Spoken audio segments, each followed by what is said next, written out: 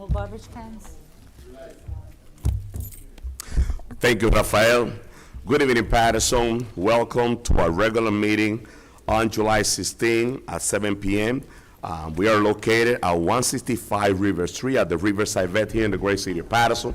I would like to welcome the community, the residents of the great city of Paterson that are attending this meeting. This is going to be our new facility until we get back into our city council chamber. Madam Clerk, please call the roll. Yes, Mr. President. Roll call for municipal council regular meeting of Tuesday, July 16, 2024. The meeting time is 7 p.m. Councilman Abdulaziz, Councilwoman Cotton, Councilwoman Davila, Present. Councilman Jackson, Councilman Kalik, Present. Councilwoman Mims. Here and ready to serve, Madam Clerk. Thank you. Councilman Udin, Councilman Velez. Present, Madam Clerk. Mr. President. Present, Madam Clerk. Mr. President, this evening's prayer is being rendered by Deaconess Deidre Holder of Faith Chapel Reformed Church, which has been followed by the flag salute led by the Honorable Councilwoman Ruby N. Cotton. Let us pray.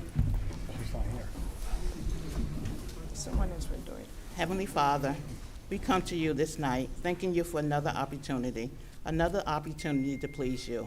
We ask that you be with each and every person that is in this room, from the person in the back of the room to the person behind the councilman table.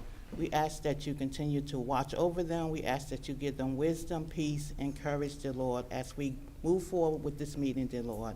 Continue to help them as they go through each and every resolution, dear Lord, and know the task that they were assigned, dear Lord.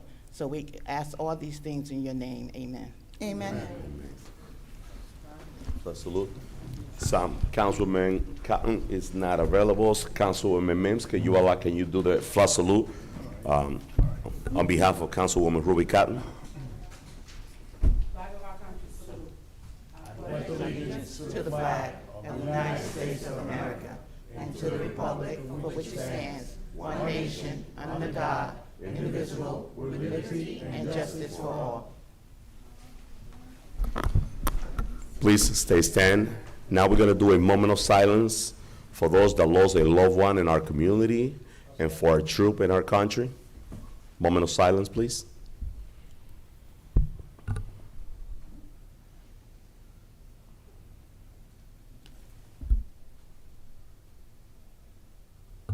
Thank you. You may be seated.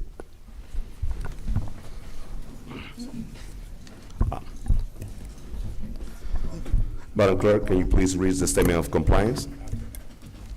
Yes, Mr. President. Statement of compliance with the Open Public Meetings Law for 2024-2025. Today's meeting date is July 16, 2024. Meeting time, 7 p.m. Adequate notice of this meeting was compiled and disseminated in accordance with the Open Public Meetings Law in the following manner. 1. The annual notice of regular meetings and workshop sessions of the Municipal Council was compiled for the year 2024-2025 on or about July 1, 2024. 2. A schedule of the regular meetings and workshop sessions of the Municipal Council for the year 2024-2025 was duly transmitted on or about July 1, 2024 to the North Jersey Herald News, the Record, the Arabic Voice, the Italian Voice, the Passaic County Pulse, Dominicana News, La Quisqueya Internacional, El Especial, the City Post News, Tap into Paterson, the Weekly Bangla Patrika, in addition to any other publication duly requesting such notices. 3. The schedule of the regular meetings and workshop sessions of the Municipal Council for the year 2024-2025 was prominently posted in the lobby of City Hall, first floor, in the place reserved for the announcements of this type. 4. The schedule of the regular meetings and workshop sessions of the Municipal Council for the year 2024-2025 was duly filed with the municipal clerk.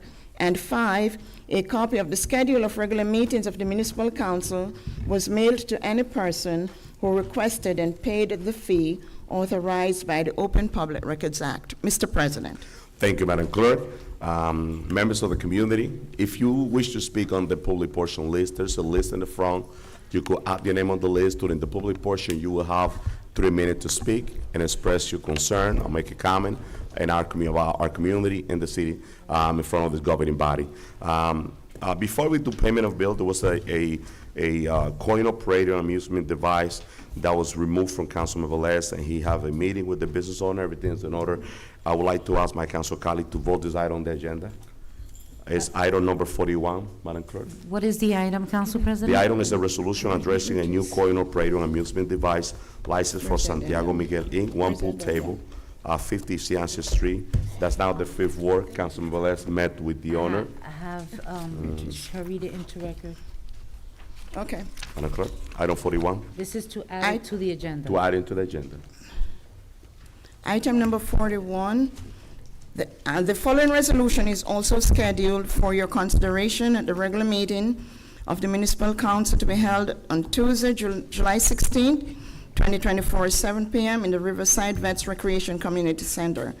The item is on the non-consent agenda. It's a resolution addressing a new coin-operated amusement device license for Santiago Miguel Incorporated, one pool table, 50 Ciancia Street, 1st Ward. Resolution, it's a finance resolution 24439. Second. Second. It was moved by Councilwoman, Councilman Velez, second by Second. Councilwoman Mims and Councilwoman Davila Davila. Mims. Roll call, Madam Clerk, to add on the agenda. Roll call to add item number 41 to the regular meeting agenda. Councilwoman Cotton? Yes. Councilwoman Davila? Yes. Councilman Kalik? Yes. Councilwoman Mims? Before I vote, I want it duly noted that it's the 5th ward and not 1st. It should be the 5th floor, okay. Yes, 5th ward. My vote is yes. Thank you, Dr. Mims. Councilman Velez? After speaking to the owner, friendly conversation, the quality of life, my vote is yes. Thank you, Councilman Velez. Councilman Jackson, I know you're just there. We're voting on item number 41 to be included on the regular meeting agenda. Thank you, Madam Clerk. And this item requires a full affirmative unanimous vote, correct? Yes, sir. Item 41. It's an addendum. I'm sorry, what's the name of the establishment? So it's a resolution addressing a new coin-operated amusement device license for Santiago Miguel Incorporated. My vote is yes, Madam Clerk. Thank you, Councilman Jackson. Mr. President. My vote is yes, Madam Clerk. Thank you, Mr. President. The votes are seven yeses, 2 absences. Item number 41 is included on the regular meeting agenda. Thank you, Madam Clerk. Let's do item 41 immediately, Madam Clerk. Yes, item number 41 for approval is resolution addressing a new coin-operated amusement device license for Santiago Miguel Incorporated, one pool table, 50 Ciancia Street, 5th Ward. It's a finance resolution 24:439. So move. Second. It was moved by Councilman Velez, second by Councilwoman Mims. Roll call, Madam Clerk, on item 41. Roll call on item number 41 for approval. Councilwoman Cotton? Yes. Councilwoman Davila? Yes. Councilman Jackson? Thank you, Madam Clerk. Just wanted to point out to, are we live? Are we live up here? Okay, thank you. Just wanted to point out to the public, those in the audience and those watching at home, the manner in which this item is proceeding. It's just quite amazing. Council President has no issue with adding items to the agenda, but insists on excluding items that I continue to write.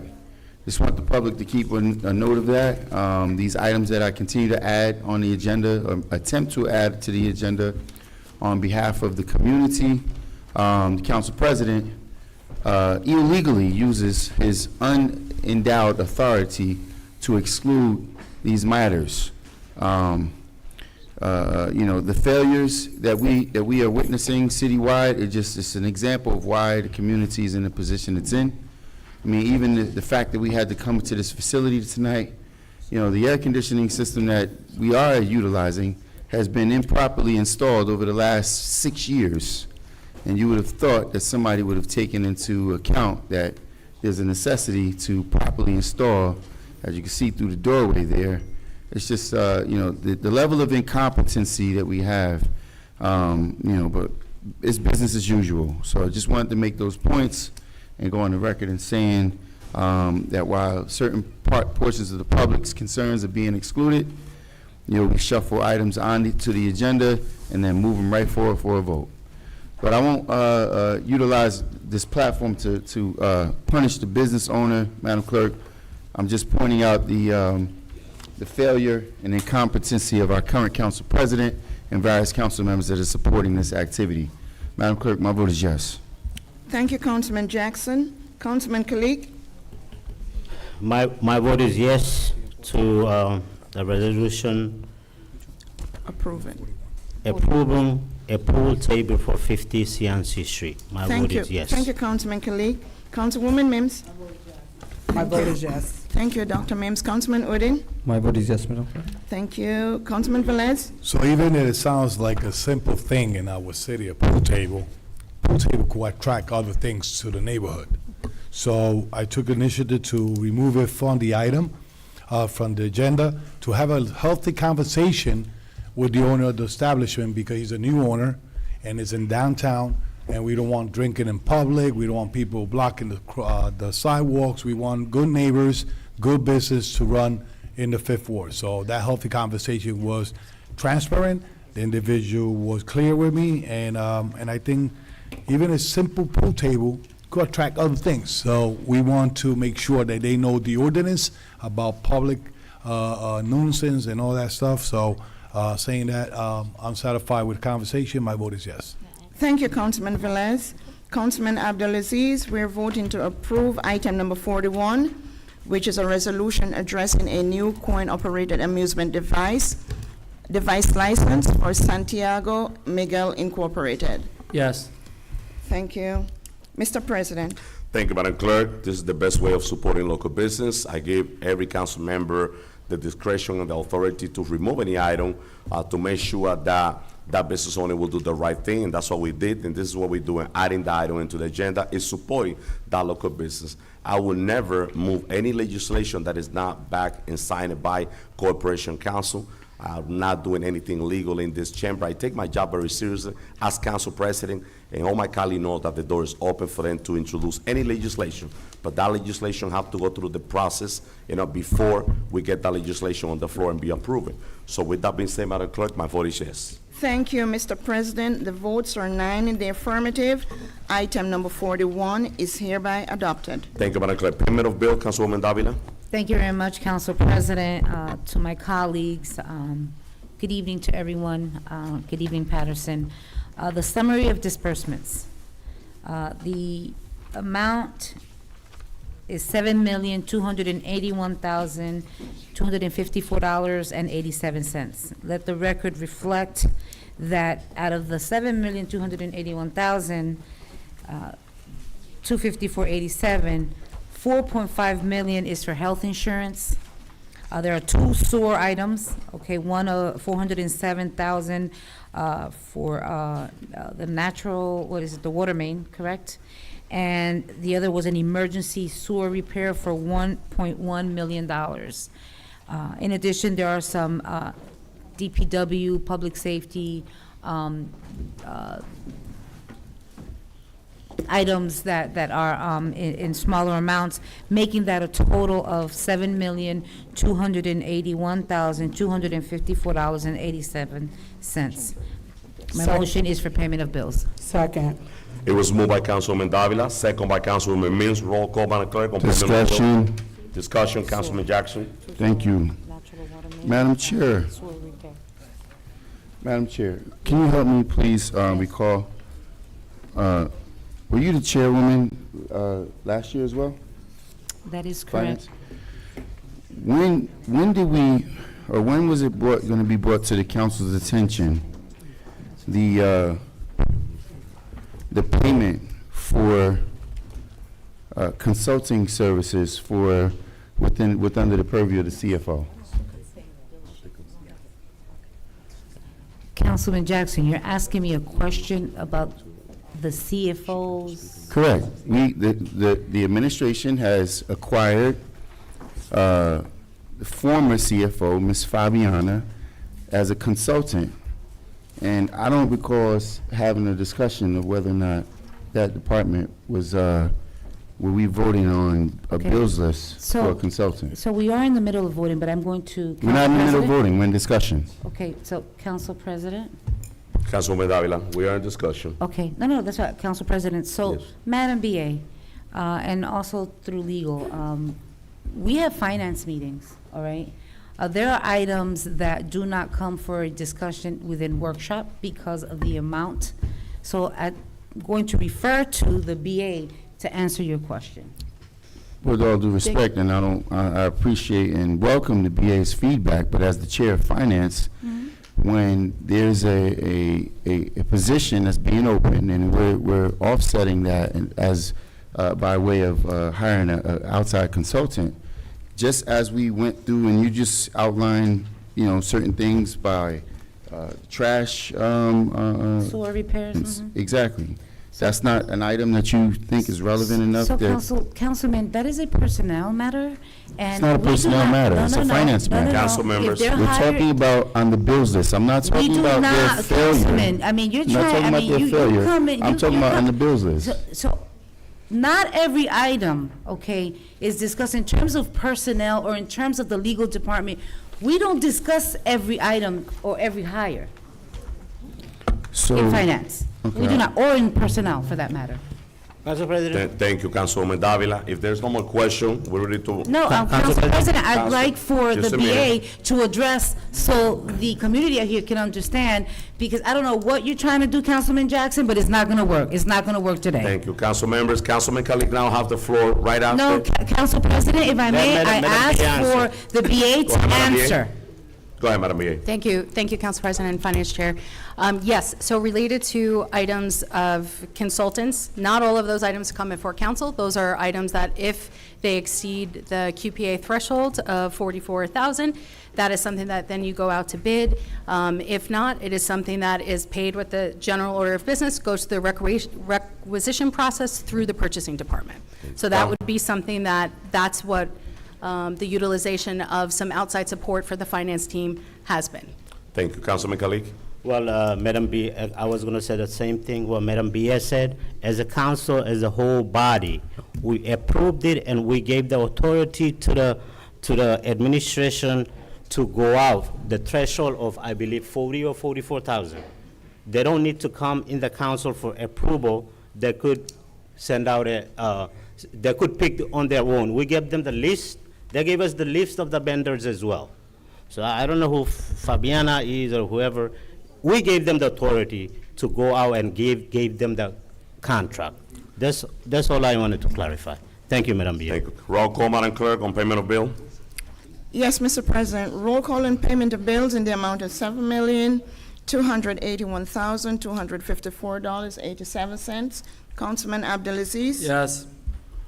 Councilwoman? You're recusing? Okay, thank you. Councilwoman Davila? Yes. Councilman Jackson? Thank you, Madam Clerk. So to the members of the public and to all of those who are concerned, when the rubber hits the road, this council has one obligation, and that's to be fiscally responsible. And I'm glad Ms. Deborah Hannibal just walked in the room at the moment because it's totally relevant. So Councilman Shaheen Kalik is absolutely correct. This council did several months ago authorize the administration to forego what was been outlined for many, many years. It's a $17,000 threshold. So anything we go after for outside consultants, now they can just go out for a consultant without having to consult with the council. And it was done intentionally because shortly thereafter, they had to hire someone to cover up a failure within the CFO's office. If members of the public recall, and I'm sure Mrs. Hannibal recalls clearly, we had a highly competent person in Marge Cerrone that was bamboozled by members of this council. Her salary was removed, by way, a measure of the dark. We lost a highly qualified person. Now we have someone who obviously is failing to do the job. We then allowed another gentleman, Aaron, to be hired on a full-time, part-time basis, what have you. The council has a responsibility of oversight. And when the administration is failing, when you have a personnel director that's highly qualified with all the credentials, who is forced out due to neglect, and we hire someone without a college degree, who, by the way, I mean, still does not live in the city, and we did not provide a waiver for that non-resident. Now, allow Madam BA a chance to clear her throat. As Council President, we shouldn't be talking about Personal individuals. matters. I can talk about whatever it is that I'm Employees, you pleased to should talk not. about, Madam BA. If you think you're going to curb what I'm going to talk about, BA. you're highly mistaken. You should get it under control. So again, here we are at a gross failure.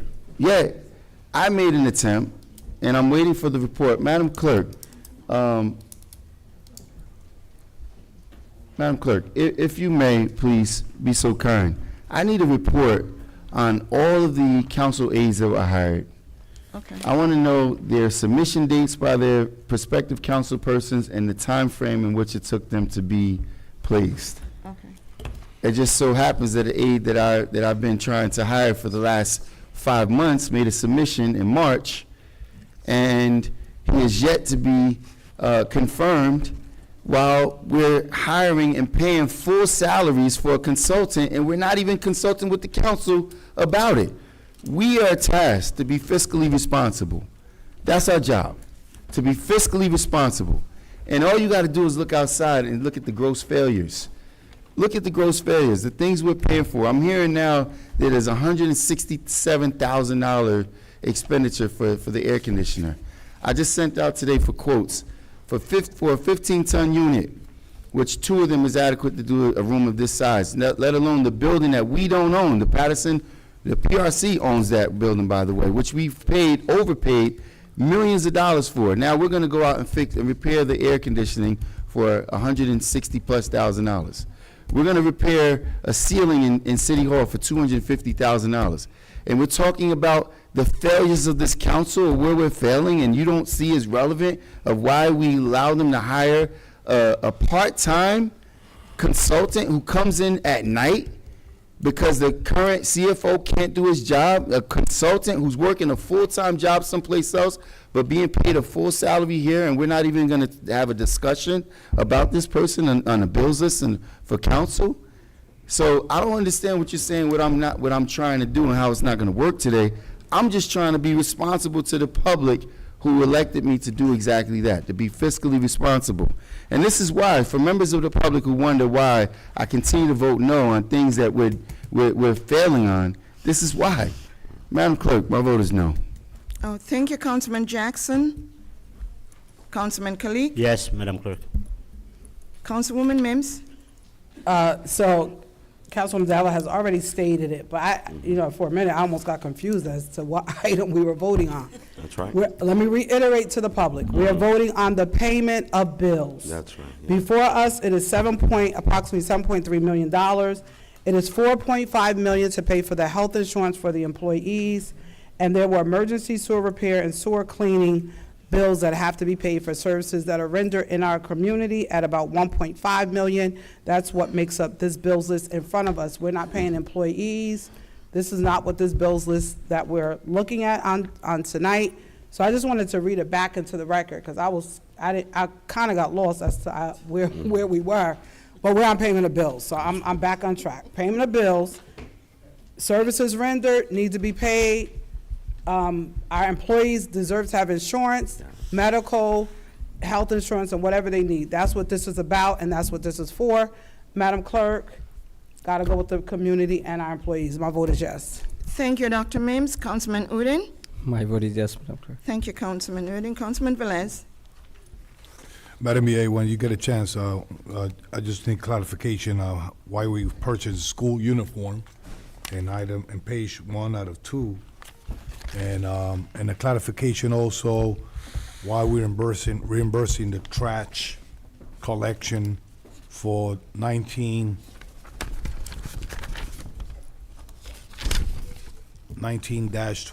Park Associate. I just want to know who they did the service for, and why we paying for that. And it's a trash reimbursement. Saying that, my vote is yes. Thank you, Councilman Velez. Mr. President. Thank you, Councilwoman Mims, for getting us back on track on payment of bills. Even though some people, they try to use this platform to play politics, this is a serious business. We have about $4.5 million for insurance. And if we say no, our employees deserve insurance, sewer repair that need to be paid. And this is the job that we are called to do. And that this is the job that people elect us to do. So with that being said, my vote is yes, Madam Clerk. Thank you, Mr. President. The votes are 7 yeses, 1 no, 1 recusal.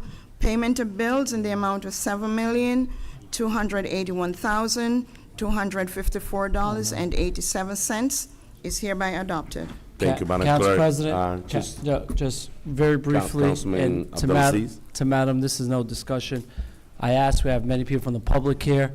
I ask that Madam Clerk put the 2 minutes on the clock for roll call as per our code, that the council members get 2 minutes when voting to explain their vote. Could you Okay. please enforce that, Council President? Yes, we have Thank a you. lot of items on the agenda, a lot of important items that the community will be very pleased. Council President. Before I continue, council members, Council President. Councilman Min got a text that we're not being televised.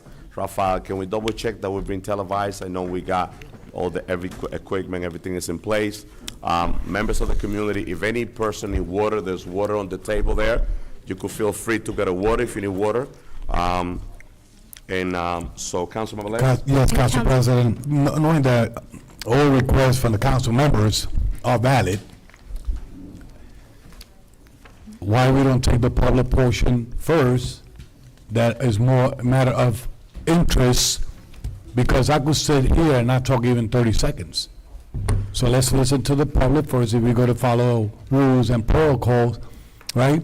And let's start doing what we have to do. Let's Councilman take the public Velez, first. only portion will be 8 o'clock, it's 7:30. Okay, so you. 8 o'clock. Council, members of the I public.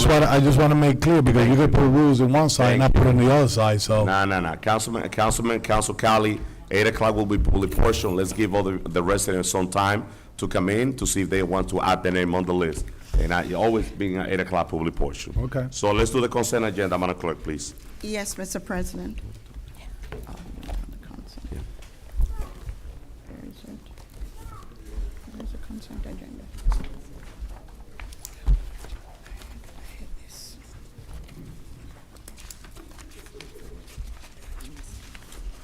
No, it's just not in order. It's in page 8. So, Mr. President, the consent agenda is as follows. All matters listed under the consent agenda are considered to be routine by the council and will be enacted by one motion. The items listed under the consent agenda are numbers 4 through 23. Any item may be removed from the consent agenda by the request of any council member, and if so removed, will be treated as a separate matter. Second. So moved. Yeah, Council It President, was moved by Councilman Mims, second by Councilwoman Davila. I want to remove item number 11 and treat it separate. There's a motion on the floor. 11 and 12, Council members, 11, 12? 11 and 12. correct. Madam Clerk, let the record reflect that item number 11, item 12 will be treated as a separate item out of the consent agenda. Roll call on the rest. Okay. Roll call on the consent agenda as amended, with the exceptions of 11 and 12. Councilman Abdelaziz, Yes. Councilwoman Cotton, Yes. Councilwoman Davila, Yes. Councilman Jackson, Yes. Councilman Khalid, Yes. Councilwoman Mims. So in the consent agenda, This is there are messed many up. great items that are listed in here, such as the bazaar for the Bill McCoy Foundation, the Eastside Park Upper Picnic, and some grant applications. And also, I know if Mike Simons is watching, he will be excited to hear about the roller skating rink resurfacing in Eastside Park. My vote is yes. Thank you, Dr. Mims. Councilman Velez, Yes. Mr. President, My vote is yes, Madam Clerk. thank you. You didn't ask for my vote, I'm but sorry. it passed anyway. You My passed. vote is yes. Thank you, Councilman Udine. The votes are 9 in the affirmative. Consent agenda is hereby adopted as amended. Thank you, Madam Clerk. Can we do item number 38, Madam Clerk? Item number 38, just a moment.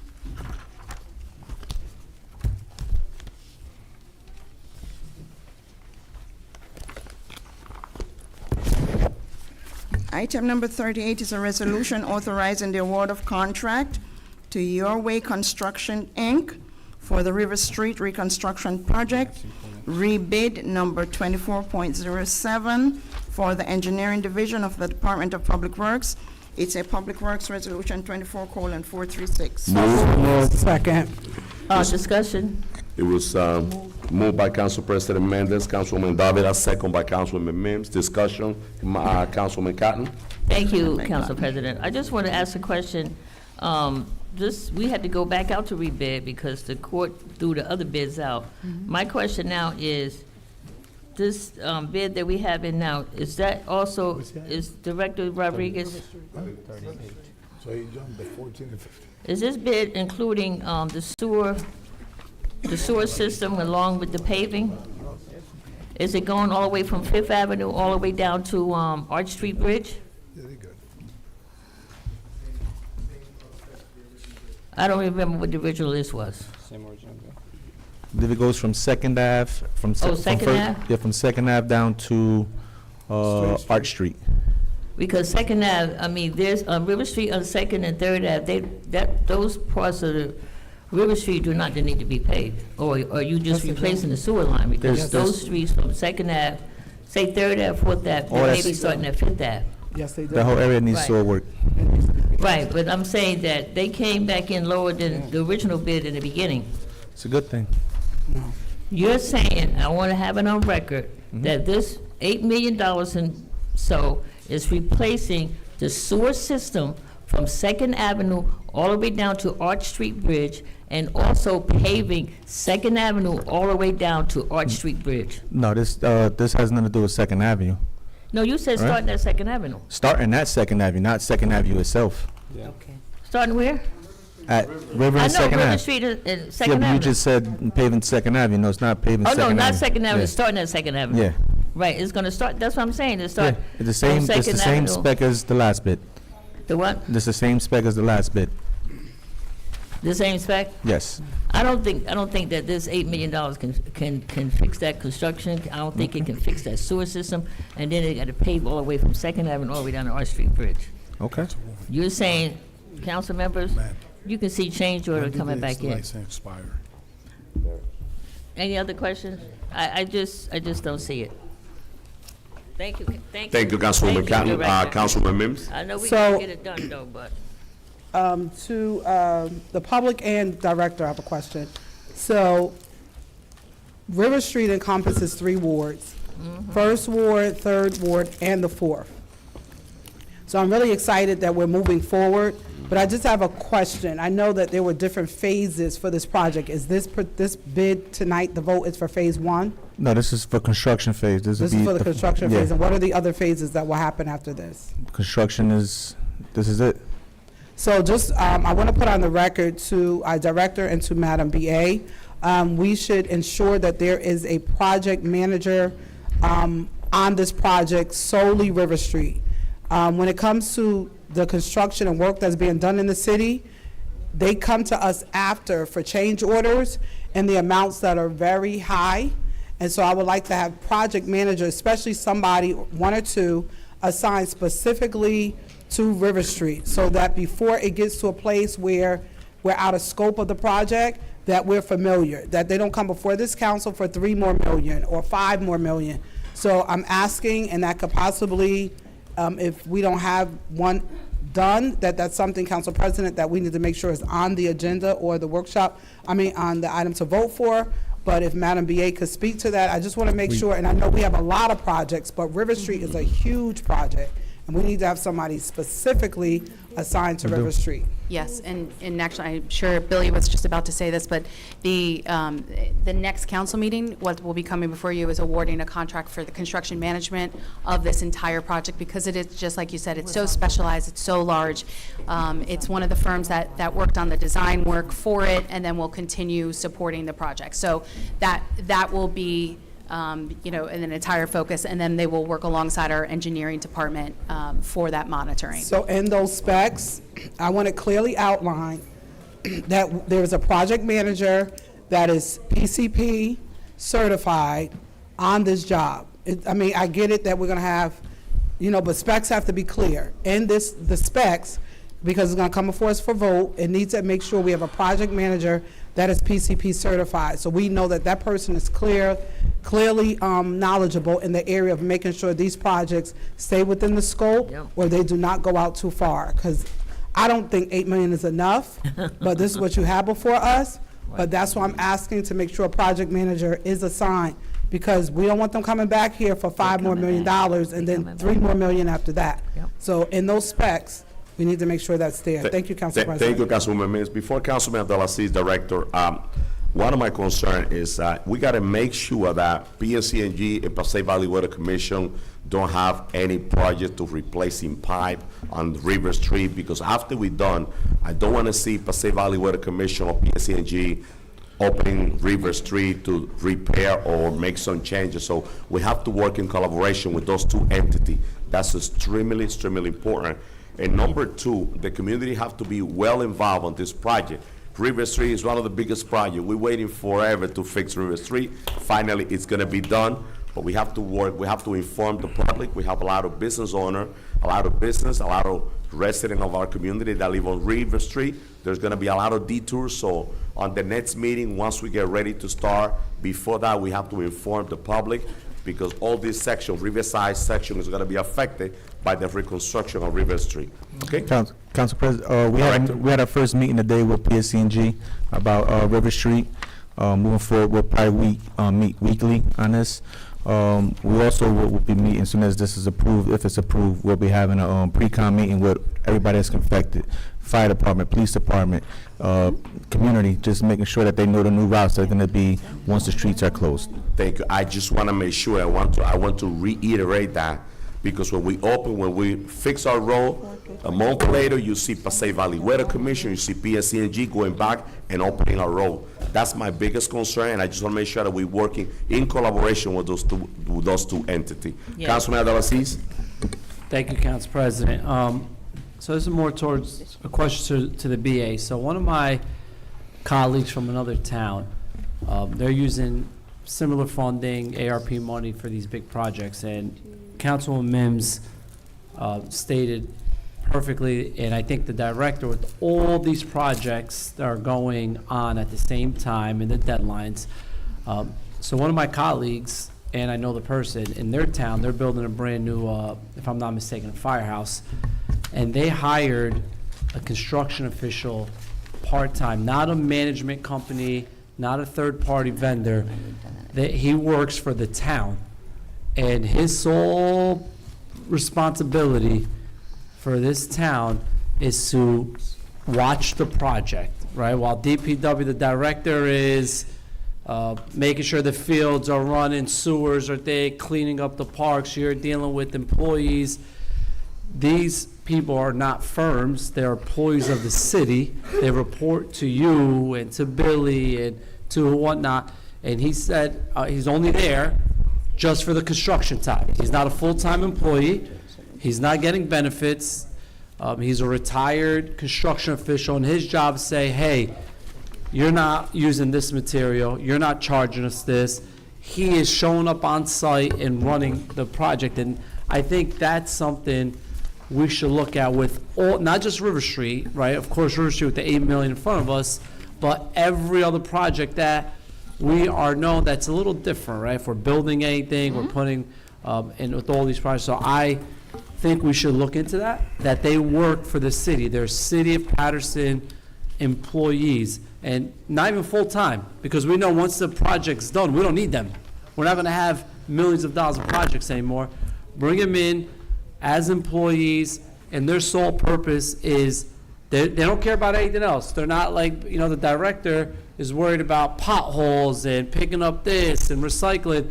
These guys are just coming in to the project site and watching and being the eyes and ears for the city of Paterson, and they don't work anywhere else either, right? So I think that's something we need to look at, and please, Council see if President. the DCA allows it. Thank you. Council President, Council President. I got one more question for Billy. So we got two council members before we vote, so Councilwoman Cotton and Okay. Councilman Velez. Director, I just want you to make sure that, Passaic Valley Water has that project going on, replacing lead lines. Before you even start anything on River Street, you should make sure that every house on River Street, from Second Avenue all the way down to Arch Street, lead line has been replaced, and they now have to come back a year later saying they gotta replace these lead lines. Make sure that these lead lines for these homes on River Street are done before you start that work on River Street. Because that's a big project that they're doing too also. And they Yes. have to dig up and replace that line, and they have to cover it back up. They gotta do the reconstruction of sidewalks, reconstruction of the grass, and whatever they messed up. So just make sure, Billy, that all the lead lines are done on River Street before we start doing work on River Street. Already been Thank you, coordinated. Thank you, Councilwoman. Councilman Velez. Thank you, Council President. Last conversation we had about this issue, River Street. Director, how much was the amount that they bid, we had to go to court, or they had to go to court? How much was the amount? I don't remember. Corporation Council? Corporation Council? Probably Corporation Council? Excuse me. Through the chair? Corporation Council, Councilman Velez has a question about River Street. Through the chair, Corporation Council, can you refresh my mind, what was the amount that was bid before and they had to cancel all the bids? What was the amount? It was in the nines, I know that. It Nine was- one? I believe it was like Council President? 9 million one. 9 million one? I believe it was. 9.1? Yes. Okay, so just remember, to all my colleagues, at all this paper, I don't see a scope of work. I don't know where's the starting and ending of River Street. It says River Street only, okay? Is my understanding that 60% of the infrastructure was new, and the other one was 40% was reconstruction of the roads. So if the director could give us a scope of work down the road, I know we're waiting for this, because what I don't want is to say, I'm driving River Street, oh no, we're not gonna start in First Avenue, we're gonna start in Fifth Avenue all the way down, because they already did from Fourth Avenue back. So, looking at that, they came 1 million and change, or probably 1.5 million less. Your way construction probably one is our way, not the way the resident wants. So I want to make sure that we're not putting the money down the drain, that they bid low, and we're getting nothing back the proper way. And Councilman Adelsey spoke about having somebody supervising this construction. Councilwoman Moose has always been asking for years already, I think for 3 years, 4 years, regarding project managers. And the thing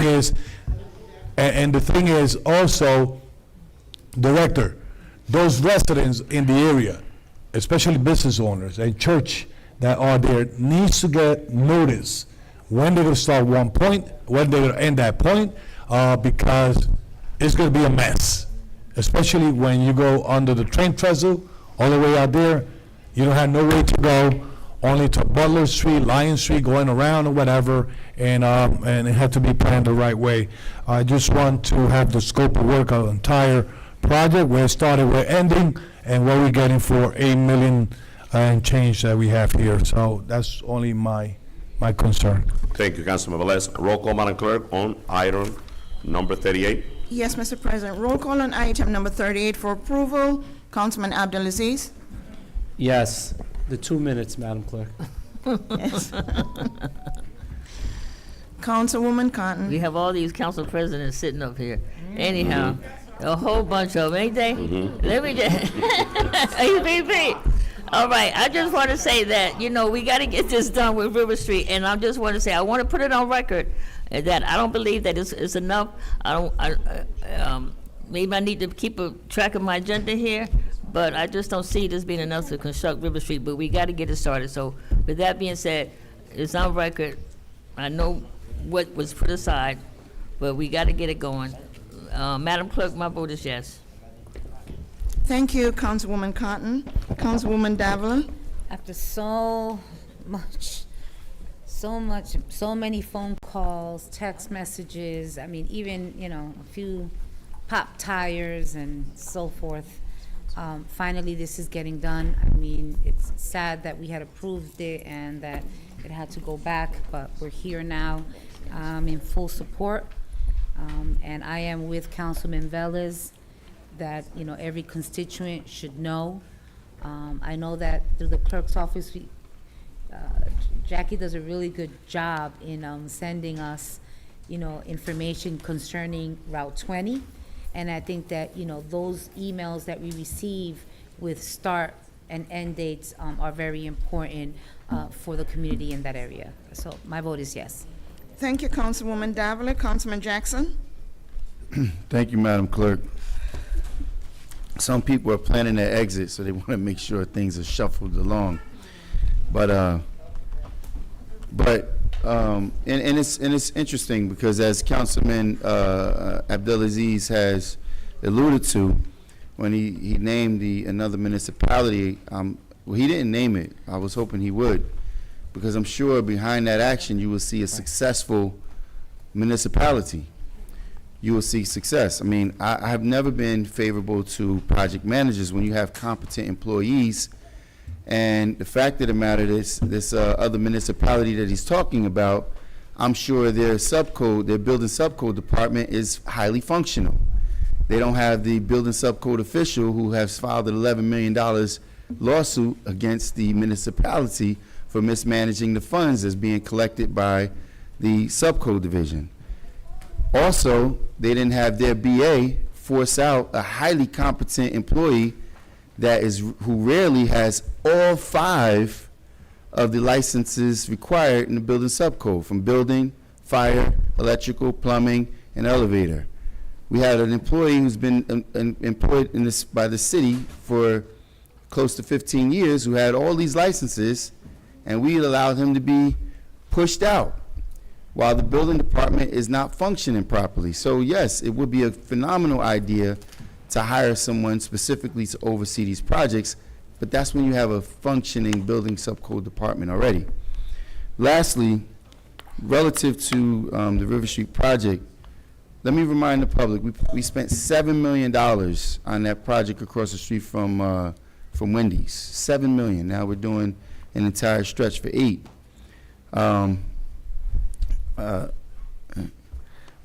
It's well overdue and needs to be done. I mean, we'll count the failures as they happen. Madam Clerk, my vote is yes. Thank you, Councilman Jackson. Yes, Madam Clerk. Councilman Kalik? Thank you, Councilman Kalik. Councilwoman Mims? God bless. We're finally moving forward with River Street. When you look on Facebook, you hear the complaints. This has been a long time coming, and I'm really happy to see that we are finally approving the construction phase to start the work of River Street. When you drive through River Street, and some of you probably have to ride through there to get here, it's like the Dukes of Hazzard. They're not just potholes, there's craters on River Street. So I'm really excited. Please share that on Facebook. I know a lot of stuff goes on social media, but this is something that definitely needs to be posted, that River Street tonight is being approved for the construction phase. Madam Clerk, my vote is yes. Thank you, Dr. Mims. Councilman Udine? Thank you, Madam Clerk. So residents that are living on River Street and also commuting through River Street, waiting eagerly for last many years to reconstructed River Street. So I want to emphasize on the request that came from 2 of our council members regarding an overseas project manager who's going to make sure that the work is going through properly, not only on River Street, since one of the largest project that we are going to work on, also the other project that will come in the near future. We have to make sure that someone is taking a look at and making the life easier for DPW director and also other employees. So I think it's the last many years of request. We want to hear from the BA, what's the positive and negative impact if we hire someone to look after those particular projects. And also we need to move forward. We cannot just leave words as words for last many years and the future going to request and it's not taking place anywhere. So we want to hear your feedback on this, that if we hire someone part-time basis as requested by 2 of our council members, what is the positive and negative impact can happen. So with that request and emphasize on this matter, my complete support to this project, my vote is yes, Madam Clerk. Thank you, Councilman Udine. Councilman Velez? It's interesting to know when they're gonna start, when they're gonna end. That's part of bonds out there when they put contracts. So it's important. Especially the city is a heavily trafficked road. We have school will start soon. There's churches, there's business. River Street connect from one side of town to the other, cross around from one bridge to the other to the first ward. Hopefully, they coordinate with fire and police because safety is first. And hopefully the resident don't complain when the road is blocked because they fixing it. So we are anxious to see this progress. If the administration through Director Billy, I know as soon as it get paved, I know people are gonna think that that's a highway. You know, let's see if we could implement some speed humps because the ordinance is in place. And I think we could do that. We could do that. We could find money to put some speed hump. It will not hurt anyone out there. It will save lives. So my vote is yes at this project. Thank you, Councilman Velez. Mr. President? Thank you, Madam Clerk. Definitely, driving on River Street is like being on a roller coaster, going up and down, but finally, that's gonna be part of the past. I feel very pleased as a councilman of the 3rd Ward. I'm excited since River Street go through the 1st Ward, 3rd Ward, and the 4th Ward, 3 different wards, and it's one of the most important role in our community. Director, I will reiterate my request. I was very clear about the collaboration with those entities, PSC&G, Passaic Valley Water Commission. Make sure that they don't have to replace any pipe on the area. Make sure that they don't have to open any site or any location there. Once we fix River Street, we want to see River Street done for a long time. We're spending over $8.6 million in this project.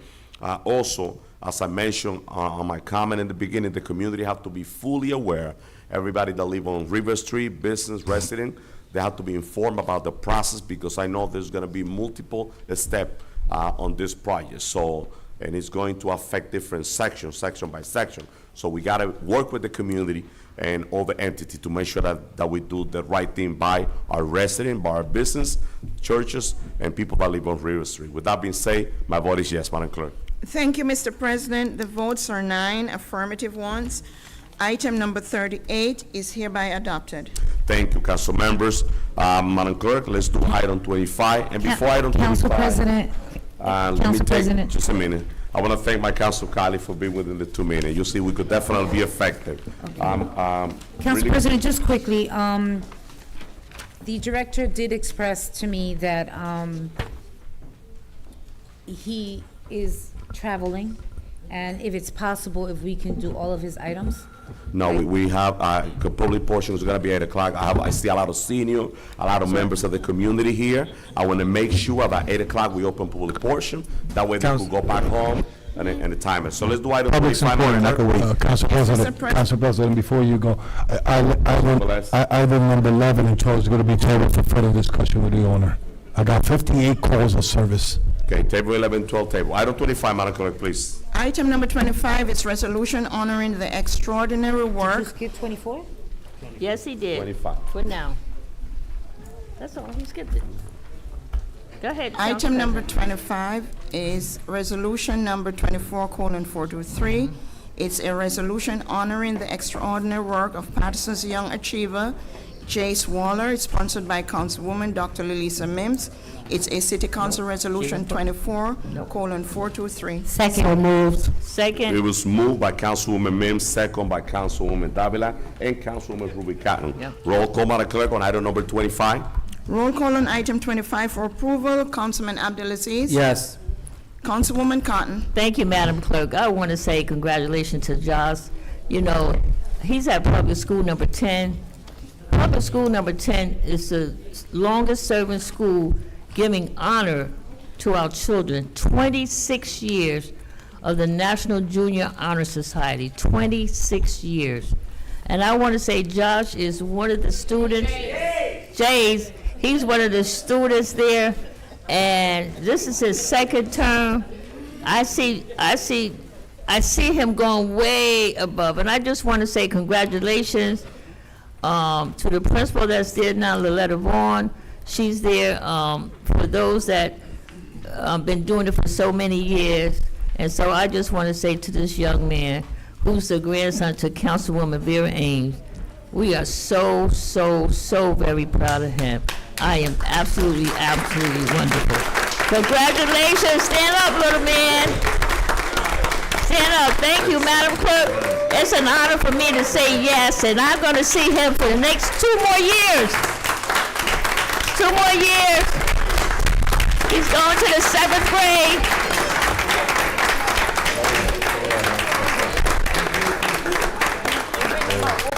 We haven't voted yet. After we vote, then I'll call him up. He's my honoree tonight, so once we do that, we'll call him up. Yes.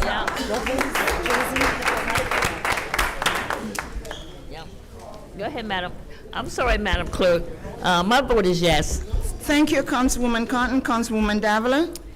Congratulations. Truly, I'd love to, I'm in education. I've been in higher education for 30 years. I've been working with all county high schools, but specific, not just high schools, but also with 8th graders and on. And we have great programs where I work. And if the parent is here, I would love to have a sidebar to share. I know my 2 minutes are not up. I just started. If the parent is here, I would like a sidebar just to explain some of the wonderful things that we can provide at a higher education level for free. This young man can definitely benefit from these programs at your community college here in the county, and can go into high school, dual enrollment, get college courses while in high school, and can graduate. We just graduated from Passaic 12 students that received their high school diploma and their associate's degree going in as a junior to 4-year colleges. So we can start. Jace, congratulations. This is what it's about. Mom, Dad, or anyone who's out there that would like, to have a conversation with me, I would definitely love to share that information. My vote is yes. Congratulations. Thank you, Councilwoman Davila. Councilman Jackson? Thank you, Madam Clerk. It's always an honor to be able to acknowledge someone from our community, but I'm not at all surprised. In fact, it's what is expected. And coming from such great lineage, we expect exactly these kinds of results from the young man. But yet again, congratulations, and keep up the phenomenal work. Madam Clerk, my vote is yes. Thank you, Councilman Jackson. Councilman Kalik? Congratulations, my vote is yes, Madam Clerk. Thank you, Councilman. Councilwoman Mims? So when I heard about the great work that Jace was doing, what we do is we put in a request. I spoke to Councilwoman Ames, who is my mentor and was my babysitter. I'm speaking from the rafters. When we spoke about Jace and all the great work, I said to her, I want to honor him. But I didn't just want to honor him. This is what the title is a resolution honoring the extraordinary work of Paterson's young achiever, Jace Waller. Not just honoring Jace, I wanted to make sure that as this is framed later on, this resolution will be framed in his favorite color, that he'll always remember that in the books of City Hall, that he will know that we will consider him not just the extraordinary Paterson's young achiever. He's a 4th Ward resident. He's distinguished himself as a gifted and talented selectee, achieving Dean's List status. I'm gonna say that again. From the 4th Ward, distinguished himself as gifted and talented selectee, achieving Dean's List status, and being inducted in the National Junior Honor Society twice at School 10. He demonstrated exceptional leadership and maturity as the current Mr. Juneteenth for ages 7 to 12 for the city of Paterson. Participating in an intensive entrepreneur and character development mentorship program, whereas Jace has been recognized for his outstanding academic achievements and community service, receiving the highest commendation for student success from the Paterson Police Department's Community Policing Department.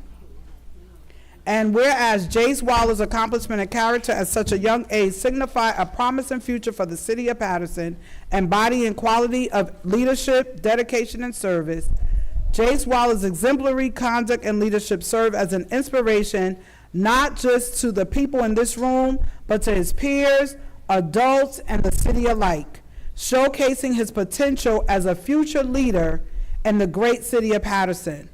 Jace, I want to be like you when I live my next life.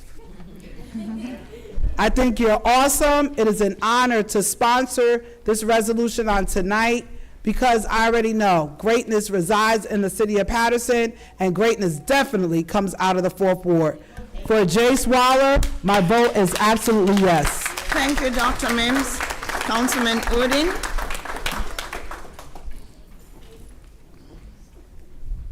Jace, I'm jealous. I'm in my late 30s, but I don't think I received that much honor that you're receiving today. You are a role model, encouragement for many other young kids going to our Paterson Public Schools. And this honor is not honor for just you, your family, or many other parents to shape their children the way your parents shaped you up.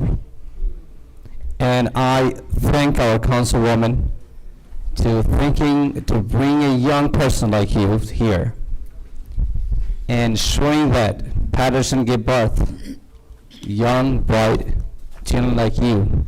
And in the future, we can find educated leaders who lead Paterson in the right path. With that being said, my first salute to your parents, and second, absolutely, thank you for everything you do. My vote is absolutely, honorably, yes. Thank you, Councilman Udine. Councilman Velez.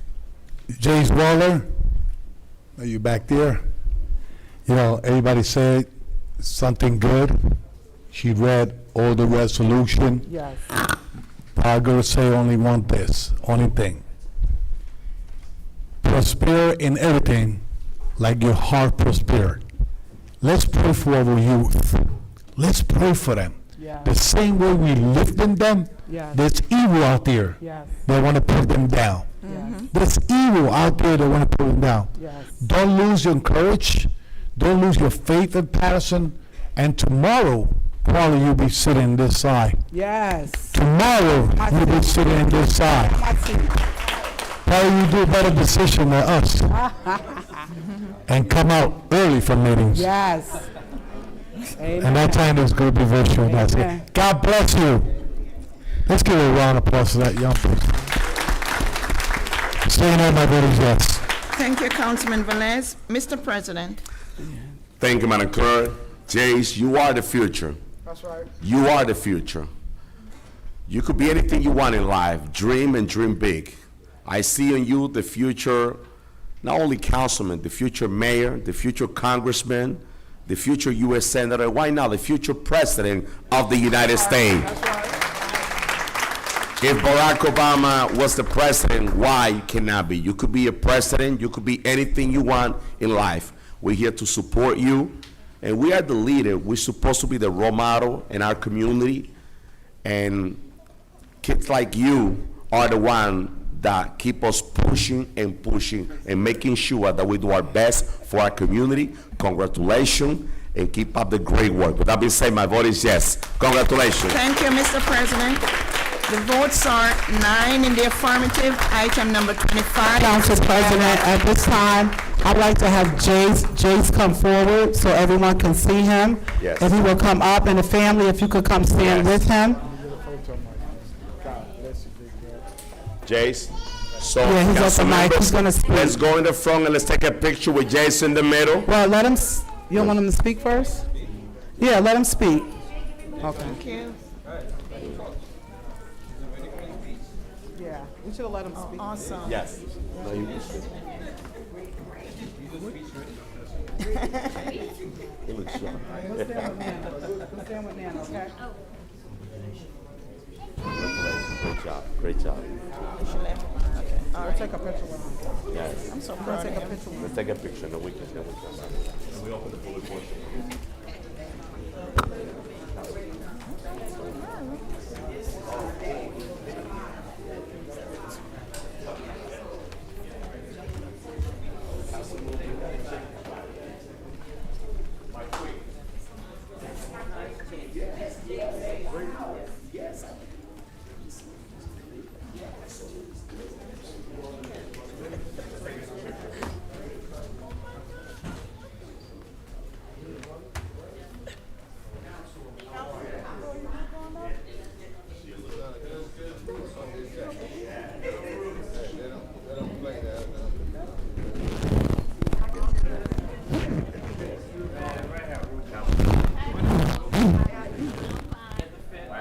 So is Brother G, I want to see G for you. I don't have my camera, man. All right, right here on the middle on 3. 1, 2. Yeah.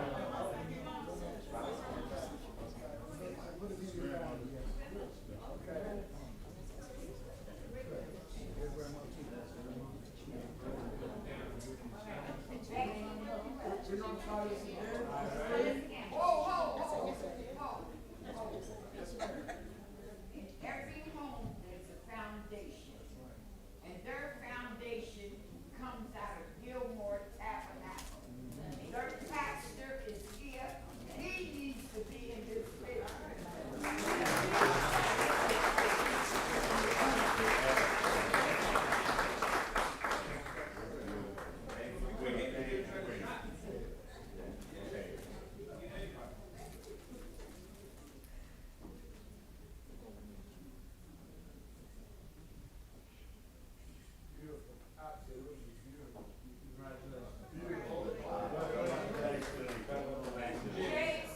Jace happens not only to be an achiever academically, but since Jace was 9 or 10 years old, Jace has been my weekend caregiver.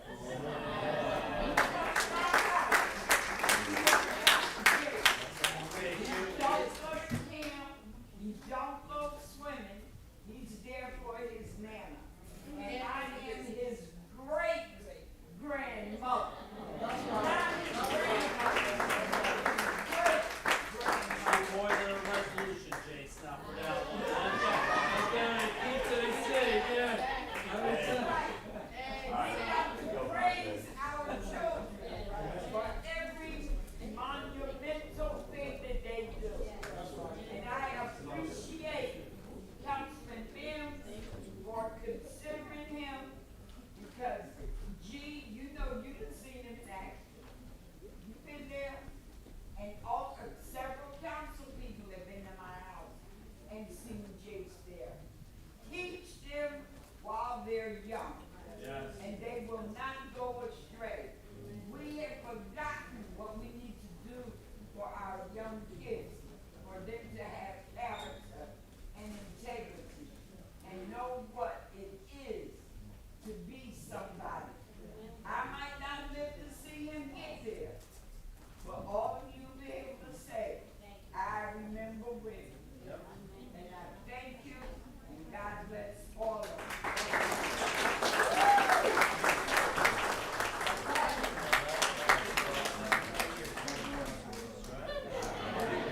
You break my record.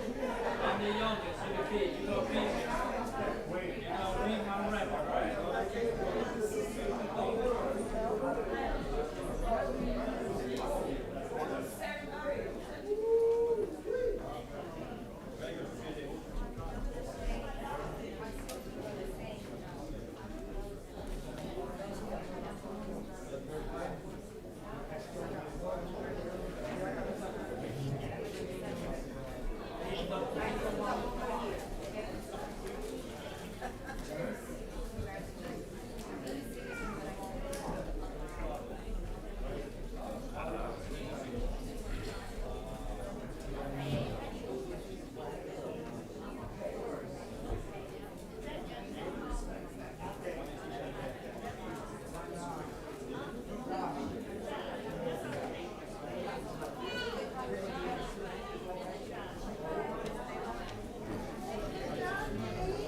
Yes, council members, let's do one more item, right before,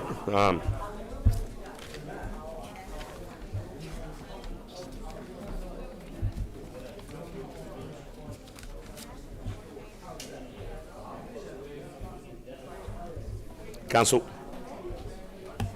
Madam Clerk, how are you? I haven't said hello to you, Madam Clerk. I have to give you a hug. What's going on?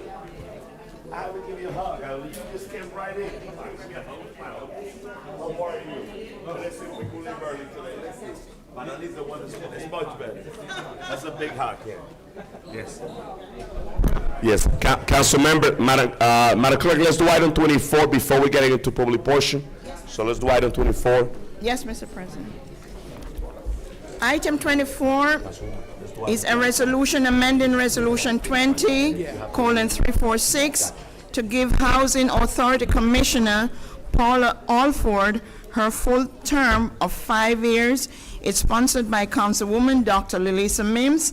It's a City Council Resolution 24:422. So moved. Second. Is it happening? It was moved by Councilwoman Mims, second by Councilman Udine and Davila, Councilman Udine Davila, and Council President Mendes. I second that. Roll call, Madam Clerk, on item 24. Roll call on item number 24 for approval. Councilman Abdelaziz. Yes. Councilwoman Cotton. Oh, okay. Councilwoman Davila. Yes. Councilman Jackson. Yes. Councilman Kalik. Yes. Councilwoman Mims. By this point, is already approved. My vote is yes. Congratulations, Commissioner Paula Alford, on your reappointment. Thank you, Dr. Mims. Councilman Udine. Yes. Councilwoman Cotton. Oh, you weren't at Yes. the chair. I'll wait till they come back. Thank you, Councilwoman Cotton. Councilman Velez. Yes. 100% yes. Thank you, Councilman Velez. Mr. President. My vote is yes, Madam Clerk. Thank you, Mr. President. The votes are 9 in the affirmative. Item number 24 is hereby adopted. Thank you, Madam Clerk. Madam Clerk, how many speakers do we have on public portion? Lucky 13, Mr. President. How many? Lucky 13. 13, okay, 13 speaker, okay. Members of the public, we're gonna start public portion. Every speaker will have 3 minutes. You have a clock in front of you. Please stay within the 3 minutes. After the 3 minutes, respectfully, I'm gonna ask you to immediately move from the podium. That way the next person could spend the 3 minutes on the mic. It's not Please happening. It's be respectful to the council and to the administration. There's no need to bash anybody. I will not accept the respect. I will ask you respectfully to leave the room They are being if you break the decorum that we have on this meeting. Madam Clerk, let's call the first speaker. Yes, Mr. President. So the first speaker is Alvaro Granados. Yes.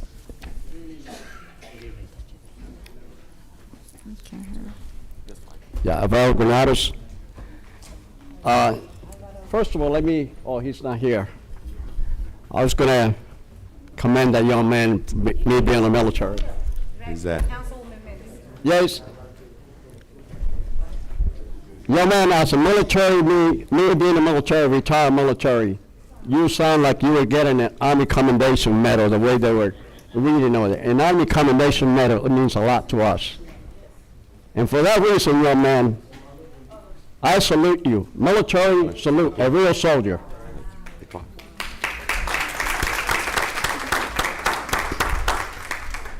That's outstanding. Now, we were speaking about River Street. Let's go back to River Street. First of all, on the joking side, you're going to drive a lot of tire places out of business. Because that River Street is giving a lot of tire places a lot of business. Okay, we're talking about River Street, the parking. Paterson has a problem with parking. And one of the reasons is because commercial vehicles. Right here, if you go from right here to right there, and I guarantee you, when you get out of here tonight, if you don't count 15 or 20 commercial vehicles parked on the street, that's not too many. Also, we have a taxi stand over here, which you find taxis parked on the road. Isn't an ordinance on that? Why the police is not picketing or towing those vehicles. You have residents that have to go 3 or 4 blocks just to park because of those commercial and taxi stands. And not only that, also garages parking their trash, their old vehicles on the street. Think about the residents that they have to park around here, and only because of that. Another thing, people parking on the street blocking the crosswalk. I have helped 3 individuals in wheelchair because they can't cross right in front of it because they park right on the crosswalk. Isn't an ordinance that's supposed to be parked 25 feet from its stop sign? What is the police doing about it? What are you people doing recommending to the police to do? If you want to look out for the people, those are minor things, you know. You can build a house, but the details is the one to finish the whole house. Instead of you people be arguing with yourselves. Let's do something about that. Please, help the community. And recommend the police at least to picket them or something like that. And those garages that they know that the cleaning is barely giving tickets, so they don't care. So how the city is going to be clean? I mean, you know, I call the cops another thing. If you call the cops, they don't show, or they'll be 4 or 5 or 6 hours later. You know, you talk about Paterson. I came to Paterson back in 1967. And the only way I left Paterson is to serve this country. And I'm back. And I've been back since 1999. And it's a shame to see it the way it's going down. It is a shame. It hurts you because I consider myself a Patersonian. Thank you for your time, and I hope you take actions on what I said. Thank you. Thank you. Next speaker, Madam Clerk. The next speaker is Joe Perron.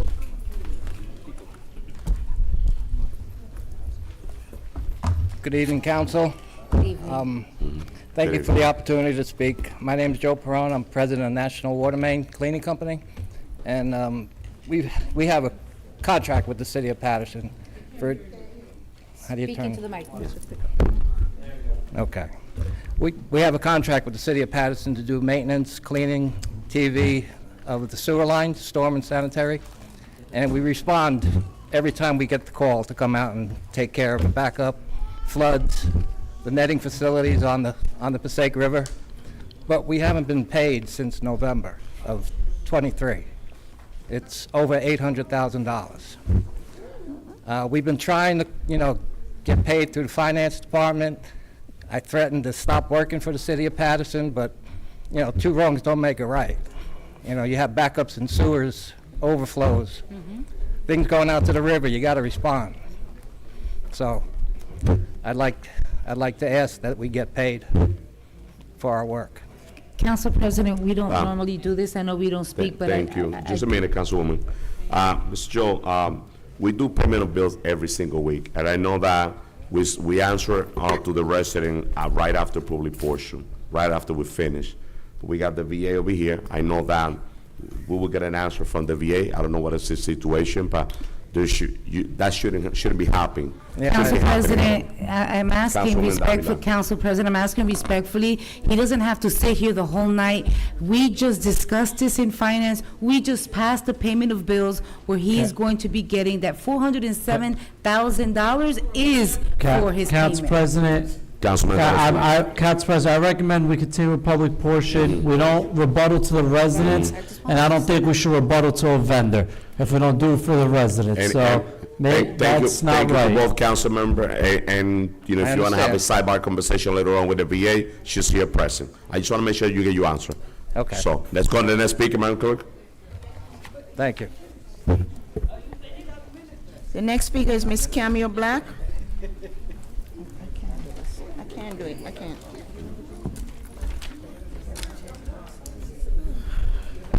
Good evening, everyone. Good evening, everyone. Good evening. What Good is his evening. name? I'm here, this is for you, BA. First, let me start out by thanking, I don't know where Valaire's at, but I appreciate what he did. Ruby Cotton, appreciate you. Corporate Counsel, appreciate you. You know what I'm talking about. But BA, this is for you. I don't understand how you allowed to ban me from recreation because I speak up at the council meetings. Now you have banned my 17-year-old daughter from working for recreation. Y'all never met her a day in her life. They gave her, this is her actually, she's a high school graduate, straight A, she just graduated. Baby never been in trouble, never had sex, nothing. Benji Wimberly signs off on her citations for having all good grades. So I need that to make sense, but then she's banned from recreation. Never met the child a day in her life because her mother comes to the council meeting to speak up. Y'all let her make a lot of calls. It takes 5 council people to vote her out. I'm sick of her. Everybody else is sick of her. Enough is enough. When are we going to wake up and see this lady is playing us? Our city is 50. Half of the stuff that she vote on, y'all don't even know about it. This city is going to hell. It's going to the dogs. Us as taxpayers, we're tired. We don't get nothing that we pay for. Every time I turn around, food going up, rent going up. You got to get 5, 6 jobs just to pay your rent. If you go out through the trap, you're going to jail. We need help. She gotta go. She is the problem. And like I said, Miss Kathleen Long, for the record, my baby has a high school diploma. She graduated, straight A student, okay? So like y'all just clapped up for the other kid, it is kids that make it out the hood and go places. As a single black mother, I can say I did that. So you need to get it together. And another thing, you got a little boy, you got a little girl, and you got the husband, Stephen, right? Remember, karma might not come for you, but it might hit your kids. So you better pray and give it to God, honey, because you need a lot of blessings. Council President. Next speaker. Council President. Next speaker is Mr. Court. Oh, sorry. Madam BA. Council President. First, I am not involved in any recreation hiring. Members of the public. I am not involved in members of the anything public. related to recreation hiring. Please, I am, and I would really ask that everyone is respectful as they come to the podium, and please do not mention anything about my family. I'm just. Point of order, Council President. Let me be very clear. Shameful. Just a minute. One second, Brother T. Okay. Point of order, Council President. Let's go. Yes, it is, Council President. Point of order. You wouldn't let the council answer to Mrs. Briggs a couple weeks ago, but you're gonna let her answer to We're this. gonna continue the public portion. You wouldn't let Mrs. Briggs, who's a taxpayer, being mistreated in the 3rd ward, in your ward, which you neglected, but you're gonna let her answer now. We continue the public portion. I want you to answer to that. Okay. I want you to answer to that. Hey, attention, Paterson. Let me answer to that. This person, the councilman, recommendation to the Briggs family was don't talk to the person, the people of the mask. Don't meet with the leader of ICPC and the E-Man. Don't do that. Listen to this.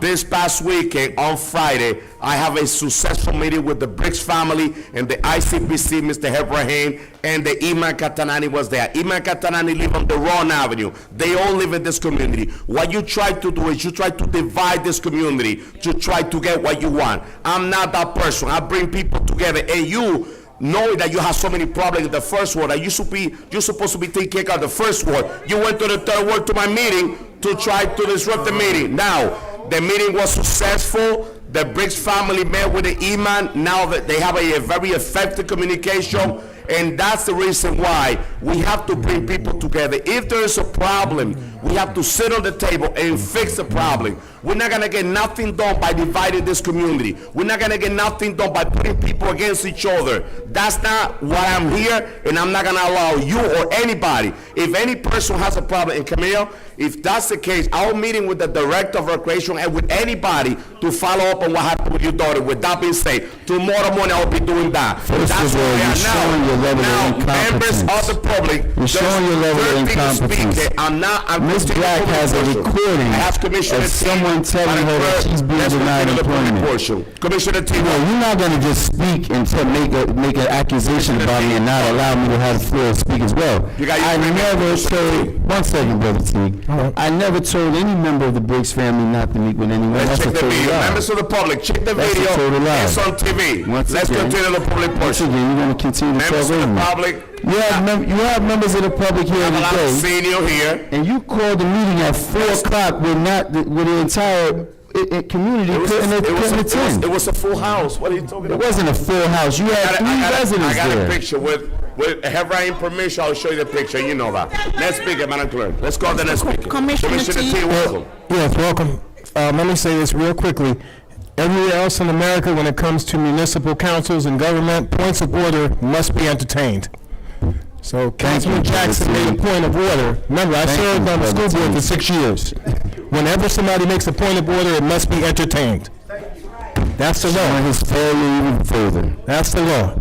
I just want to make sure that folks understand every conversation that Cameo had and received from people from the Department of Recreation, I was on the call listening.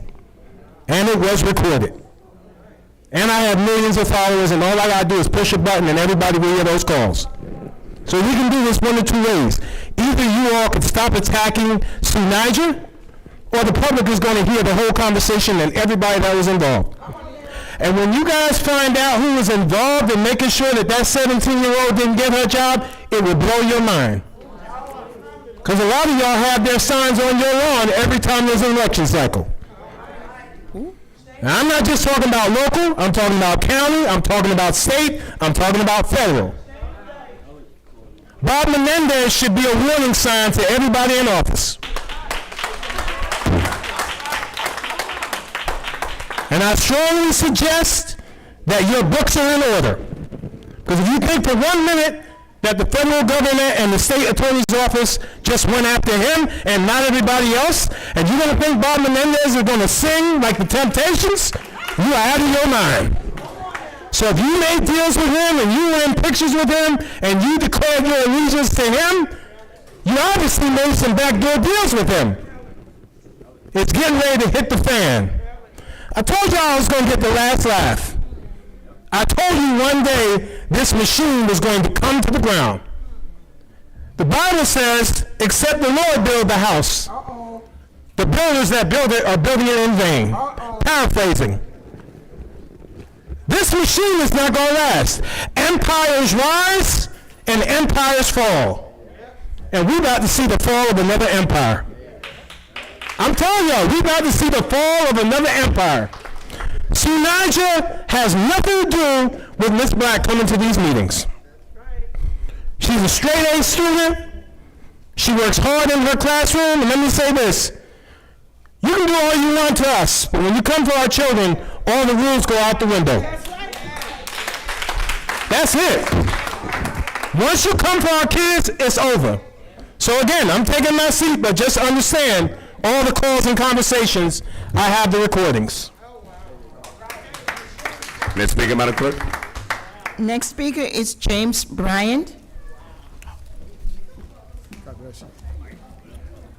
Good evening, everyone. And I just want to say on behalf of the young man who's the grandson, or great-grandson, should I say, of Miss Vera Ames, I want to say congratulations, young man.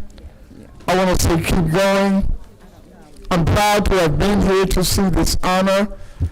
I don't know you, Miss Ames, but I can understand that the apples don't fall too far from the tree. So with that being said, I give God all glory and honor for you and your family, for his father, for his mother, and for this great city of Paterson. This is a great city, council. In spite of what's going on right now, this is a great city. I've been a resident here for 6 years. This is my second council meeting. I've been watching and listening, and this is a great city. The only problem is we have to learn to work together. That's it. But listen, I understand it's a lot of dynamics to city council. I understand it's a lot of dynamics to the city.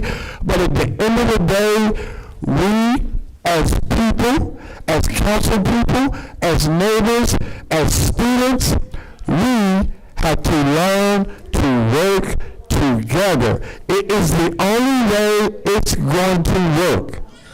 Together we stand, or divided we fall. Have a good night, everyone.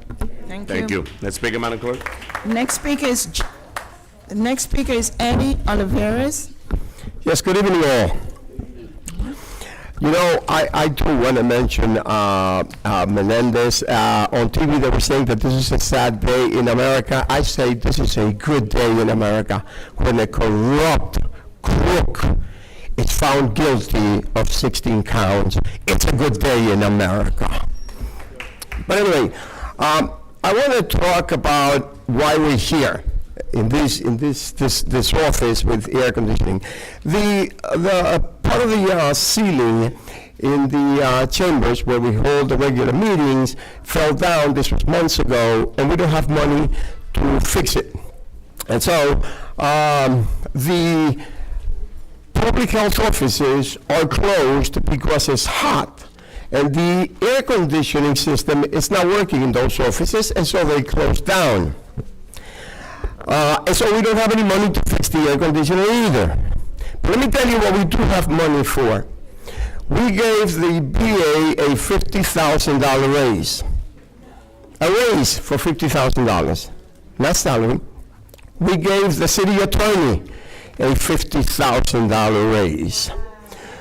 We have given tens of thousands of dollars to city officials in the city of Paterson. So we don't have money to fix the AC, we don't have money to fix the ceiling, but yet we have money to pay these people exorbitant amount of money to mismanage the city. Mr. Bryant, I love you like crazy, but I disagree with you. This is not a great city. A city where kids kill themselves is not a great city. A city that is filthy, it's not a great city. A city with a bunch of, it's funny, it was Mr. Jackson who asked me to stop calling you guys clowns, and I'm going to do that. I am going to call you incompetent fools. You're a bunch of incompetent fools. That's what you are. You got money, you approved money, hundreds of thousands of dollars, to pay these people, and yet you can't fix the air conditioning. You know, in the private sector, you wouldn't last a minute.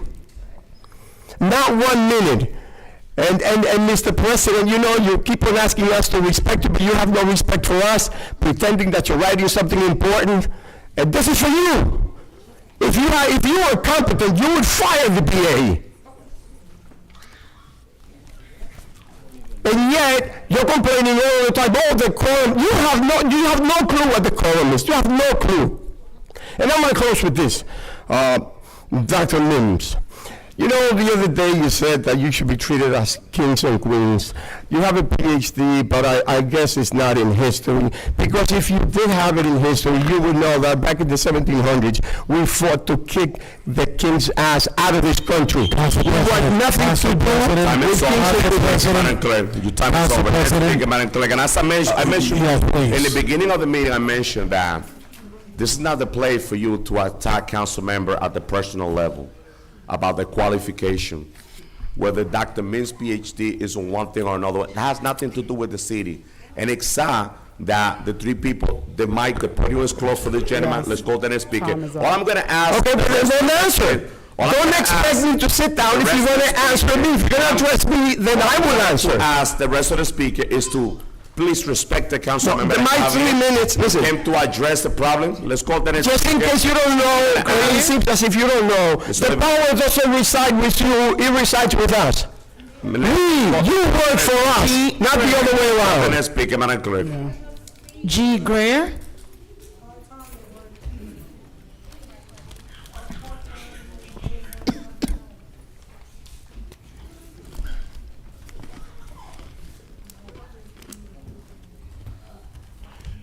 Good evening, council. Listen, real quick. Actually, I put a list together this time because last time I forgot some stuff. And you can answer this at the end. I want to know what's the status of the $19 million because I have not heard anything else about that. I would like to know the status of bulk trash pickup. What's the status with that as far as, I heard somebody say you're going to continue having DPW do it, but we all know that DPW is not equipped to handle the bulk trash throughout the city of Paterson. There's a number of spots where individuals keep dumping year after year after year. Madam BA, if you can reach out to the mayor, I saw that he was saying once again he has some cameras that was on the way. I would like to get those cameras and get them mounted. And if we catch 5 people illegal dumping in the city, take their cars, put their picture in the newspaper, trust me, folks will get the message. The other thing is, I don't know what the language in the contract for the sanitation company, but in other towns, they don't pick trash up at 4, 5, 6 o'clock in the afternoon. Paterson, council members, you guys need to look at that contract, and we need to put a time frame on when they can pick this garbage up. Growing up in the city of Paterson, when it was time to go to school, that garbage was gone. When it's time to go to work, that garbage is gone already, because the garbage truck operates better with less traffic. So that's something that you guys definitely need to look into. The other thing, if you can reach out to the school board, School 13 basketball court was damaged by a garbage truck. This is a real simple fix. Tell the sanitation company we're going to cut your contract, and I bet you that court will get fixed. So I'm asking you guys to reach out to the school board. Excuse me? I see your lips moving, Councilwoman. Okay. Speaking of Councilwoman Mims, earlier you said you were celebrating River Street. River Street is nothing to celebrate. We will not celebrate until the work is done, because folks been promising us River Street for at least 5 or 6 years now, and then zip has been done. So let's not celebrate until the work is done. And my other question is, when you guys moved to this new sanitation company, you bragged about saving $200,000 a month. What are we doing with the savings? And council members, if you can ask for a report on DPW overtime, because I know that number got to be up there. Overtime for picking up the big trash. Thank you, Brother G. Now, one more thing, Council President, as I walk away. Brother Yudin, we had a conversation about a street light, 276 Hamilton Ave. I don't know, I see you writing it down, but you took a picture of my phone with it. So that's telling me you didn't follow up on it. But listen, 276 Hamilton Ave, that street light been out for quite some time. It's dangerous over there. And also, 270, right next to 276 is an illegal driveway that they put a curb cut and the guy parks his car on the sidewalk. I sent it to Paterson Plus like 3 months ago. If you guys can follow up on that, we really appreciate it. And as I walk away, I sent the mayor text, Madam BA, about Barbers Park. I had a conversation with Billy. Billy assured me that everything was on schedule. But one thing we definitely need to address, Madam BA, is the front of Barbers Park on the Field Street side. I don't believe that was in the specs of doing the job. We definitely need to extend that fence down to the steps. Thank you for the extra time. I appreciate it, Council President. Thank you. Thank you, Brother G. Next speaker, Madam Clerk. Ms. Wahida Mohammed. G for large.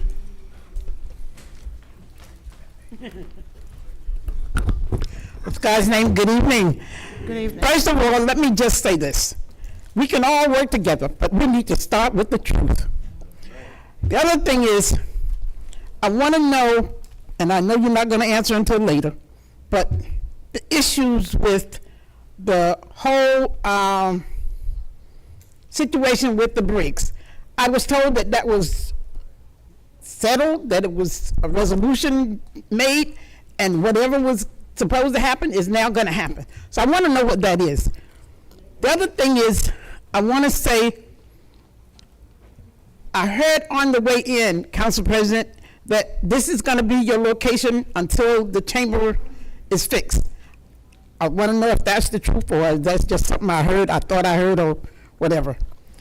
The other thing is to say cameras are here and we still get mountains of garbage. I just don't understand that. So can we start with the truth where the cameras are? Just let us know. Because evidently if they're here, they're not working somewhere, somehow, because nothing seems to be caught. And people have to be caught doing things for them to get corrected. And if we have cameras, why isn't that happening? And we just came to, every week we say the same thing. We ask the same questions. And there's nothing done about that. I don't understand that. But before I go, let me just say to my little sweetheart, Chase, I want you to, he's gone home, but I want him to know that I see him when I go to grandma's and deliver stuff. He has a heart of gold. But I've always said to Councilwoman Ames, he's been here before. That young man has been here before. And we better be conscious of what we are doing and saying to children, because they see through the lies. We might not believe that, but children see when we are lying. So can we start there? And before you do anything tonight, as far as this whole thing of decor and we're gonna not, bash each other and we're not gonna do these things, let me say to any of you, you cannot come or sit there and tell us that when we talk, we're going to be, the things that we say are gonna be erased. That's a legal document. The lady is doing the stenography over here. You cannot just say, I want that stricken from the record. It's legal, okay? And lastly, let me just say this. I was also told tonight, and I'm gonna wait for the celebration, that Penrose, where you know that we've been getting holy hell, has now gone to court, and the God that we serve has blessed us to be on the winning end, and now it's going to come before you guys. And I'm going to tell you right now, if I hear anything other than no, something is going to happen that you have never seen before in this town. Thank you and God bless. Next speaker, Madam Clerk. Next, we get Darlene Morris.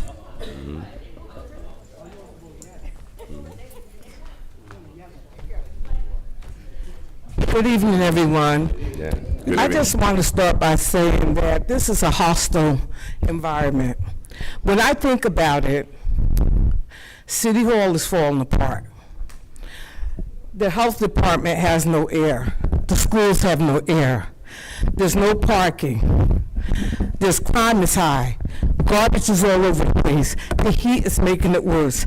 Dumping. And then you want people to have decorum. You want people to be calm. I would be screaming at the top of my lungs if I had to live in that type of environment.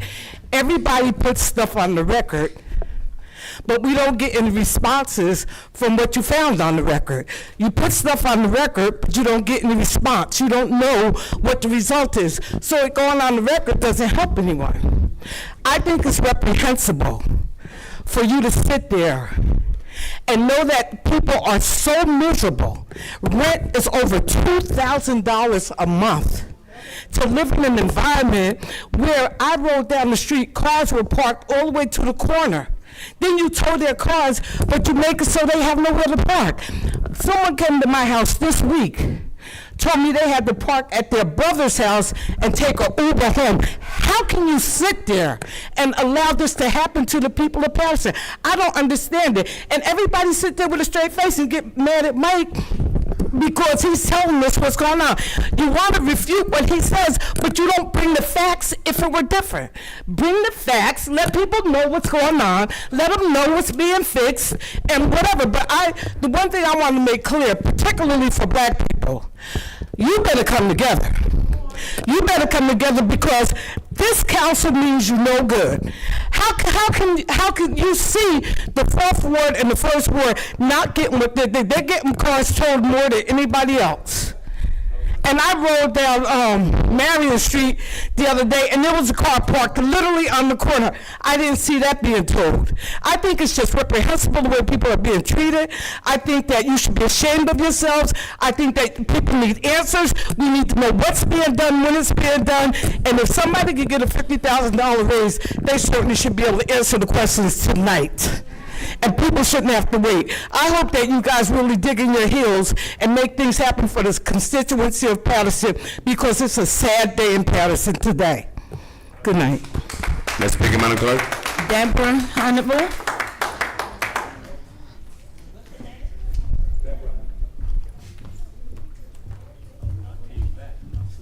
Good evening, council, Good evening. Madam Clerk, Good evening. Deputy Clerk. Feels much better in here tonight, to the administration. I just have a couple of concerns. First, I would like to congratulate our young scholar who has left already, Jace Waller.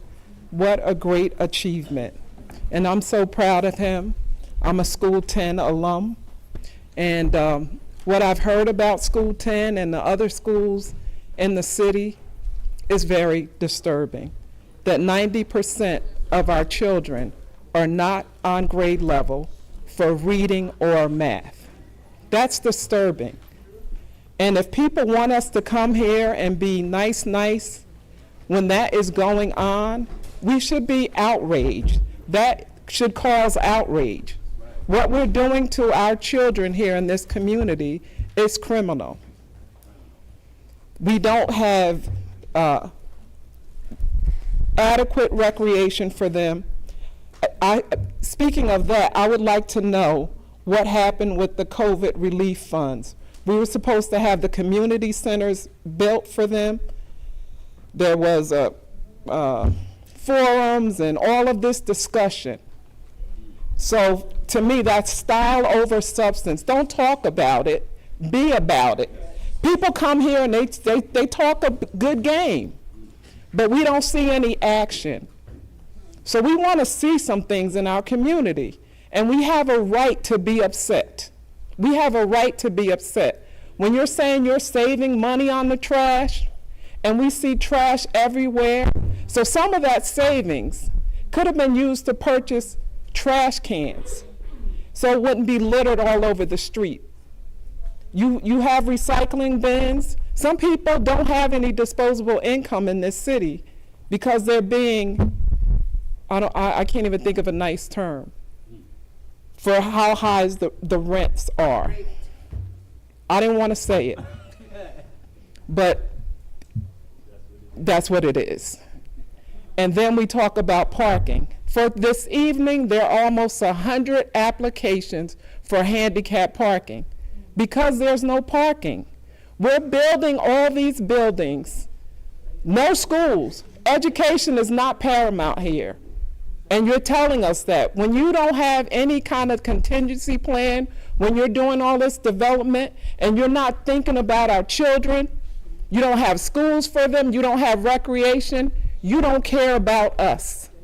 Because if you don't care about our kids, you don't care about us. And we're paying the BA, and during the, the reorg meeting, she was on vacation, and she probably did her share for the beach house. And I remember that tone-deaf statement. But she has also paid, we're going to talk about money, where the money's coming from. And I want residents to join me in a FOIA request to the federal government to see where the funds are going, because we want to know how the money's being spent. And when I talk about the feds coming in here, if that grant money isn't been spent correctly, somebody is going out in handcuffs. So we want to check them. We want to see where the money is, because the BA has 2 assistants, and neither one of them we're paying all that money to was able to sit in the chair in her stead when she's on vacation. We saw a chief of staff sitting there that day who has never been to another meeting. When Della Fisher, who was paid lower than any other chief of staff, had to come to all the meetings. We got to look at it. We have to look at how it looks. And I think enough evidence has been put out there that we can come to a conclusion of what's happening here. So the mayor needs to make a decision, because he is ruining. He needs to listen. He's ruining his own career. Because loyalty ends when there's no no action. If you have somebody in the seat that's not able to do it, you have to move on. Thank you, Ms. And some Please stop. contingency plans, some stuff you just, is basic. I have to say this. When you're setting up a big project like River Street, you have to have contingency plans. You got to put people's feet to the fire. You have to have contingency about price, about time. You have to set guidelines. You have to be the boss. Act like a boss. We're tired of it in this city. We're being taken advantage of at every turn. We need somebody in here that knows how to go to the table and make a deal. We don't have that. That's what we want. And when do we want it? We want it now. Next speaker, Madam Clerk. Daniel M. Daniel M. Daniel. Is he there? Next speaker, Madam Clerk. Mr. Price?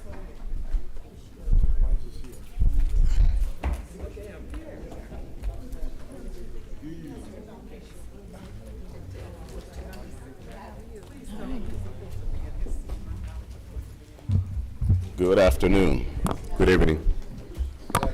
I was hoping to have 100% participation from my council members that I pay to come to meetings 50% of the time now. I think the public at least deserves to have every council member in their seat. And if I could ask, I'd like to pause. I don't want my time to start. I want my council members that I pay to be here. I pay you, I expect for you to be in that seat. You've already taken the liberty. Mr. Price, you have. But excuse me, Councilman. Just a minute. Just give me one No, I second. just want to say really quick. I got no councilwoman's. I'll wait.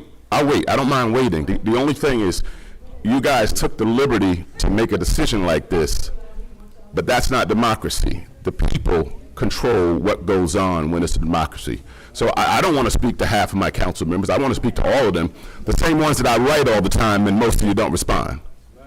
And I wasted my time coming down here tonight, which I shouldn't have to do. So I would like to pause until we can get it together. So I'll wait. So Councilman Kalik is not the only one, is the only one that is not in the room. I don't know the reason why he's not in the room, Mr. Price. I'll wait. Want to wait for Councilman Kalik? I'll wait, and I think the rest of the public, I think the rest of the public that's watching, they deserve to be able to wait too. No problem. Because we need proper participation. Mr. Price, if I may, no problem. Sure. Let me call the next speaker, and when Councilman Kalik arrives, I'm going to ask if the next speaker wants to wait for Councilman Kalik, let's do that. That's all. Because this is, and what I'm saying, Councilman, is I'm not trying to be difficult. I'm not trying to be difficult. What I'm saying is the people need to take control back. It's not you guys that have control. It's Mr. Price, can you allow me to speak? Yeah. I totally understand your request, rightfully so. So, I don't know the reason why Councilman Kalik is not in the chair. I don't know if it's medical. I don't know if it's a religion. I don't know if it's personal. I don't know. And we cannot get on that now. If that's the case, if the next speaker, how many more speakers do we have? Because 3. I could suspend public. He's coming in, but then what I was going to say is, Mr. I'll go Price, ahead. can you let me finish? I just wanted to make a Can point. you let me finish, Mr. Price? Councilman Kalik is back. Mr. Price, Councilman, just say, members of the public, I'm sorry. We are in the process of public portion. Mr. Price has a request, rightfully so. Now he could speak. He got his 3 minutes. Let the 3 minutes start. Council President, can I have a moment? If there is a quorum, meeting should go on. Point of order, Council President. Are you going to control the meeting if you let everybody just do whatever they want to do? We are Council in President, the public if portion. you have Point of order, point of order, point of order. and do whatever you want. Point of order, point But of nobody order. asked you to Council talk. members. But nobody asked you to talk. Point But no of one asked you to order, talk. point Council members. No one asked you to talk. Council members. Make them shut up. Council members, we only have few speakers more. Can we please respectfully let the public portion continue? And right after that, we could continue our meeting. We have a very important agenda. Some people speaking about items that are in the agenda. So respectfully, can we allow the public to speak and spend the 3 minutes? Please. Mr. Price, your 3 minutes start now. Okay. So to the public, the reason why I did that was to Members make of the public, please. Mr. Price, please continue, Mr. Price. The reason I did that was to make an example, just so the people could really see what we're dealing with. All right, and Councilman Mendez, I would appreciate, Councilman Mendez, I would appreciate, just in case if I go over my 3 minutes, it's no disrespect, but you've been given leniency. And the other thing I want to say too is we really should be given 6 minutes, because we have less meetings for the public to come and address themselves, so we should be given the same time, which is something that you guys should have discussed before you made the decision. Okay, I got a bunch of notes. So I called most of you guys about cutting the meetings by 50%. So far, none of you have been able to provide any proof to support your decision. None of you. I noticed none of you supported this for the same reason, because I made personal phone calls to you individually to get your take on it. None of you were in sync. One band, one sound. And let's think about this. What about cutting your pay? You want to have less meetings. You want to come to us and don't give us any data. You didn't have any background support for what you did. And I don't mind if you have documentation to support it, give it to us so at least we can feel good. But I shouldn't have to trust you without you actually providing the data to me. I shouldn't trust any of you, because trust has gotten us in so much trouble in this city. So now trust is gone. And all we want to say is, hey, if you want to make a decision, make it as a governing body, but understand this is still a democracy. This is not a dictatorship. The people run the city, and we need to get control back. Also, when you guys decided to cut the meetings by 50% because you want to get more work done, you signed up for this when you ran for office. You knew how many meetings there were. This has been a standard for how many years? I'm pretty sure one of you can probably provide the data. But you signed up for this. How do you sign up for a job? You know how many meetings there are, and then you decide, hey, you know what? I want to cut it in half. So my job would tell me, we're going to cut your pay in half, or either you can leave. But this is what you signed up for. That's not fair to the people. It's not fair. And I know you guys want to say that the public comes here and we're disrespectful. I am not being disrespectful to any of you. I'm not calling names at all, but I'm dealing with the issues. So this is not personal. This is about business. This is straight business. When you do business, there's no emotions. You just do it. So the DPW director said, well, there was a recommendation from one of the council members about getting a project manager. How dare you? The salaries that we pay, you should have had project managers here. You can't get the control back. You gave it up. You gave it up. I'm wrapping up, Councilman. Thank you. I've written to several of you about parking in my ward, parking on the corners, parking at stop signs. I mean, I've called the police. I've sent emails to most of you guys. Most of you don't even respond, so I don't even know why you have emails. Most of your cell phones, when I call the cell phone, the voicemail is full. I want to know also, just if you guys can get a report from me, I want all those cell phone bills. I want to know how much the public is paying for those cell phones that nobody's using. I want to know that. But when I call the police about presence in my neighborhood, they go, we're coming. They never show up. So I call them over and over and over and over and over again. It's become almost a game. So when I call the police, we don't argue. I call them, they're like, I know who you are. And I go, nobody's come yet. The other day, I called the police, they said, you need to call your city council members to tell them. You need to call them. And I said, so if I call the police, who I pay to patrol the streets, and you're not supposed to be reactive when you're a police officer, you're supposed to be proactive. I should see you when I don't need you. I pay the council members, but I'm the one that's paying the bills, and this just continues over and over and over and over again. Nothing's getting done. You guys want us to come here and be happy and stroke your egos when the city, just like several other people have said, the city's a mess. Everything here has broken down. The entire system has broken down completely. And just like the other young lady said about parking, about all of the resolutions for handicap parking, so in the real world, when you get a list like that, it's almost 100. I think it was like 92. I counted them, okay? When you get a list like that, someone who's one of your data people, which the mayor hired all these data analysts to do these things, they're supposed to look at the number of requests and go, why do we have so many requests? What is this about? What is causing this? That's when you're proactive. But you can't just kick the can down the road and expect the public just to go along, just to get along. We're done with that. I mean, we're in 2024. And I know you guys feel like, you know, the public comes here and we're disenfranchised, because we are. And just in closing, Councilman, I just want to say one last thing. Please, Mr. Price. I know there's a very contentious, this is my last time, I promise, and I respect all of you guys.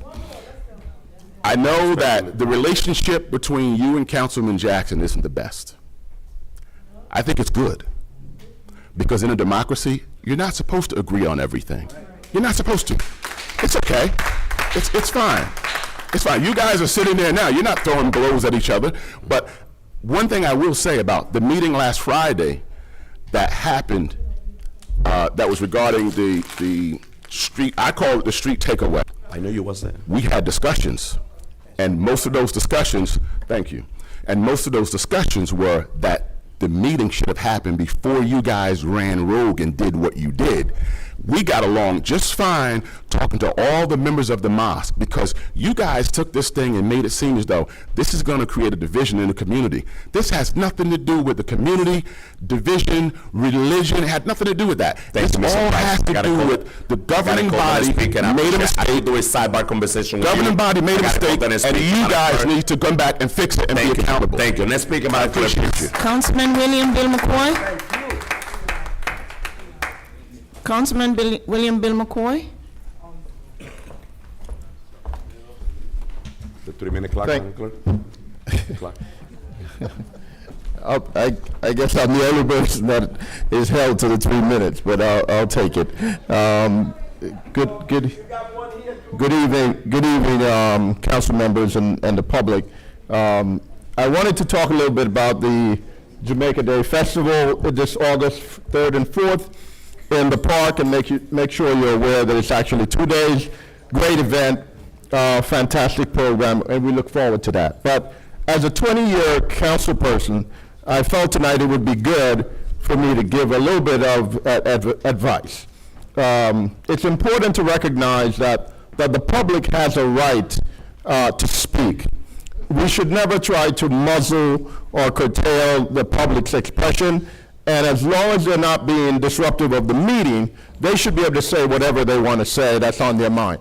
And I think we need to understand that. We have 3 major items that came out from the reorg meeting, and it's being repeated. I wasn't able to make the 4 p.m. meeting because I actually had work, but I had some people that did attend the meeting.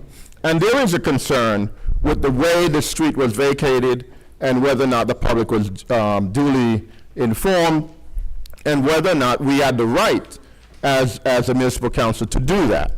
And we were promised an explanation, and I think the public deserved one. A private conversation would not suffice. We need a public explanation as to what happened, and if we made a mistake, that we ought to correct it.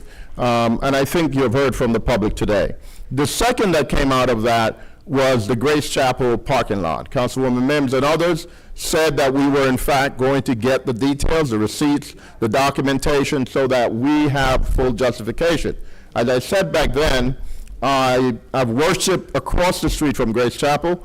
They've been a fantastic neighbor. They single-handedly have improved the quality of life for that area, reduced crime and disruption by spending their own money to buy 2 businesses and knock them down because they were causing trouble in the community. Made a great parking lot, and they have been great neighbors to the community, and we're going to stand up for them.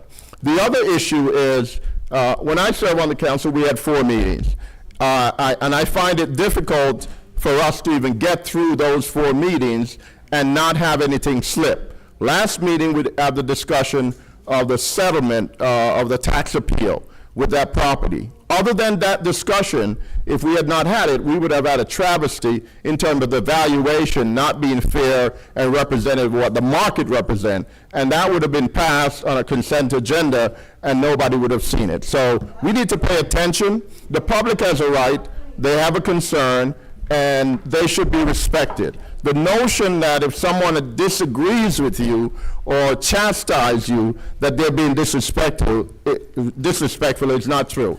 It's democracy. It's not always pretty, but it allows us to express ourselves, and we should never muzzle that. Thank you very much, and have a good night. Next speaker, Madam Clerk. Brother AC?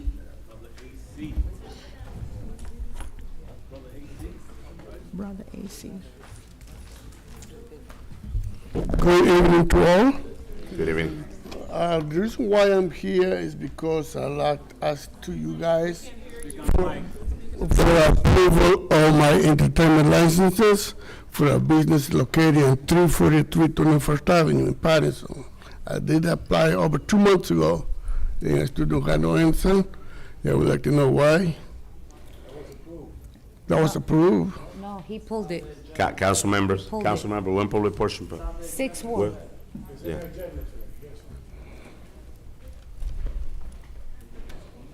We will give you, you could continue your time, and we'll give you an answer right after. You're one of the last speaker on public portion. Okay. Stacy, okay? Your councilman here will give you an answer. Next speaker, Madam Clerk. Next speaker is Joel Keys Jr.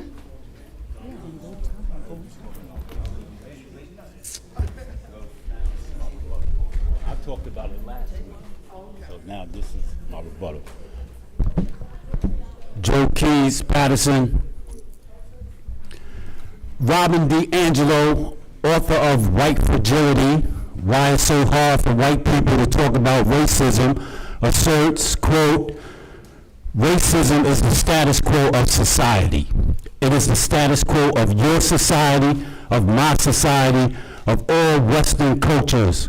And that status quo of racism is comfortable for me as a white person virtually 24/7, unquote. Authors Tim Wise and Eduardo Bonilla Silva explained in their respective books about colorblindness, the new racism, that it made us comfortable ignoring racism. Regarding the potential solution, Robin DiAngelo affirms, quote, I will not get to where I need to go from a place of white comfort. I will have to get mighty uncomfortable to challenge that, unquote. Unchallenged racism is what divides people. That's reality. On the other hand, it is a defensive distortion of reality to project that the person who talks about racism is dividing people. Tim Wise and Eduardo Bonilla Silva attributed this phenomenon to colorblindness. According to both, discussing racism became deviant behavior, and through projection, which is distortion, perpetrators are scapegoats and demonized. Last week, Council members Alex Mendez and Dr. Elisa Mims exhibited defensive distortion and projection when, in their rebuttals to my discussion on racism, they claimed that I was dividing people. There are positive benefits to conflict. When there's a disagreement and conflict is created, the disagreement gets resolved.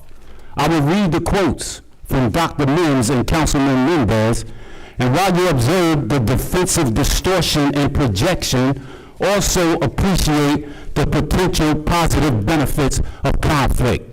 Dr. Mims said, quote, I believe Sister Myra said it best. We're talking about racism. There was a time when we didn't talk about you're an African American, you're Spanish, or whoever. We just all work together. So I think that when people continue to say stuff like that, it divides us. It divides us as a council. It divides our community. Guess what? When we vote, it doesn't say vote on this item because they're Spanish, vote on this item because they're black. When we vote on items, it's supposed to represent the entire community. Now, are there things that go on in our community? Yes. But here's my word of caution to the African American community. You have to vote. We have to be able to stop causing division, unquote. Alex Mendez said, quote, if you believe you're going to fix the city of Paterson by putting people against each other, you're wrong. You don't put people against each other.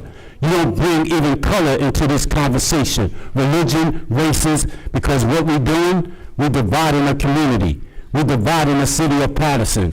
Whether you like it or not, the comment that I hear about over there, you're dividing the city, unquote. Thank you. Thank you. Seeing none, move to close. Seeing no, move to close our public portion by Councilwoman Mims, second by Councilwoman Davila. Roll call, Madam Clerk, to close the public portion.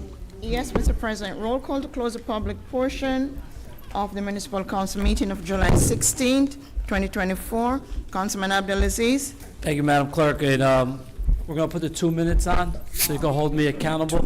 No, council members, it will be, let's be realistic, it's impossible. Some council members, I know they will address some items from the public.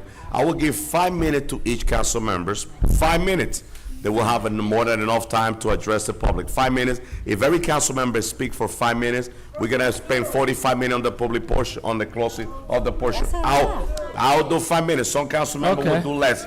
I will open for 5. Councilman, roll call, Madam Clerk, to close the public portion. Thank you, Council President. To the public, I try to stay. I'll be in 2 minutes.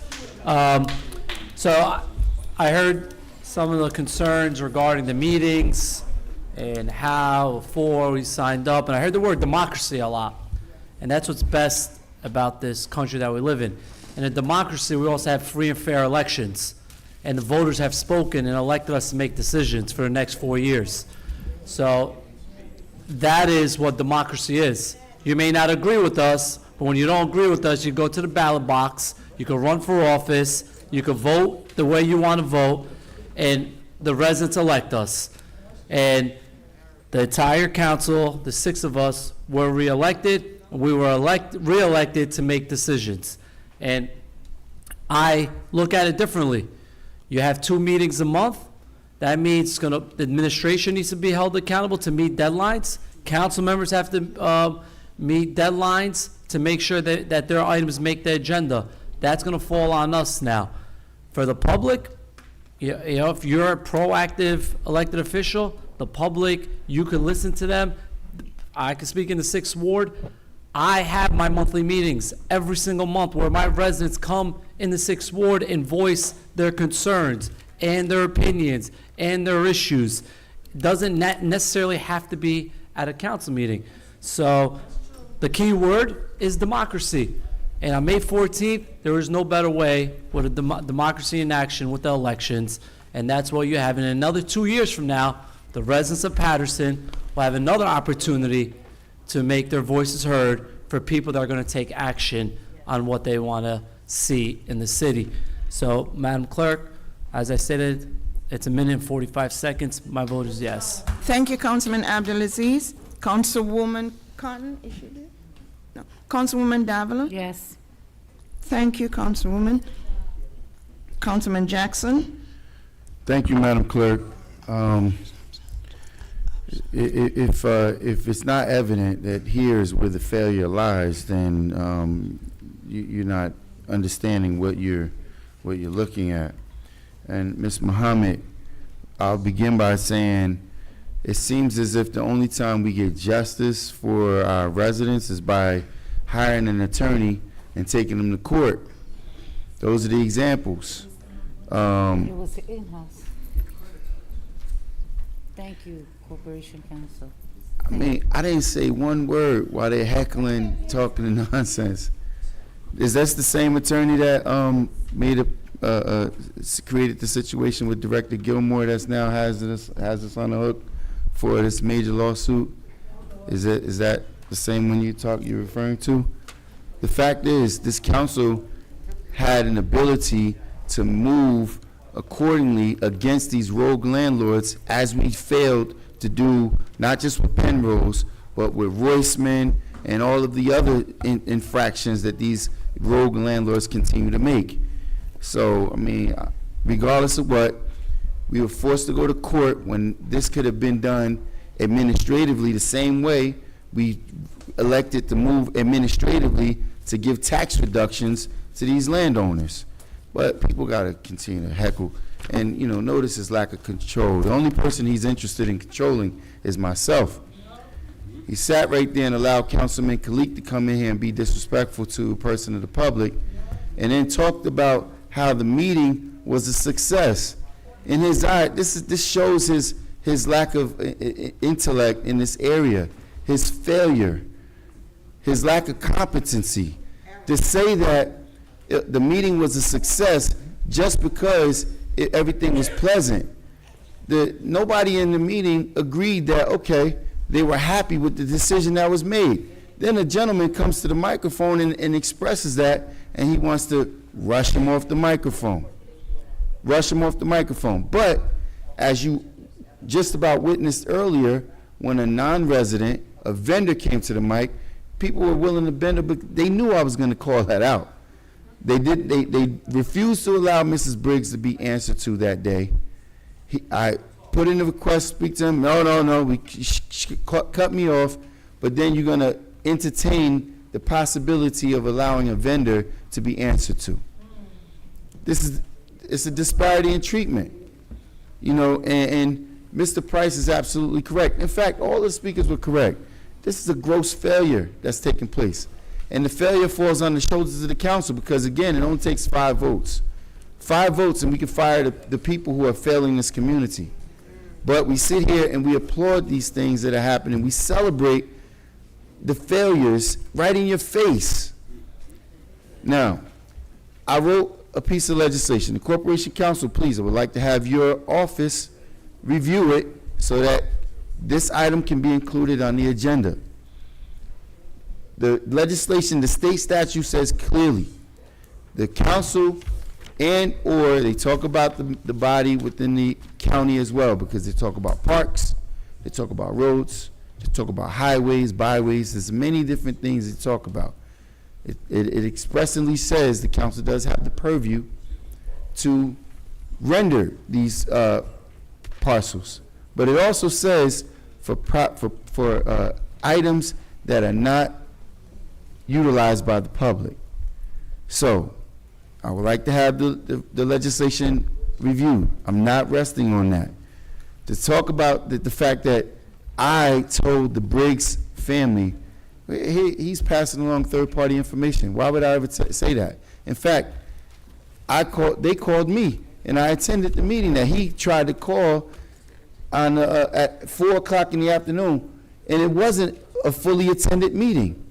There was possibly about 4 or 5 residents there. Just like he said, he hit on every door. When Mrs. Briggs showed up with a petition of 10 of the 13 houses that's on the street that signed a petition. And 10 of those 10 residents wasn't there because they couldn't attend because they were at work. There was other families that was there that live on that block that their concerns were now not even heard. So I don't know how he measures success, because he's one of the people around here touting how successful this community is. And it's the worst that I've ever seen it. It's the worst that I've ever seen it. The amount of garbage, the amount of, listen, we're celebrating River Street. How about North 4th? How about North 5th? How about Circle Avenue? How about the bottom parts of Arch Street? There's so many different roads that require paving, but we're celebrating a road that's been derelict for over 20 plus years. And don't even let me get into the failure of what we're spending on repairs to facilities. By the way, the facility at 77 Ellison, we don't even own that, but we're going to spend on repairs for that. The same entity that squandered $40 million at the business incubator. There were rooftop units that were sitting in that parking lot. We could have easily had one of those rooftop units transferred over there. What happened to the kitchen equipment that was there? What happened to all of the money that was there? Where are the year-end reports? People are talking about, statistics. Where are the year-end reports? That's your job. That's your job. But he feels like he's successful because he thinks he's muffling Councilman Jackson. I'm creating decorum. They tasked him with the job of keeping Councilman Jackson under control. Facts don't need control. You can't avoid facts. And just to come here and say, oh, that's a lie, without stating these facts. And Councilman McCoy, I'm glad you reminded us, because I'm looking forward to seeing these documents and these receipts as well. Because the certificate that was foreclosed on was from 2016 and 17. This council well after 18, because this mayor was elected in 18. His first corporation council was Khalifa Shabazz. His second corporation council was Miss Irving. And during the tenure of Miss Irving, this council, in which all of these people here took part in, voted in the affirmative to purge those taxes. So how was the property then sold in the middle of the night at a tax sale? But this is success. When you have incompetence, they don't even understand what success is. This is what we're witnessing. Madam Clerk, my vote is yes. Thank you. Thank you, Councilman Jackson. Councilman Kalik? Thank you, Madam Clerk. I'll finish within less than 5 minutes, and I'll give my rest of the time to Councilwoman Mims. We heard many of the concern of the residents. Madam Bia, I would like to also know the status of $19 million. And one of the constituents spoke about bulk pickup. Director of DPW right there, we had a meeting. There are a lot of things go behind the scene to get things done. Not coming in front of the TV, talking and complaining. A lot of meetings happened. Last week, I personally was in the meeting, Council President was in the meeting as well, spoke with DPW that bulk pickup in-house is not working. We need to expand, maybe we need to. Please, members of the public, we're closing the polling portion, please. Continue, Councilman, please. Well, we always, since I've been here, we've been hearing about bringing in-house work. For example, whole trash pickup. Many council members even presented a proposal. You could see with the bulk pickup is not working. How is in a broader item, whole city pickup, it is not gonna work. I believe it is not gonna work. So instead of choose one side, do we wanna do everything in-house, or do we wanna outsource it like we used to do? Good job, that's all. Whoever does it. Right, whoever does it good. Obviously, it is not working. We need to have more manpower, more trucks, or we do go back the way it was and outsource the bulk pickup. That's my point. I need to know the status of it as well. Also, cameras. We got some grant funding money, I heard it probably more than a year ago. Where are the cameras? And also, Mr. Gigi, you mentioned about street lighting, light being out. There is a pole, there is a number there. Anybody could call the PSENG? I did that, sir. Right, so that if you call me as a council member, I'll do the same thing. I'll call the PCNG or go to their website and report it. That's the only thing for those street lights. That's the only thing as a councilman, that's the only thing I could do. I don't, personally, I mean, you haven't called me, but I don't have a magic number that call and somebody will come in and fix the light. Right, she, I don't have the number. Ma'am, please share that number with me. He called Odin, that's why it's not on. Councilman, please share the number with me. Councilman, please. Please share the number with the Councilman Mims. Also, fifth word, if we read our ordinances and resolution, what's on the agenda? North Fifth Street is on the agenda to be resurfaced. That's, okay?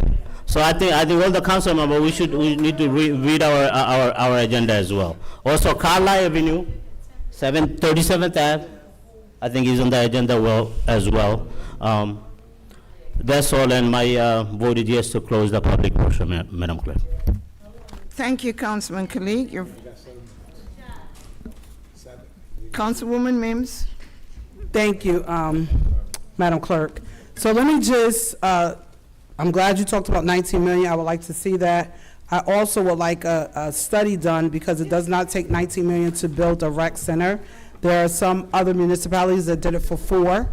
So I would like to make sure we have a study for the 19 million. I know the administration is reaching out to the council members to have meetings in regards to a plan for bulk. As some know and some may not know, Our family has experienced a tragic death in our family. I was not able to go to the meeting the other day, but I will be there on Friday to make sure that I provide input to the administration, which is important. The other thing, I know, and I hear it repeatedly talked about giving raises out to the to the administration. I'm going to say back to the public, pull the resolution and see who voted for it. Because I see a lot of times you come to the mic, you yell and scream, but I would like you to pull the resolution and see who voted to give those raises. Please do that. Pull the resolution. Second thing, although, G, I agree that people have talked about River Street, no one has gotten it done but this council. It's one thing to talk about it. I have the mic, I have the floor. It's one thing to talk about it, but tonight we approve the construction work. That means that now it is moving forward and they will go to begin work. You can talk about a whole bunch of stuff, you can say whatever you like, but tonight we voted for the work to get started. There's a difference in talking about, having an idea of, versus coming to the table and having a resolution approving the bid of the contractors that will do the work. That's the difference. If you look up ACLU law, I know Councilwoman Ames is watching and she will give me a commendation for this. You are able, and look at other council throughout the state. You can strike comments that are derogatory and that go against our code. If someone is at the mic with a disruptive comment, or they say something that is out of character to cause any level of disruption in the meeting, you can make the request to strike the comment. So I want to put that on record. That is per the ACLU. That's a law in New Jersey. If you watch Newark's meeting, Jersey City's meeting, they state it all the time. The council president says it. We want that comment striked. So that can happen. Handicap parking. Handicap parking is done through the state of New Jersey. People have to apply through the state of New Jersey. It has to be medically approved through the state for whatever their disabilities are. That's how the beginning process, and then it comes to the council. We are not a body to tell people you're not in a disabled state or whatever your concern. That is not our responsibility. The state approves it. It comes before this council, but I also want to put on record that although there are items to place handicap or establish, we also are repealing them. So when there are locations or addresses that they've moved, they no longer need it, the lists are just as large as the establishing. Someone made a comment on social media the other day in regards to an address, and they sent me the locations, but the individuals still live there. So we can't just pull it because you don't have a parking space, and sometimes we're not fair because you have your house with a driveway, and now you have 5 extra cars, so you're mad because other people park on the street. So I went to visit those locations just to explain the process of handicap, but the same way we're establishing, we're repealing. The other thing, I just want to put it on record, my phone, city phone, I have not had it. I just got it today. But I can say on all of my information, my personal cell is on there. And Mr. Price, you did not call me. I know you stated you called whoever, but I did not get a phone call from you. If you emailed me, my secretaries always reach out to me, and I do try to respond. But the phone call, I never got a phone call. And it was stated about Grace Chapel. I made a recommendation, and I will put it on the floor again. I refuse to discuss Grace Chapel openly with the public when we have reached out to the pastor of the church, and we're waiting for the pastor, because you can't discuss a church and the pastor is not coming.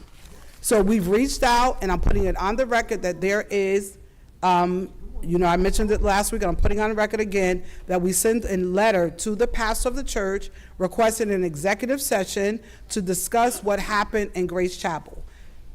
Some of the pastors, I've spoken to them, we've reached out for the pastor, and it's not fair, even if the public, if you feel you need to come, that's fine, and I have 2 more minutes. It is okay if you feel you need to come to stand, but I'm not gonna give all the details, but it's more to what is being stated than you'll ever know. And when the facts come out, some of you may shake your head at what happened. Mr. Keys, I am really grateful that you gave out my quote, and it was accurate. And you know, I highly respect you, and that's why I made the comment, because when you talked about there are racist people here, that's what you stated, then you had 2 books that showed racism.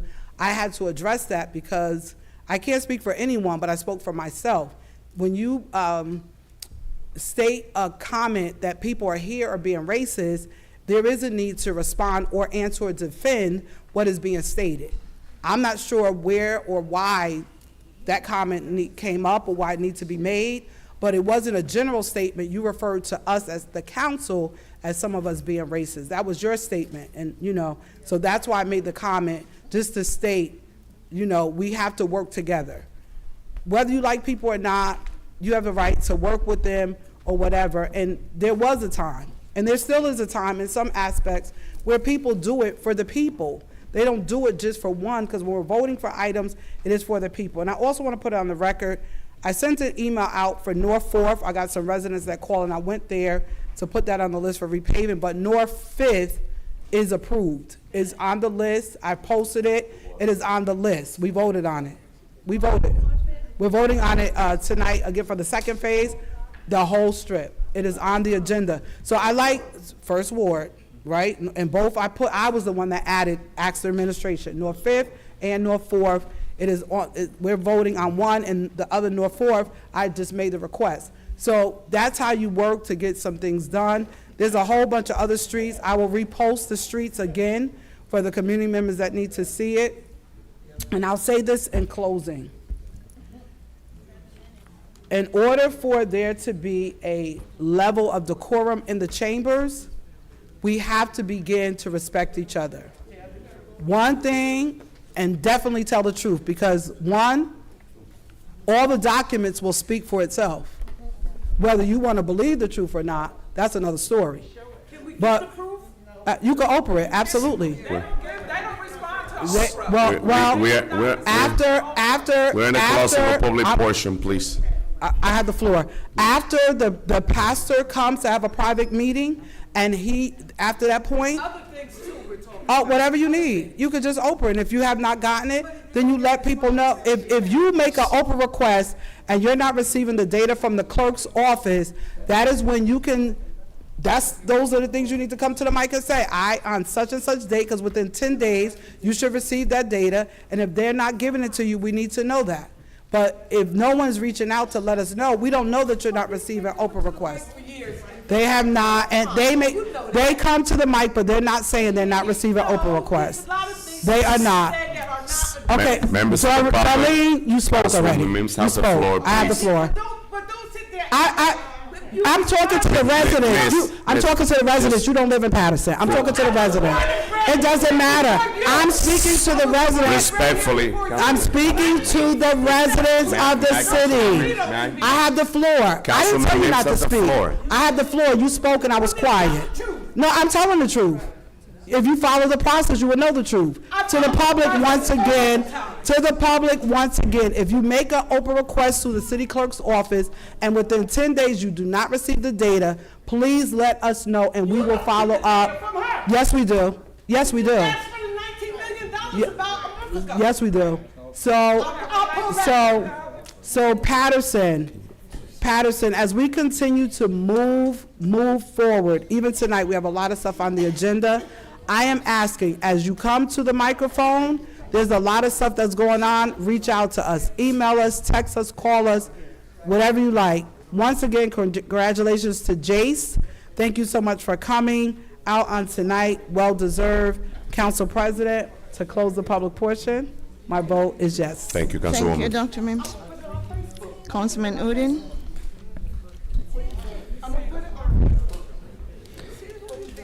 Good evening, everyone. Good evening, those who are watching live on our channels, and those who are here as well. So, I thank you for coming here and making your voice heard, and again, I truly appreciate that. Let me talk about, as other council members touched based on, regarding handicap parkings. handicap parkings, I'm talking about my first, second week in the council seat. I sat down with the DPW to see how can we minimize it, because so many applications come every week. But we cannot really do anything because it's a state statute. However, the handicap size were decreased from 22 feet to 18 feet. And at the same time, we repeal if someone does not use or not living on the particular address. Commercial parking and also parking by the stop signs. Mr. Price called me, I responded, I told him that I'm going to drive by. I called police as well, and I requested. As you know, our police response rate is very frustration level. We all know this, we had that experience. But it is very frustrating at the same time when police department tell the resident to call the council members. It does not make sense. So I want your attention, Madam Clerk and Corporation Council, that in what sense they navigate the residents toward us to make us aware of the things they are going through. If they need police officers there, the dispatchers should send the officers there. That's their job. They should not recommend to call council members. And Mr. Price, I made phone call, I went to your ward, and I did my part. Now, I was waiting about 2 hours. Police did not show up. I made phone call for the same issue at least five times. I'm talking about myself. Last 3 weeks, one of the commercial vehicles was parked right in front of my house. 3 weeks in front of my house. Forget about other locations. Every day I made phone call, every day. Last week, I phone called around 1 o'clock in the morning, and I said, until police officers show up, I'm not gonna sleep. I made phone call again at 3 o'clock in the morning. Police officers showed up around 4:30 in the morning. So that's I'm talking about my personal experience. When Mr. Price called, I went to his ward in person. I made phone calls. However, the response from the police department, we have nothing to do with. I'm talking about myself as a council member. Yes, our administration should find proper way to make sure that our police response rate is, should get better. Currently, it is definitely in frustration level, and we all have that bad experience. So commercial parking should not be there. Again, we all need to address this. Also, I request our residents to send pictures on the Paterson Plus app so that everyone will aware and everyone can see that who is parking on the street as well. Madam BA, you have heard the request from the public and request from council as well regarding rec center. $19 million was the update on it. Bulk pickups, that's definitely in-house responsibility was. However, we failed to do this. We need to find the proper solutions. As one of the council members mentioned that we had multiple meetings last week. Today morning at 10 o'clock, I supposed to meet with the administration. For whatever reason, it was canceled and rescheduled for Friday, 11 o'clock in the morning. So I'm ready and to sit down on Friday in the morning and to see what happens. One thing I always say that I'm against the process of people making phone call and schedule. That I'm totally against. Doesn't matter, we have internet access or phone call access, doesn't matter. I don't want people to call and schedule it. I believe that city needs to have a particular date for certain areas to pick up those bulks. So I definitely will fight for it, just telling you in advance, and I would like to sit and see what's the strategy that city administration is coming up with. Last week, and also about the health department, Madam BA, it's a week and a half. The health department is not providing, I'm not saying they're not providing service, they're providing service from 8 o'clock in the morning to 10 o'clock in the morning. That's only 2 hours. I reached out to the director even yesterday regarding this matter. We need to address this quicker. Just know this now, we need to serve the people. From August, we have to serve the student population in the city. Because Paterson Public School students need to go there, and also that's another traffic we have to expect. Before it is too late, I think that needs to be addressed and expedite this matter. Street vacating and the meeting at the regarding Wall Avenue, which is by ICPC. I, as one of the councilmen at large, was in presence, and we heard from both sides. We heard from ICPC, and also we heard from the individuals from the community as well. There is more. The conversation was not just regarding Wall Avenue. That was regarding other subjects as well. For example, one of the matter was that the nearby neighbors, they think they are now welcoming in, Islamic Center. The ICPC president, Mr. Fahmy, said, if you think the trespassing sign is making you feel that it's not welcoming, we can put it down. That kind of fruitful conversation took place there. Now, I believe that was a successful meeting. Now, after all the conversation, if we see, and also we spoke about that, let's say, the people who come to say prayer and block someone's driveway, call police. At the same time, we have to have a chain text message system where resident can just text in the group saying, someone blocked this driveway. The mosque over there, ICPC is going to announce in their PA system that someone blocked the driveway, remove your car, will be towed. We had a constructive meeting, and if after a few months, if it's not working, you can sit down again and find what other solution we can bring. But I feel that everyone left happy. Everyone left happy, including myself. I saw everyone came to one part that we need to help each other out and help the neighbor to get better. And whatever bad experience we have, we can elevate the situation. So again, I definitely will keep touch with the neighbors along with my other council members and want to see that community working together to find proper solution for this. About the street lights, I always, address those street lights. What I do is I put all these street lights together. I send to Traffic Superintendent Robert Statuto to address this matter, and he does that. And Brother Guerre, he mentioned about he sent to me. Yes, I also reported as well, and I report other street lights as well. I believe that well-lit community discourage crimes to take place. So I definitely patrol around the city and address that. That's one of the things I regularly do it. Regarding the council meetings, I'm passing too much time. Councilman Velez is not going to use his time, so just telling you in advance. What? No? He said yes. So I'm going to wrap up in 30 seconds. Councilman being wrapped up. So he'll cover about the council meetings reduction. And I would say this, a council member or whoever in elected position, they don't just wait for the council meeting to meet with the people, they find other strategies to meet the people. Now, I meet people in every week in different ways, you know that. Every Sunday, I meet people in different coffee shops. That's one thing I do every Sunday. That's my regular schedule. From this Friday, I believe that our youth should be getting involved. From this Friday, I'm going to be in different parks in the city of Paterson. I'm going to play Connect Four with our children, and also ask questions about Paterson, want to meet the parents. That's how I'm going to start from this Friday. So this is how I try to be connected with people.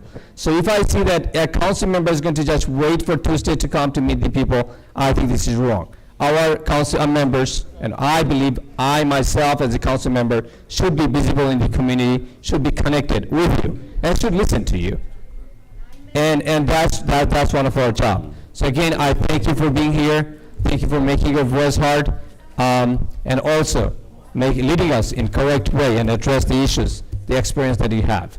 And with that being said, Madam Clerk, thank you for everything. Tomorrow your job is to send me the report of the streets that we vacated in the last 2 years. I'm not talking about before I became council member. Let's talk about last 2 years. Yes. One thing I want to put on the record, Wall Avenue is not the only street we vacated. We vacated multiple streets throughout the city. So please send me the report to all the council members, include me as well. All right, with that being said, my vote is yes, Madam Clerk. Thank you, Councilman Udine. Councilman Velez. I want to make sure my colleague finished. Last week, I was real emotional with this bulk situation that we had in our city. And I'm going to continue standing with my belief.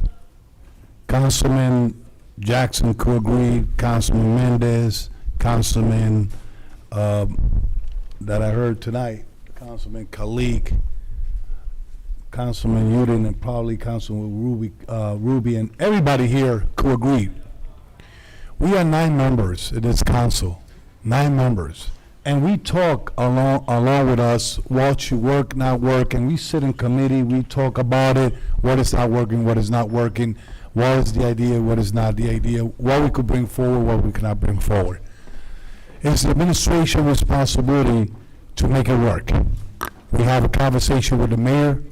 I came up with another idea to see if it works, We're gonna put our 50 cents. They have to put out the 50 cents to be able to make $1 and to make it happen.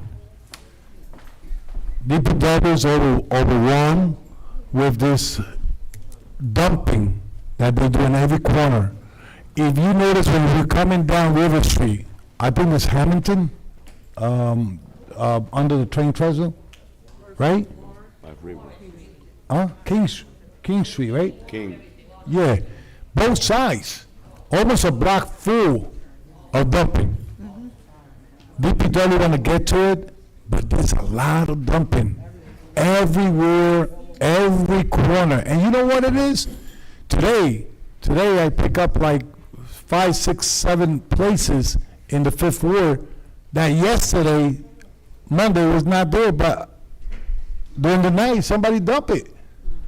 And then you go around those blocks and say, ma'am, can you look at your camera to see who you saw? They don't want to cooperate. They don't want to say nothing. So here's me trying to get information to make it easy for enforcement for DPW and the people involved. But something had to work. I believe, I have faith that somebody had to put something in place that we could all be satisfied in the situation with the bulk.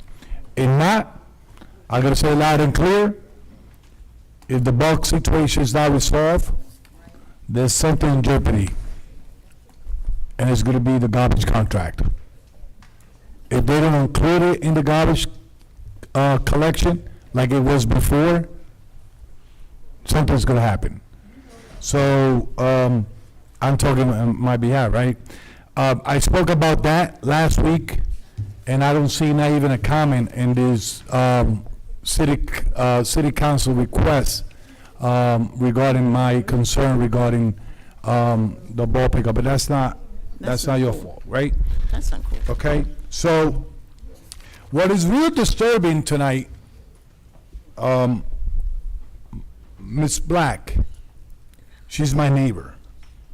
We had a good conversation at the beginning last month before even swearing in again, and we break bread together. And the good thing is that when things happen, ideas comes.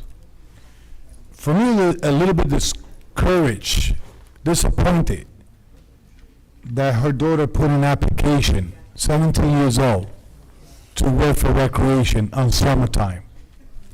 For me, it's a little bit discouraged that she asked me to lobby for her to return her back to Roberto Clemente Park, where she used to work summer time, because she's diligent. She liked to see the safety of the kids in the park. And to what I hear tonight is a little bit disturbing. Listen, when I was not a councilman, I used to come to the port and never belittle nobody. Councilman McCoy could testify on that, never attack nobody, and bring ideas. I used to get attacked, right, from this side. But when people come up here, and then if my son had to apply, or my daughter had to apply, and then, you know, you're gonna disregard because the parent came up here and expressed themselves, you know, it's sad.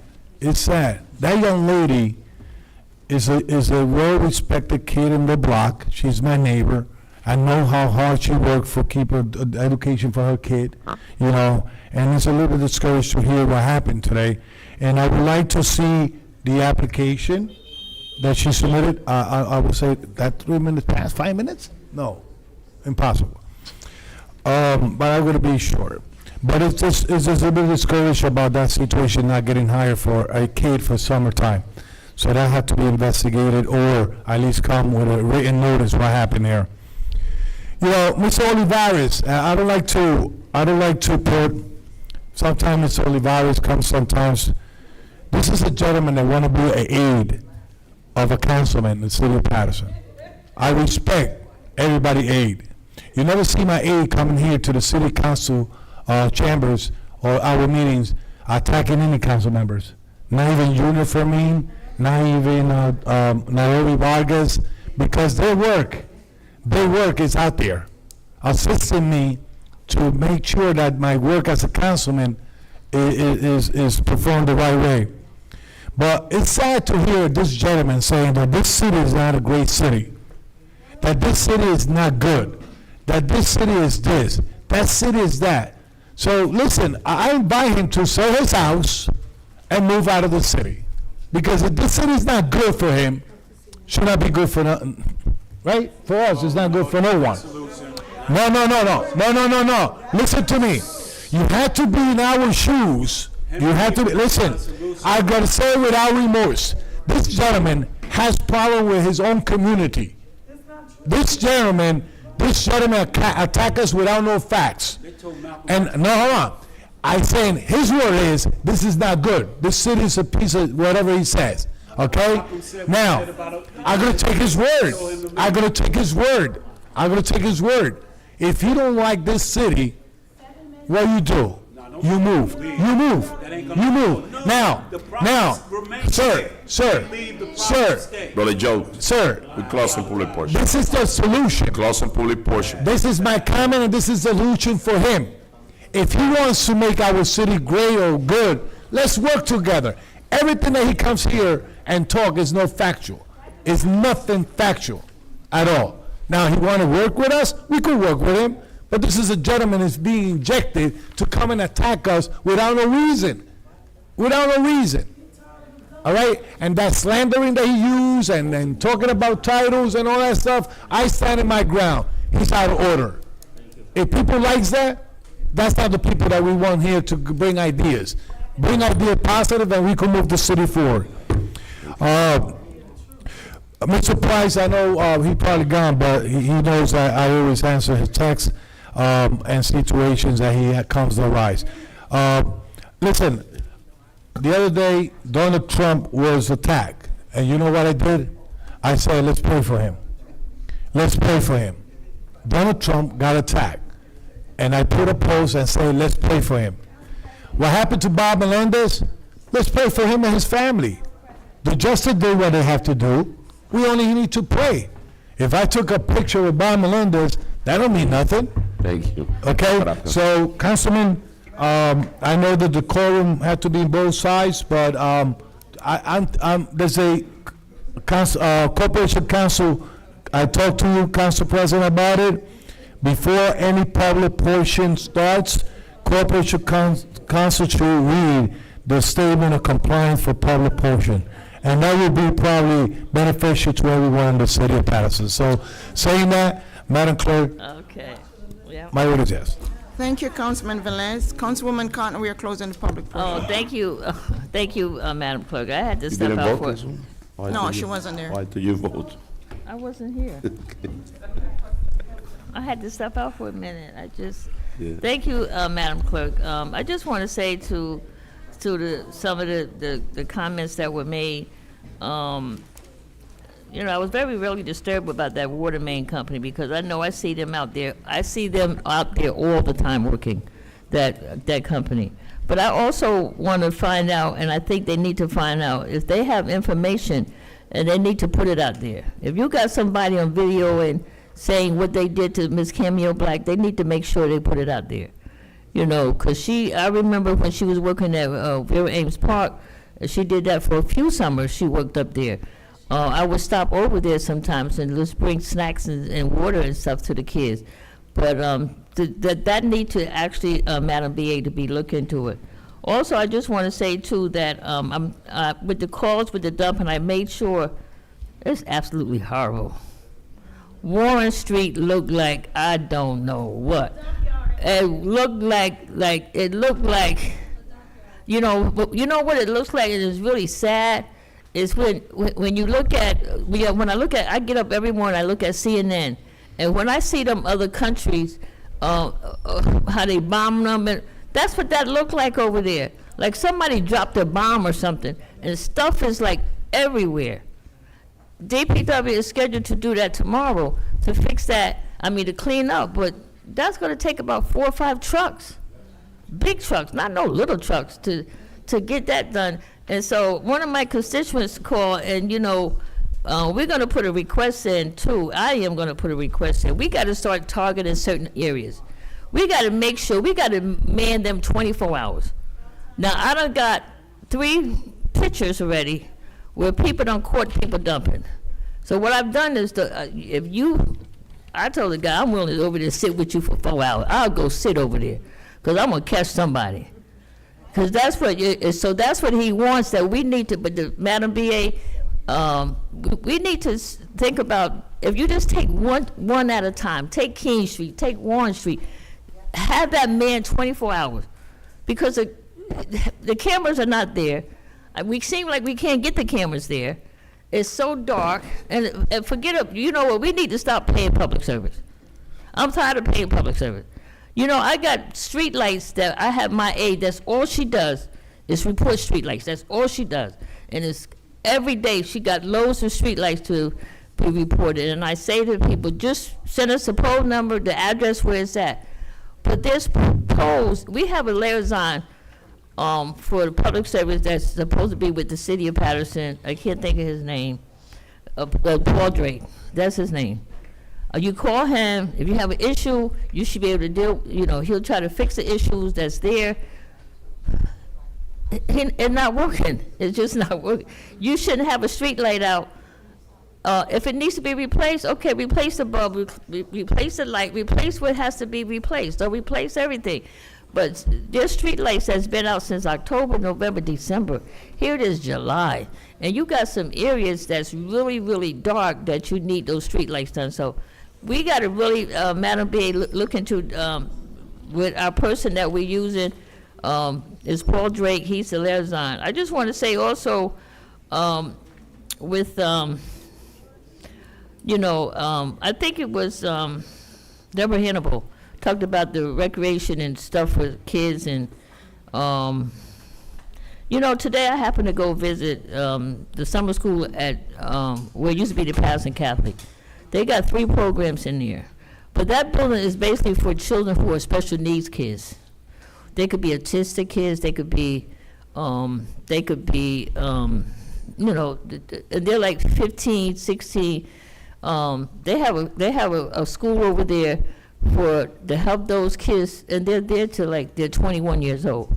Help them with skills of learning how to live in an apartment, learning how to cook, learning how to clean. This is all classes that they're showing them. But what happened was a little boy, they took him home and nobody was there to meet him at the bus. He was so upset. So of course the bus got to bring him back because they can't leave him because he's a special need kid. You cannot leave them unless somebody's there. And I say to parents, make sure, especially if you got special needs children, to make sure that you are there. Because they actually, the kids he was so upset. So my daughter, who works for special needs kids, was there. She waited for the parent, the mother, the father. One of them was coming. But there are activities that are happening. I think that sometimes we may not know all of the activities, but there are activities. I know there's some summer programs that they're doing, but there are some programs here that are working with kids. They are helping kids. They are asking families. I always say, let's do what we have to do to help. We always say, let's take care of the kids. No, we got to take care of the whole family. Family needs help out here, not just the children, but families. We need to help adults, try to get back on the right track. We need some help because when you take a child and you're not helping the family, you gotta like help the family too, so they can help their kids, so they can help their children. And I just want to say, I know Ms. Wahida left, but I was so happy to hear about Freedom Village. We won the first round of not being able to raise their rent there. So the first round is won, and I want to say to Corporation Counsel, this was an in-house lawyers that we used, and we won the first round. They always say we never can't win. We can win. We can win. We put forth the good lawyer, you put forth someone, you can win. So I just want to say to everyone out there, and I know, it's a matter of, let me lead you to the right place. I don't have all the answers, but I can try to send you to the right place. I can try to show you, where it's going and what it is, but it's a matter of me being able to talk with you, me being able to help. And like people want to talk about Oprah, they just passed a law. They done changed the Oprah in the state of New Jersey. They just changed it. So there's a needs, and it's not the clerk's fault, because she got to wait for the answer. She ain't getting it.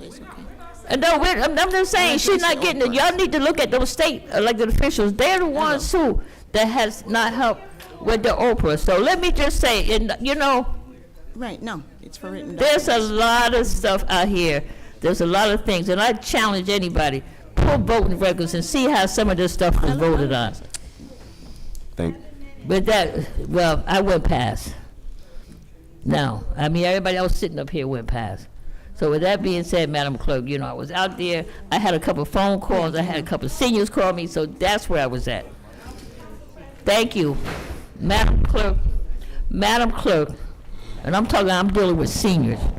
Seniors are a priority for me, and kids are a priority for me. Thank you. Madam Clerk, my vote is yes. Thank you, Councilwoman Cotton. And Mr. President. That was right. Thank you, Madam Clerk, and I will try to be brief. The reason why I ask each council member, my council colleague, to stay within the 5 minutes, because 9 times 5 is 45 minutes. It will take us almost an hour to close the public portion. The reason why I ask the public to stay within the 3 minutes is because if we have 20 speakers, 15, 14, we take an hour during the public portion. It will take us 2 hours on this section. When I tell somebody to stay within the 3 minutes, I'm not being disrespectful. Some people, they don't want to follow rules. And in order for us, if we don't follow rules, we're not going to be able to move this city forward. There's been so many important items on this agenda, and I haven't seen the public addressing those items. One of the members of the community came to talk about the situation that we have in City Hall. Now, if you see, after City Hall, I refuse to do virtual meeting because I want to see the community here in the room. I want to give the resident the opportunity to speak with the council, to speak with the administration, and I know you are against virtual. We moved to the studio. There's no AC at the TV studio. There's a new facility. I'm very sure that the AC is very comfortable. We have water for you. As council president, I took the decision to come here because I want to have the community in the room. But there's some people that they really want to divide the community. Let me talk about the meeting, what happened in Wall Avenue. Before the decision took place, I knocked on those doors. I met with some members, and Francis Harrison, the president of ESTA, is my witness. I was knocking on door in every door at Wall Avenue, and also Deron Avenue, to make sure that people attend to that meeting before we take that decision. Nobody came in.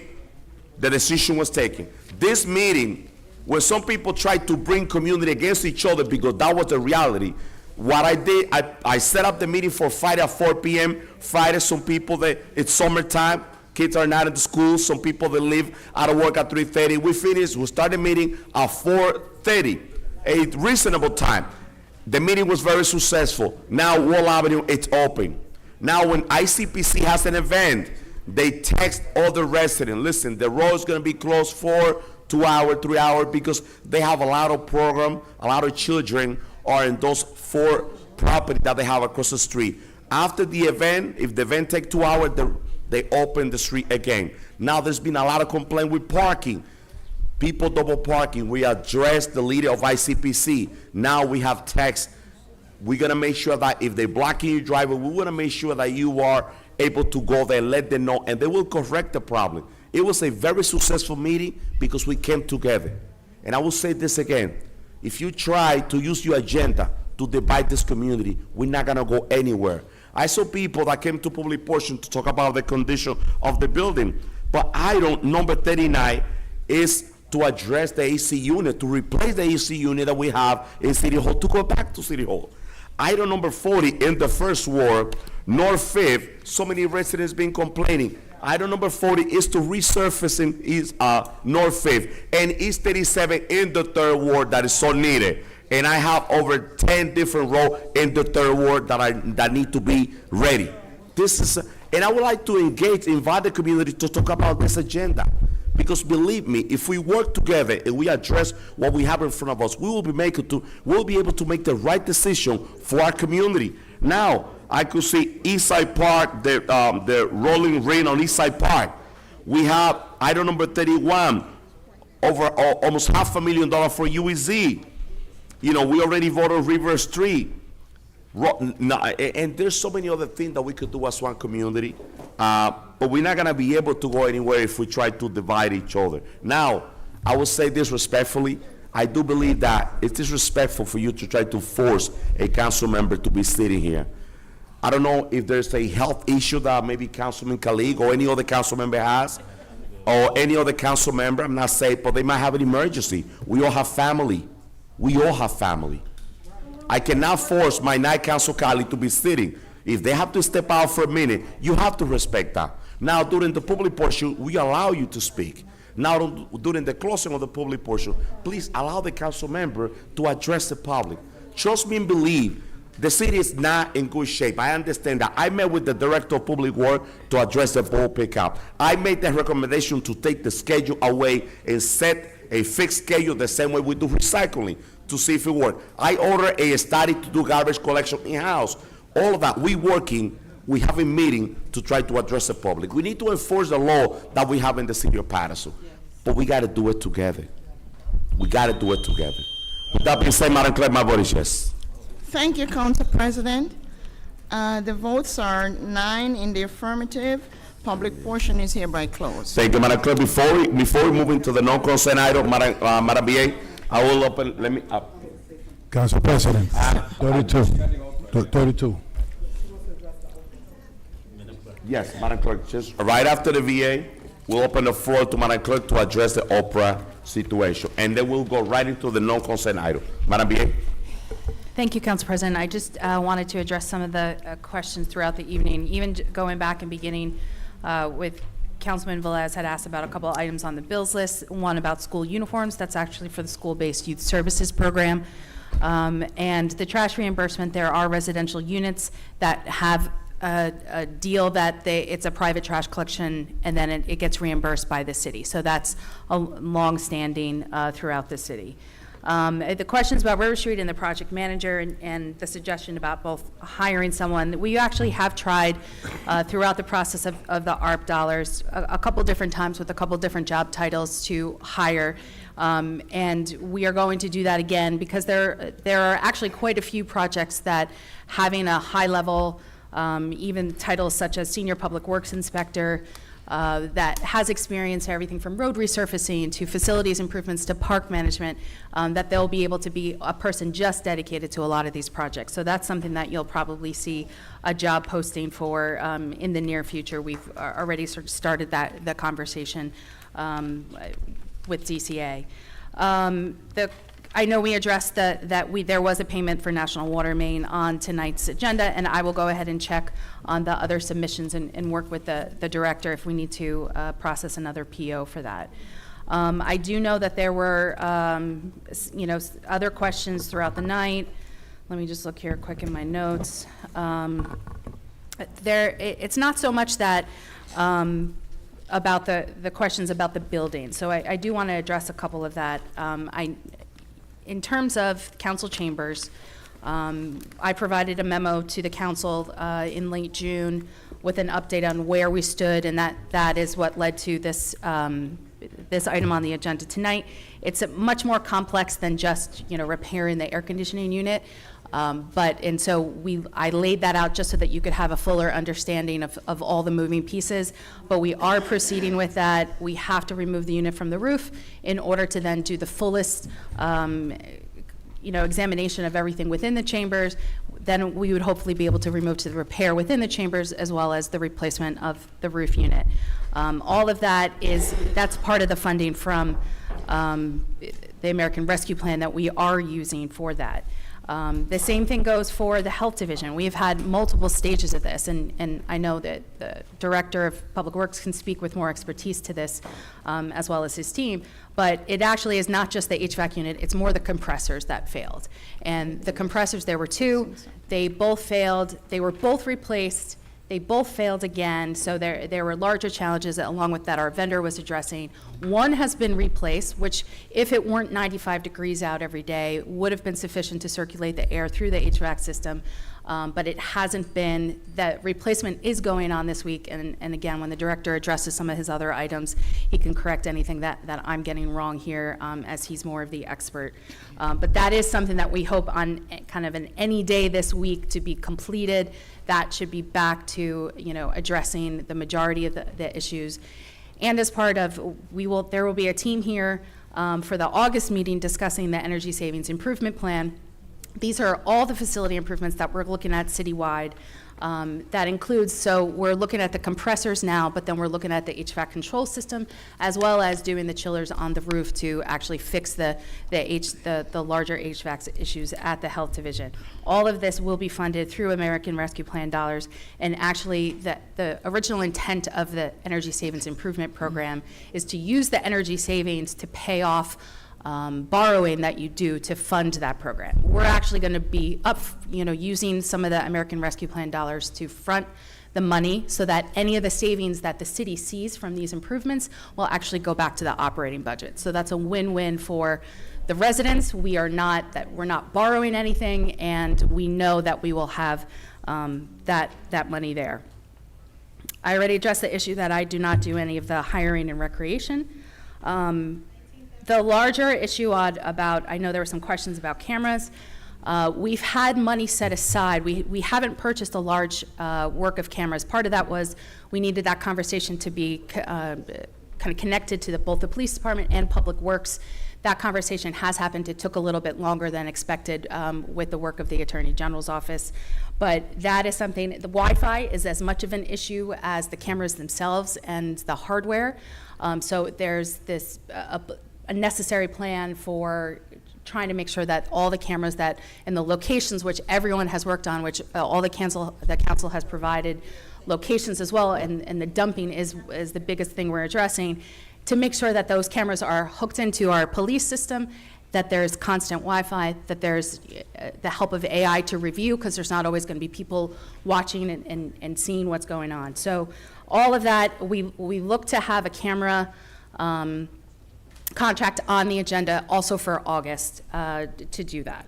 The overall, I know there's questions about the $19 million for the Recreation Center. It's actually, again, part of this larger, the city of Paterson received $64 million of American Rescue Plan dollars.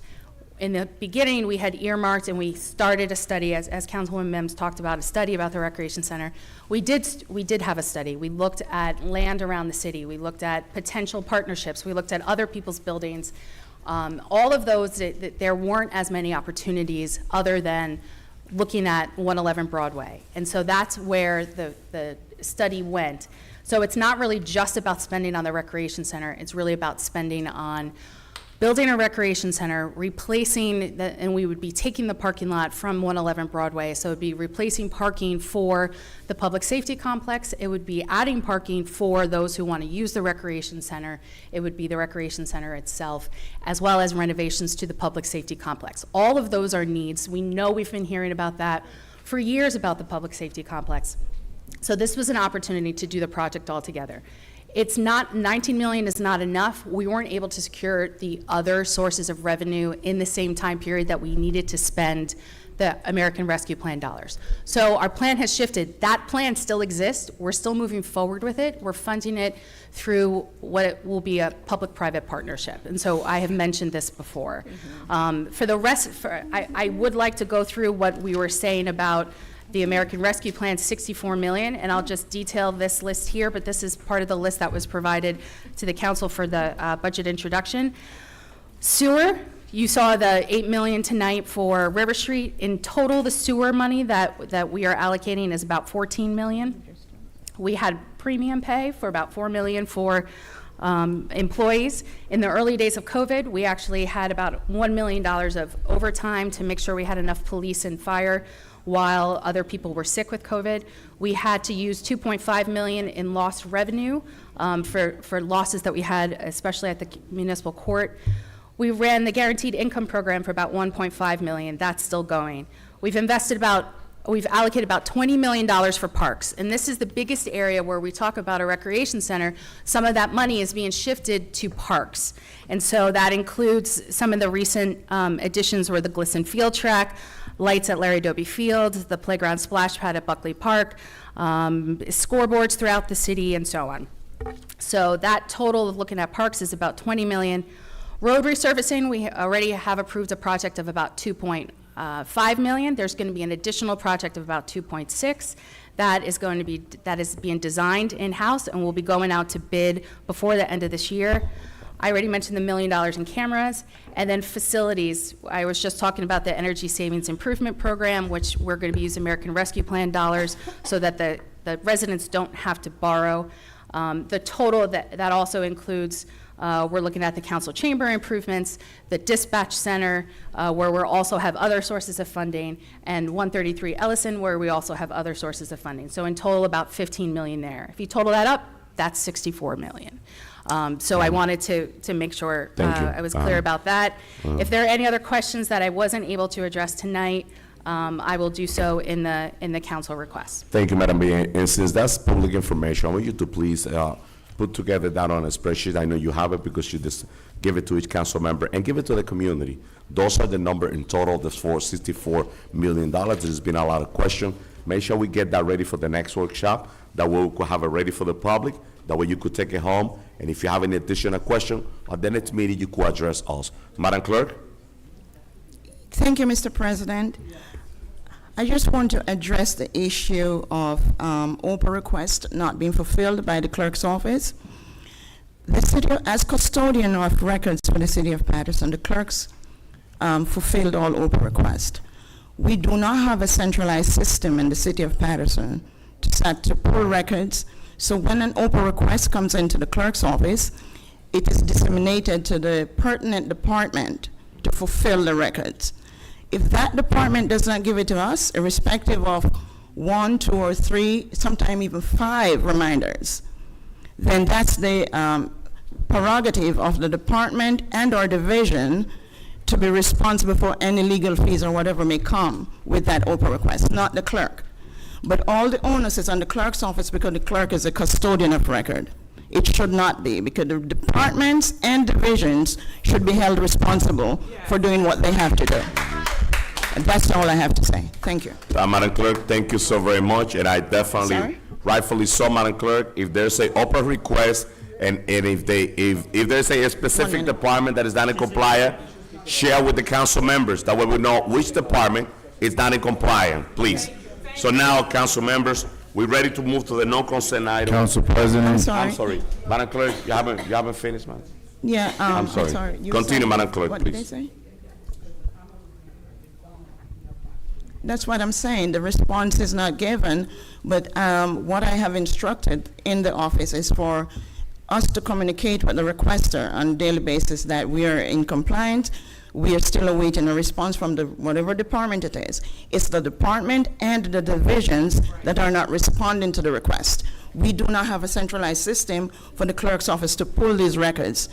Furthermore, if the records do not exist, we cannot give it. We cannot create records to fulfill an OPA. Councilman Mims? Okay. No, okay. So Council President. Just a minute. I will go with you, Councilman Jackson, in a minute. So, Madam Clerk, I want to thank you for your explanation. So I want to reiterate what I said before. If you have a situation where a specific department Yes. that is not providing you with the information for that to complete that opera, please share that with the governing body, because we're gonna hold that department accountable. Yeah, it's an for the ongoing position. issue as well. Thank you. Councilman Jackson.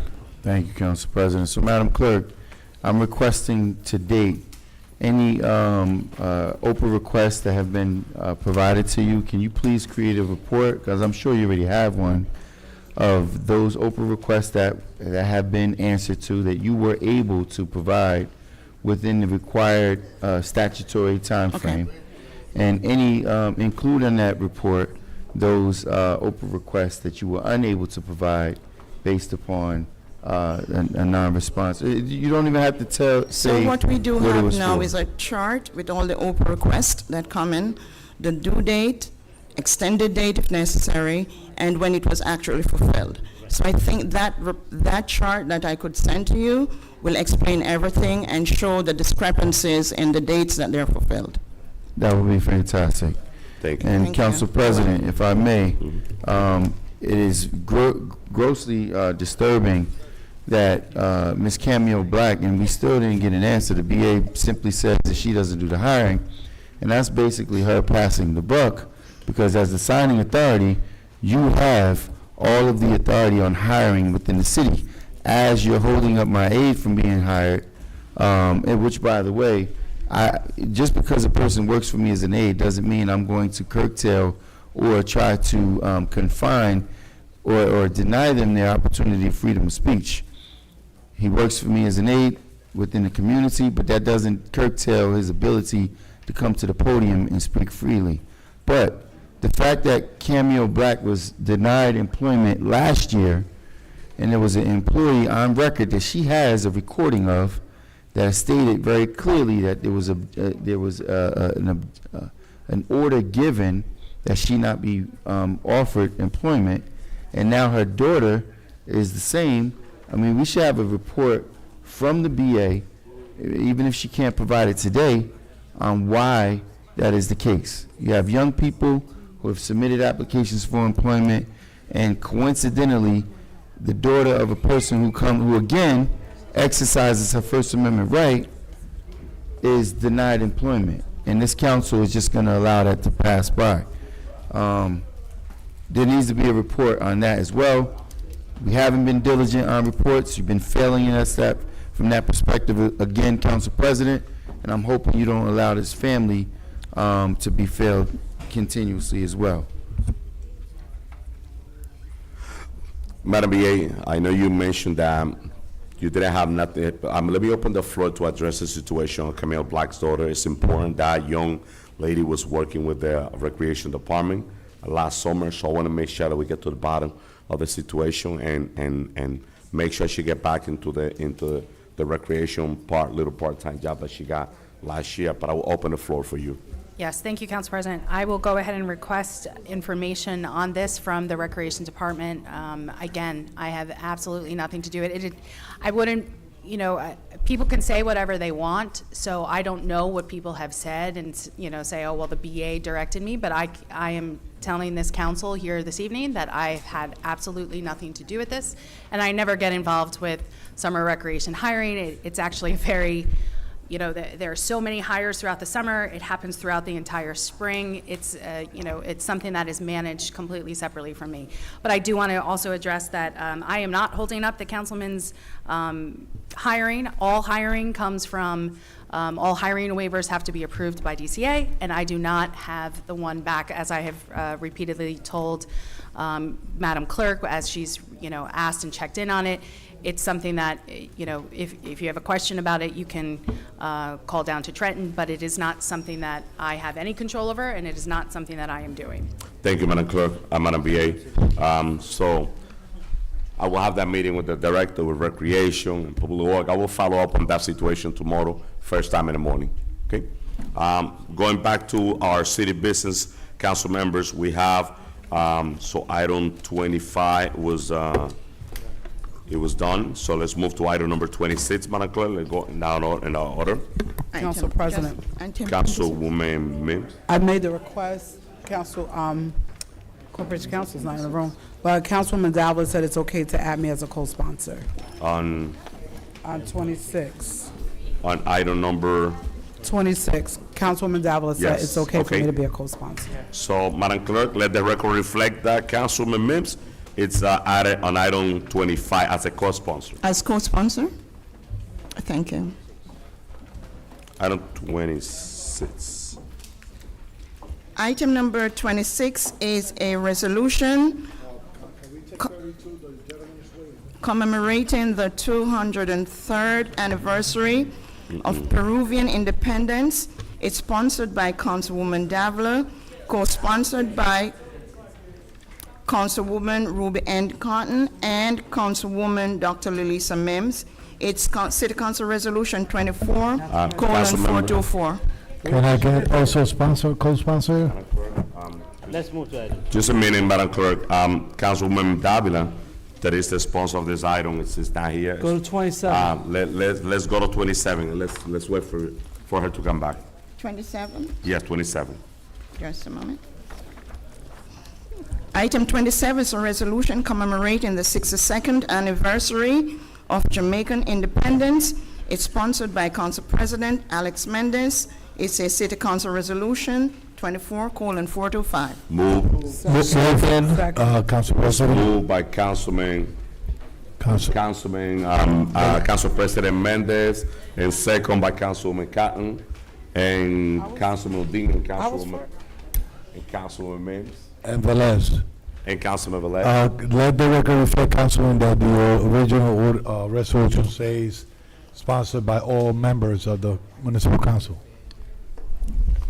That was the first one. I added, that's the way I submitted. Roll call, Madam Clerk. Okay.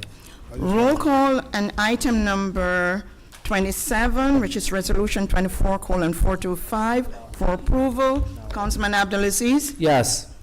Councilwoman Cotton? Councilman Kalik? Yes. Councilwoman Mims? Yes. Councilman Udine? Yes. Councilman Velez? Yaman, my peace, love, yes. Mr. President. Thank you, Madam Clerk. August the 2nd is our Jamaican flag raising ceremony in City Hall. I would like to invite all the residents of the great city of Paterson to show unity and support our Jamaican community at the flag raising ceremony. Right after that, behind the bank is going to be a little get-together that is being organized by John Jay every year right after the flag raising ceremony. Let's celebrate diversity in the city of Paterson. It's been a blessing to represent my Jamaican community as a councilman of the 3rd Ward. With that being said, my vote is yes, Madam Clerk. Thank you, Mr. President. The votes are 7 yeses, 2 absences. Item number 27 is hereby adopted. Thank you, Madam Clerk. Item number 28. Item number 28 is a resolution authorizing an award of contract to RES Advisors for consultant services to administer the city's HUD-funded program titled Home American Rescue Program, ARP, Rehabilitation Development Project for the Department of Community Development, RFP number 2024-20. So moved. It's a Community Development Resolution. Council members, wait to Madam Clerk read the 24:426. full resolution. Move. It was moved by Councilwoman Mims, Councilman Dean, second by Councilman Khalid, Councilman Velez, and Councilwoman Ruby Cotton. Roll call. He didn't even say nothing. Yes, Councilman Dean said. Oh, okay. Roll call Madam on Clerk, item please. number 28 for approval. Councilman Abdelaziz. Yes. Councilwoman Cotton. Thank you, Madam Clerk. I'm glad, Director McClendon, that we're finally getting this done. You know, I try to make my council colleague the importance of having a firm that's going to oversee how these home projects can get done. Thank you, Director McClendon. My vote is yes. Thank you, Councilwoman Cotton. Councilman Kalik. Thank you all you do, Madam Director. My vote is yes. Thank you, Councilman. Councilwoman Mims. As the new chair of community development, I'm looking forward to working with you because I love the way you follow the process to make sure that we stay in compliance with HUD. My vote is yes. Thank you, Dr. Mims. Councilman Udine. My vote is yes, Madam Clerk. Thank you, Councilman. Councilman Velez. Madam Director, you, your staff is outstanding with that department and being compliant with the federal, my vote is yes. Thank you, Councilman Velez. Mr. President. Thank you, Madam Clerk. Director, always supporting you because you always follow the process. You're always on top of the deadline, and you do what needs to be done in the city of Paterson. I just would like to encourage more people to be involved in this process. That way they will know the job that you have to do to provide those services out there. As our Councilwoman at Large, Dr. Lily Simmons mentioned before, she's the new chairwoman of Community Development. I'm looking forward to see those meetings, to get those work that on the pipeline done. With that being said, my vote is yes, Madam Clerk. Thank you, Mr. President. The votes are 7 yeses, 2 absences. Item number 28 is hereby adopted. Thank you, Madam Clerk. Item number 29. Item number 29 is a resolution authorizing the defunding of the Paterson Housing Authority's Veteran Affordable Housing Project located in the 4th Ward, funded with home funding in the amount of $1,201,844.97. It's a Community Development Resolution 24:427. So moved. Thank you. It was moved by Councilwoman Mims and Councilwoman Cotton, second by Councilwoman Khalid, Council President Mendez. Roll call, Madam Clerk, on item 29. Roll call on item number 29 for approval. Councilman Abdulaziz. Yes. Councilwoman Cotton. Thank you, Council President. Thank you, Madam Clerk. This is the money that we need to move to another project. Director, thank you, Barbara McClendon. Madam Clerk, my vote is yes. Thank you, Councilwoman Cotton. Councilman Jackson. Yes. Councilman Khalid. Yes. Councilwoman Mims. Yes. Councilman Udine. Yes. Councilman Velez. Let's have the record straight. You know, we're not defunding because we want to. We are defunding because we have to be in compliance. Moving forward, hopefully the administration and this division really come with a plan that we could help our veterans that deserve it in the city, that have fought for their life to defend the country. Saying that, my vote is yes. Thank you, Councilman Velez. Councilwoman Davila, we are voting on item number 29. Yes, my vote is yes. Thank you. Mr. President. My vote is yes, Madam Clerk. Thank you, Mr. President. The votes are 9 affirmative ones. Item number 29 is hereby adopted. Thank you, Madam Clerk. Item number 30. Item number 30 is a resolution of the City of Paterson authorizing the submission of request to the Urban Enterprise Zone Authority to publish a request for proposals for professional services to develop a 5-year zone plan. It's Economic Development Resolution 24:428. So moved. It was moved by Councilwoman Davila, second by Councilman Khalid, Councilwoman Mims, and Councilman Udine. Roll call, Madam Clerk, on item number 30. Roll call on item number 30 for approval. Councilman Abdulaziz. Yes. Discussion for a minute. We're on roll call. I said, hold on. Yes. We're in roll call. Yeah, we're in roll call, Councilman. Just quickly, Councilman. Roll call, vote is yes. Councilman, we'll roll call, present the director, make your comment, and make sure the director take note, that way you can get. Council President, there's no discussion and roll call. I know, but. Do you have any comments? Yeah, right now, so we gotta continue the vote. It's only one vote. Hold on. Council President, in the middle of roll call. Go ahead, Councilman Velez. Roll call. Councilman Abdulaziz. Yes. Councilwoman Cotton. Yes. Councilwoman Davila. Yes. Councilman Jackson.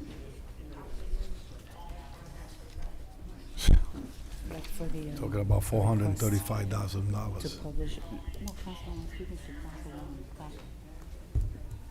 No. Councilman Khalid. Yes. Councilwoman Mims. I'm happy to see that we're proactively putting a plan together, which is needed so that we can make sure that funds are allocated properly and that the needs of our community are being met. My vote is yes. Thank you, Dr. Mims. Councilman Udine. So, Madam Director, I want to bring to your attention another topic from your department, which is cannabis licenses. And we approved 3 licenses. It's about more than a year. they are not taking place. We don't know actually when they are going to really have their business to be started.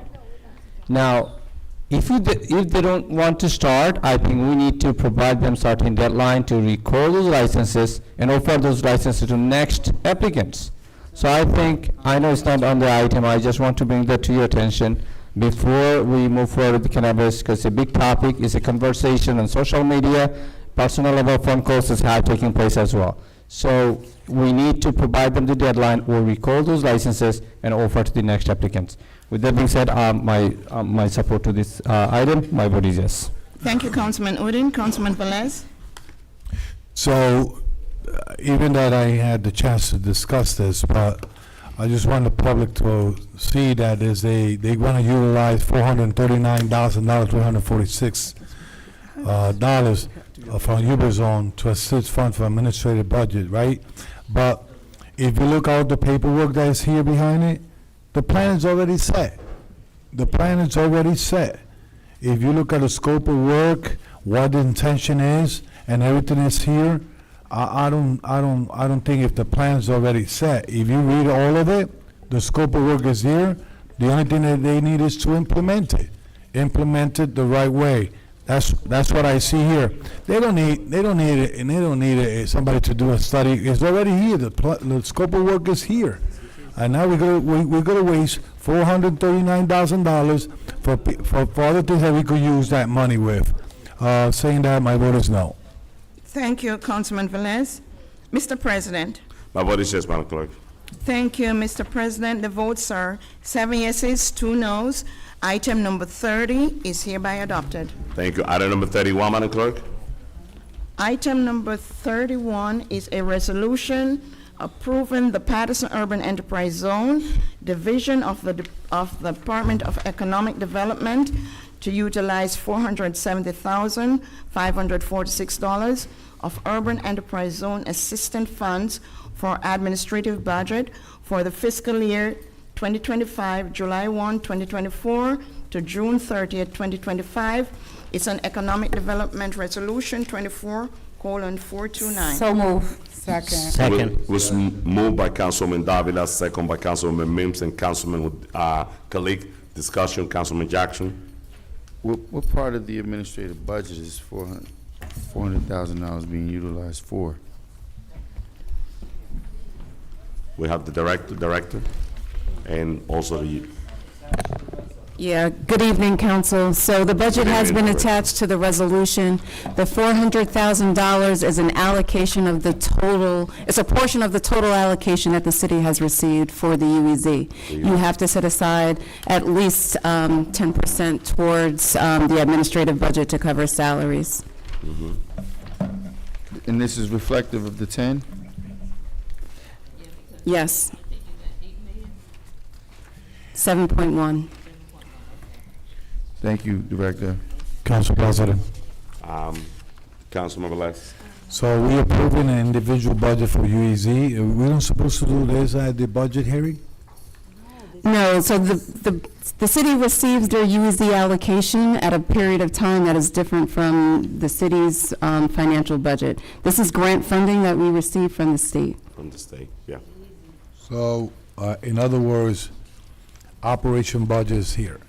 And Correct. Okay, for that money that we receive, are you planning to hire more people there? Correct. We are looking to increase the staff to include 3 additional staff members to the department. So all this is going to go to operation. It's not going to be no cops, no nothing out there? No, this is purely for the administration budget for the day-to-day operations internally. How much we have left in that $10 million that we receive? No, so we have a total of 7.1 million. A portion of this is going to pay for the administrative budget.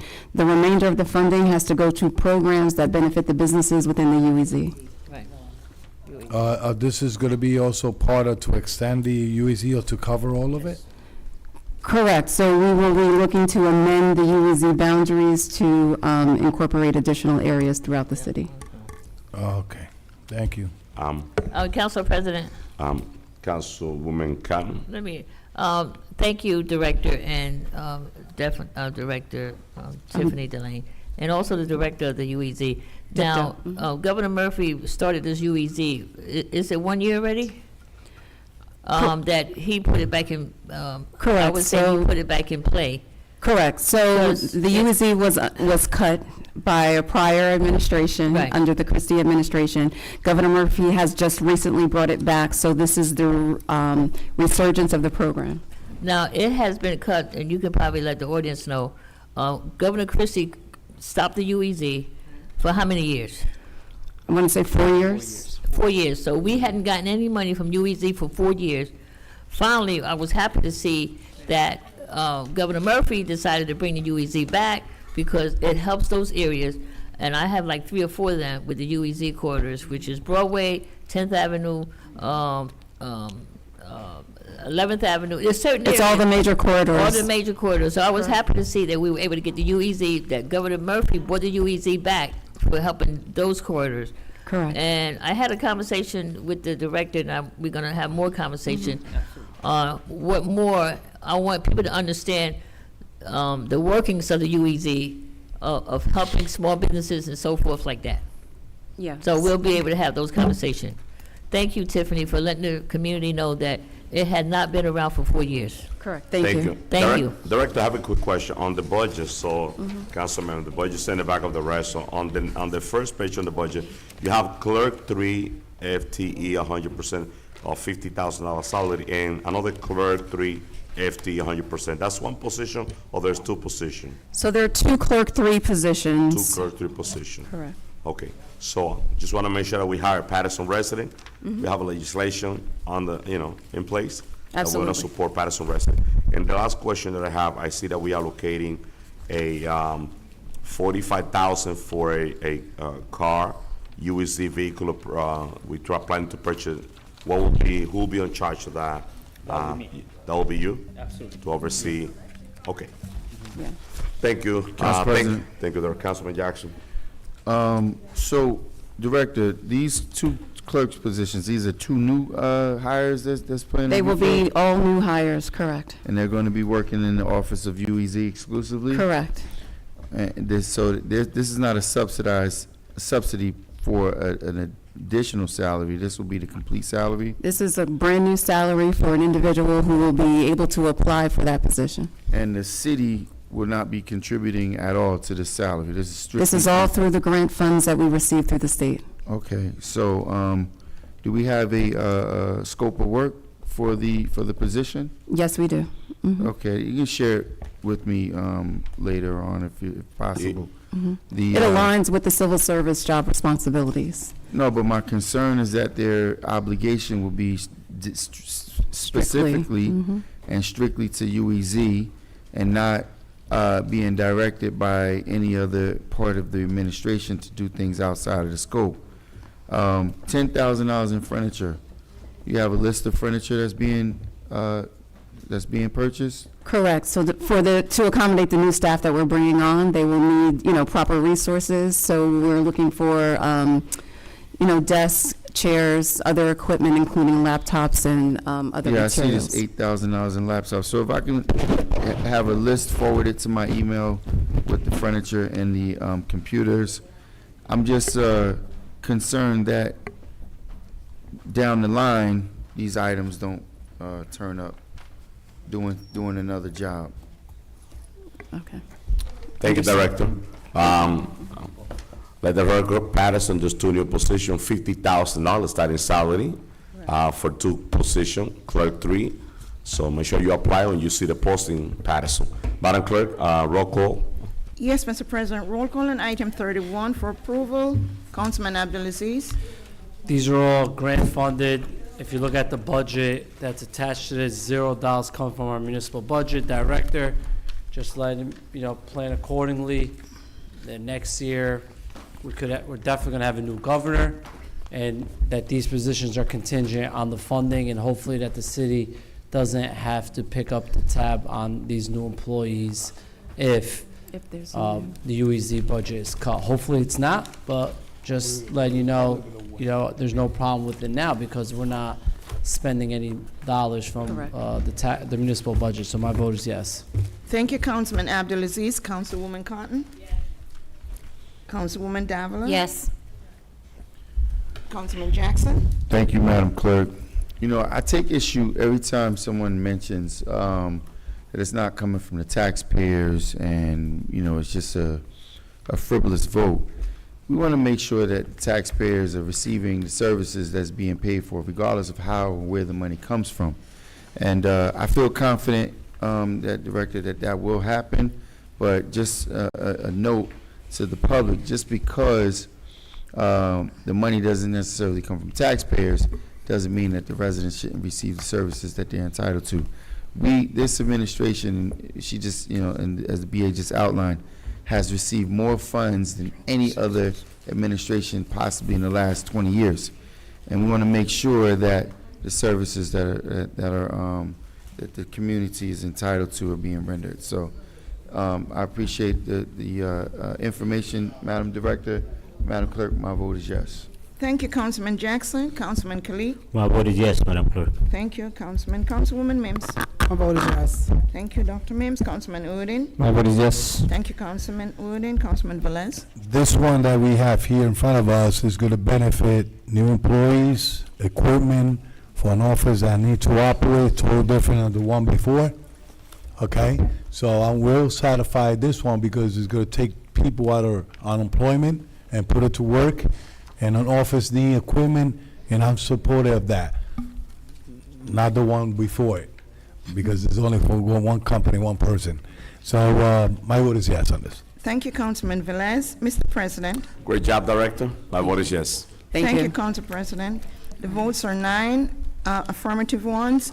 Item number 31 is hereby adopted. Council President, Director, Council President, Councilman Velez. can you get together with DPW and remove the green garbage can that are next to the new ones? Because people are putting bags and big stuff in those green barrels or whatever they call it around my We're ward. going tonight, or we're going. Yeah, okay.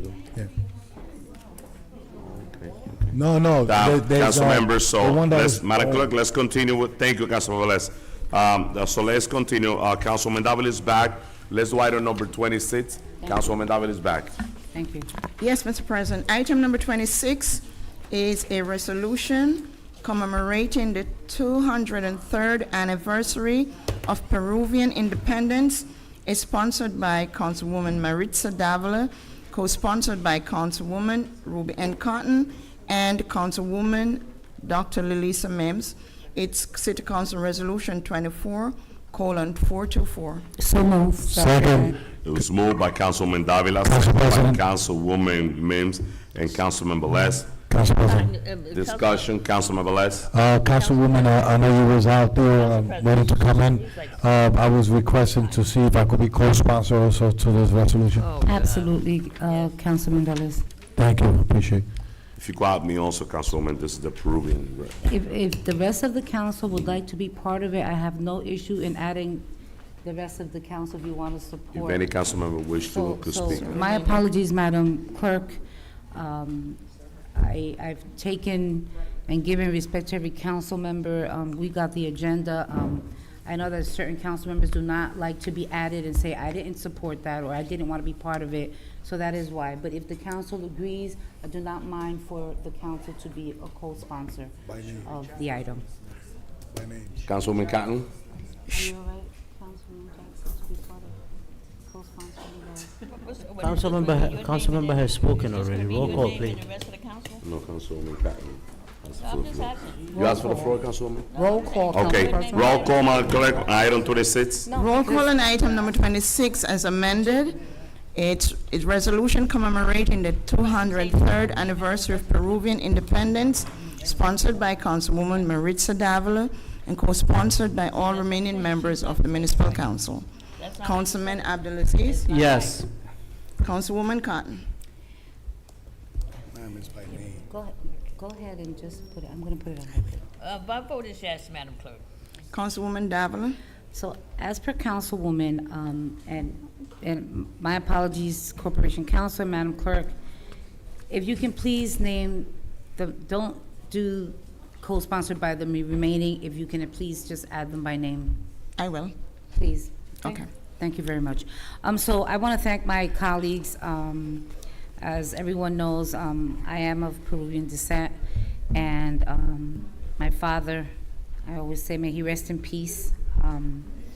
It is through him that I am also a Peruvian American. My mother was Puerto Rican, and I'm just very happy that we're going to be able to celebrate another year of Peruvian independence.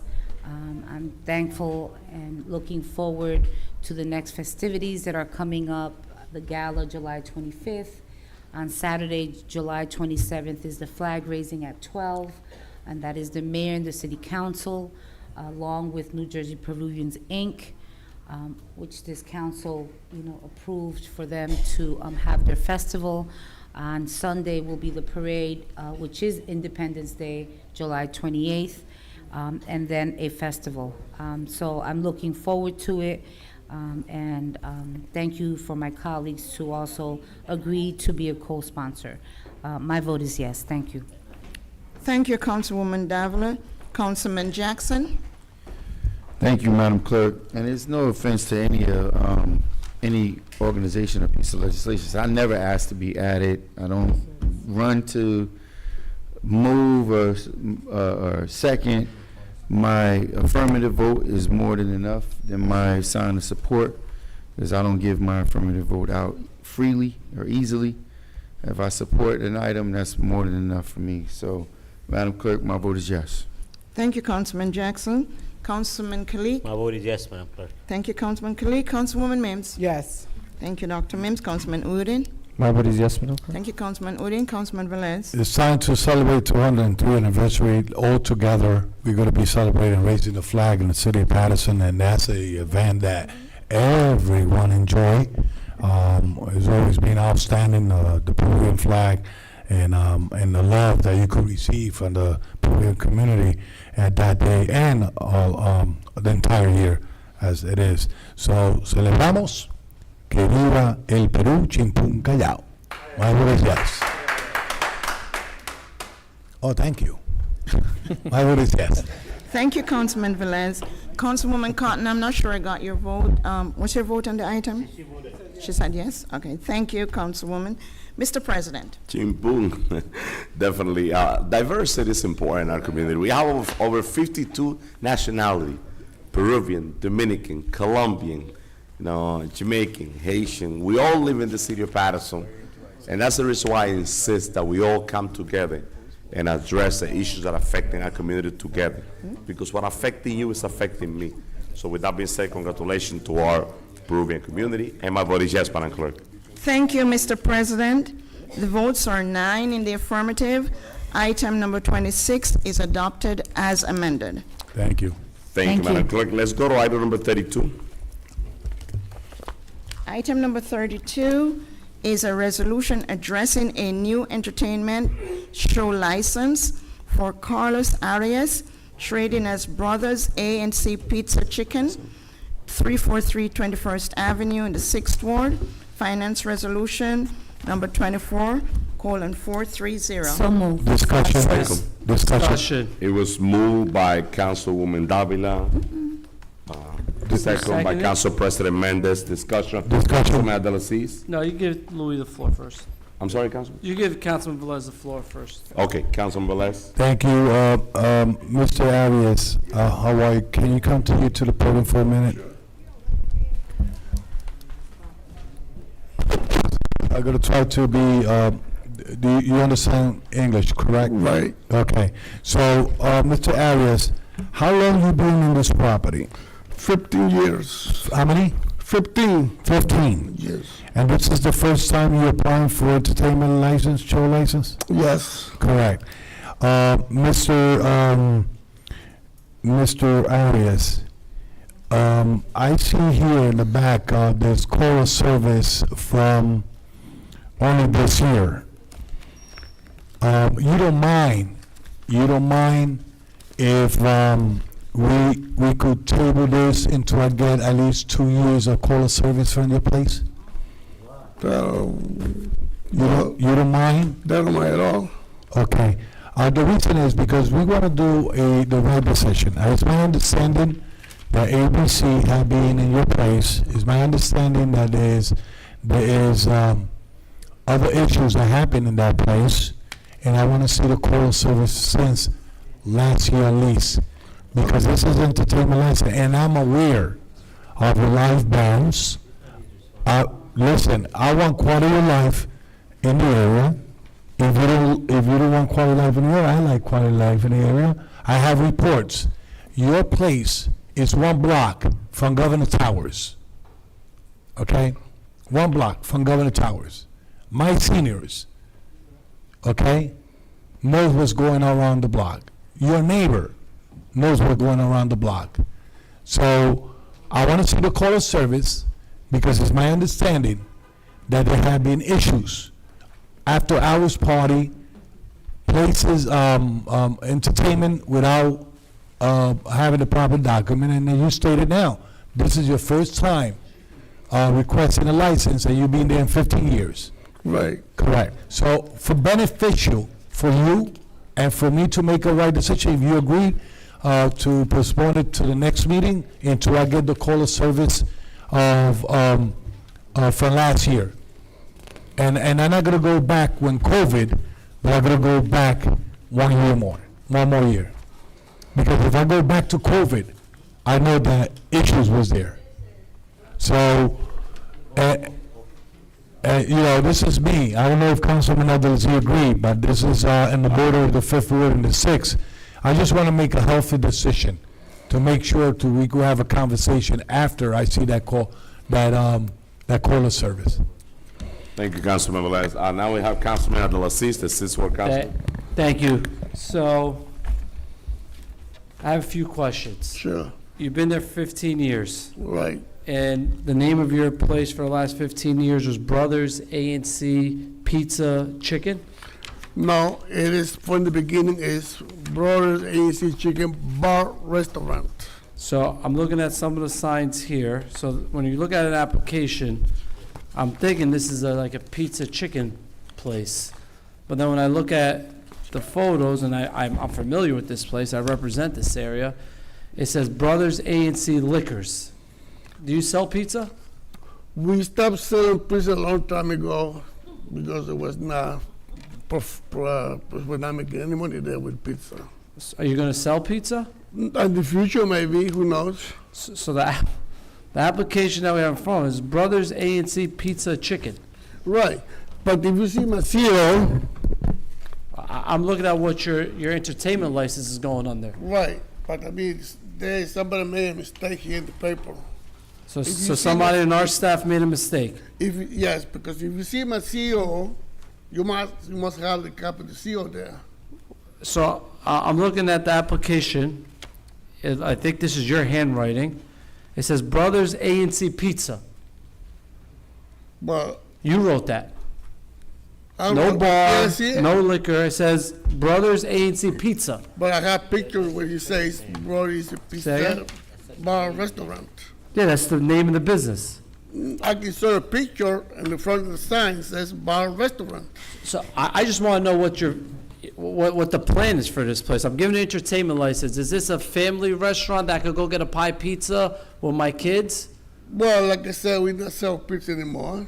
I said that before. So let's just council colleagues, right?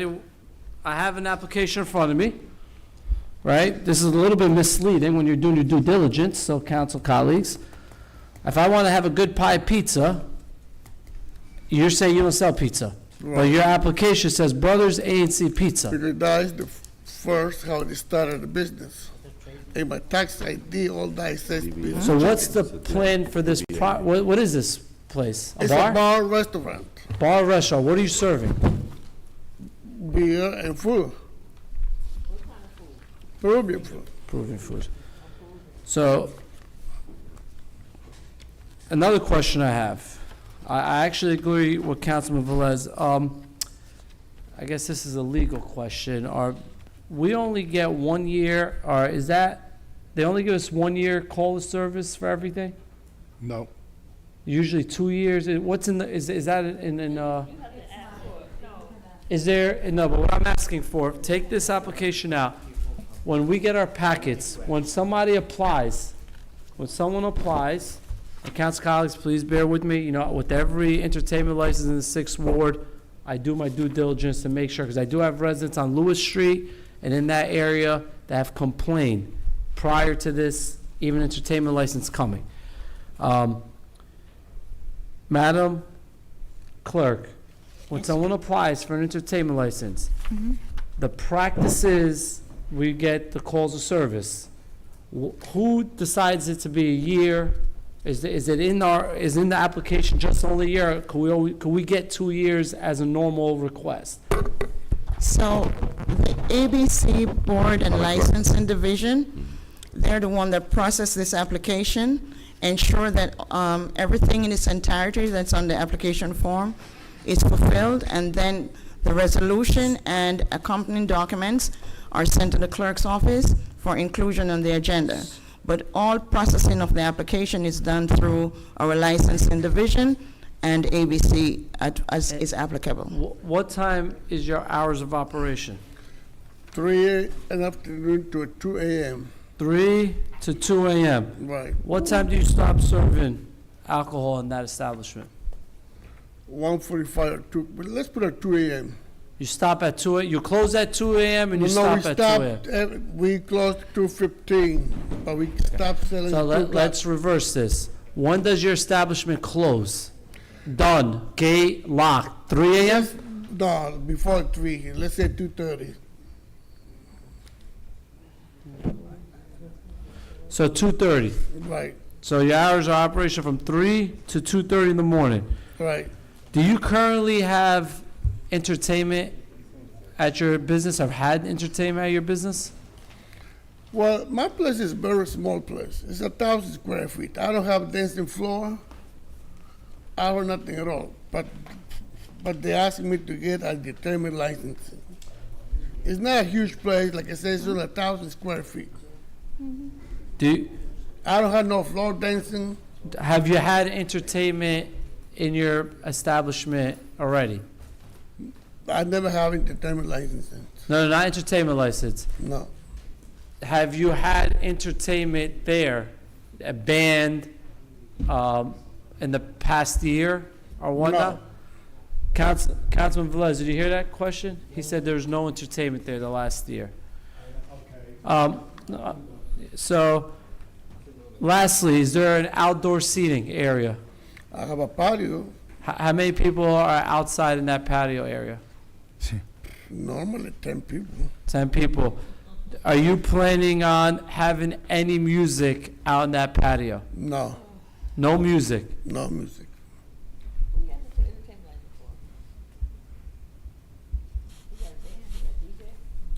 He's. He needs. Council members, Councilman I'm just gonna wrap up. I'm just gonna wrap up. No, just a minute. Council member, ask for the floor before you speak. Yeah, After Councilman Dela Cis, I got Councilwoman Davila on that is next. So, I don't know how this vote's gonna go.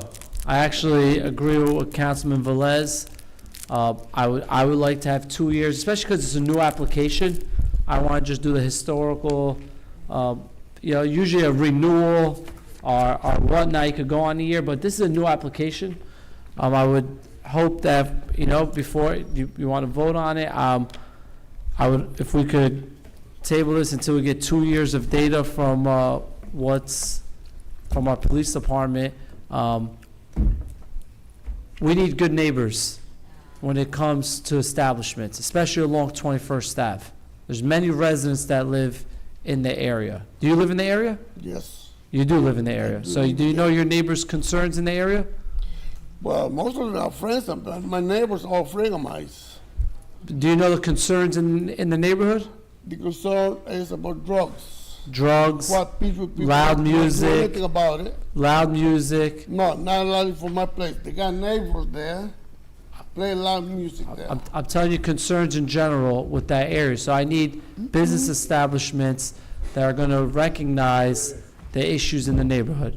So I'm glad you understand that, and hopefully you could be a partner with me to make sure that that doesn't come out of your Well, I establishment. want to be partnered with you. I call you many times, but you never answer. I don't remember getting a Well, I call left from you. Jimmy a lot of messages. I don't reflect, usually I Okay, get but back, like you so. said, we can become friends, whatever you say. It's not about friends, I'm asking you, I've received calls about loud music out of this I've not- establishment. yes. I have, from residents on Lewis Street. I agree with that, but Okay, it's not because it needs the neighbors too. Okay. Okay. But I would recommend with Councilman Velez, if we could, I would feel more comfortable before voting on this. I'm not totally against it. But if, I would want the 2 years. If I don't have the 2 years, then, you know, I just think we gotta keep an eye on it. Thank you. Councilwoman Davila? So what I wanted to ask, because I'm sure that you're understanding the line of questions here, right? So you cannot come to us to request an entertainment show license, and you're saying, I'm not gonna play any music. That doesn't make sense, what you said. So I wanted to kind of like put on record, right, that you understand that what you're applying for is for you to be able to have music in, okay, that you may not have a dance floor, okay, but you're applying because you want to be able to have music in your establishment. Inside. Inside, okay. Not outside. So you have been there 15 years. Right. So I am having a little problem with the picture that I saw on the application, because nowhere does it say pizza or chicken. It says A&C Liquors, okay? Which is bar, right? And in a bar, you go have a drink, you want to listen to some music, right? And so within those 15 years, has there been any issues that have derived from your establishment, that has poured out anything with the you know, any shootings, any stabbings, anything that, because right now, and no, I'm not gonna go back 15 years. I mean, you know, things happen, and that's not where I'm going. The 2 years councilman enough. to my right, who represents that ward, the councilman to my left, who's in the 5th ward, who is borderline, okay? And I, as councilwoman at large, you know, we represent, all the at large represent the entire city, okay? So our concerns are all over, right? But there are certain council members that are specific to their ward, and they're very, maybe I should use, maybe not, but I'll use it, territorial, right? They want to make sure that everything is done right, and as you heard, friendly neighbors, right? I, for one, you know, I moved the motion, right? And there was a second, and obviously for a discussion, so we can put on record, and I knew the councilman did not want this item on, okay? But he was not here, and it moved forward on the agenda. And not that he's not in support, we do need a little more information. So I think, I'm not gonna go back and ask for 15 years, I think 2 years to enough. see, you know, where we are. I mean, I don't know if you shut down for COVID, okay, if you were closed, if you were an establishment, like we found some individuals, like, we are right now, our police department, has been taken over by the Attorney General's office, so we have an OIC, and one of his major things for this summer is cracking down on the quality of life specific to after hours, right? And so that's why this council is asking those questions, nothing against you personally, but we need to have a little more information. So I'm gonna, you know, if it is okay with the rest of my colleagues, I don't know if you wanna proceed to, if you want to proceed for a vote, but if not, then I will remove my motion to move forward, since there's 2 of my colleagues who would like to get an additional year of calls to service. President? Just, yes, I have Councilman Kalik, and then right after Councilman Kalik, Councilman Jackson, but I just want to just intervene for a minute. I understand the situation with the name, that you have the disparity about the what is say in front of the business as this brother A&C Liquor, and that you have Carlos AC Pizza and Chicken. You're using that as a DBA name, because the original corporation was Carlos Aria, TA Brother A&C Pizza Chicken, DBA Brothers Bar and Liquor. That I understand that legally you're allowed to do that. when I have a corporation, my name, DBA, my company. I don't need to bring the name of my business here at the council, but I had 2 businesses, and that's something legally okay to do it. Now, my councilman of the 6th Ward, he take quality of life very seriously. We have a lot of issues with after hour. We have a lot of problems with people not doing what they're supposed to do in terms of business, not being good neighbor with loud music. We're not saying that this is your case, but rightfully so, he would like to look at data a little longer. So I would definitely, that will be the appropriate things to do. I'm also inclining to tabling this, not voting tonight. We're not gonna say no to you, to this item. We're just gonna wait, get the information, and come back. And once we look at the information, we'll be able to make an informed decision.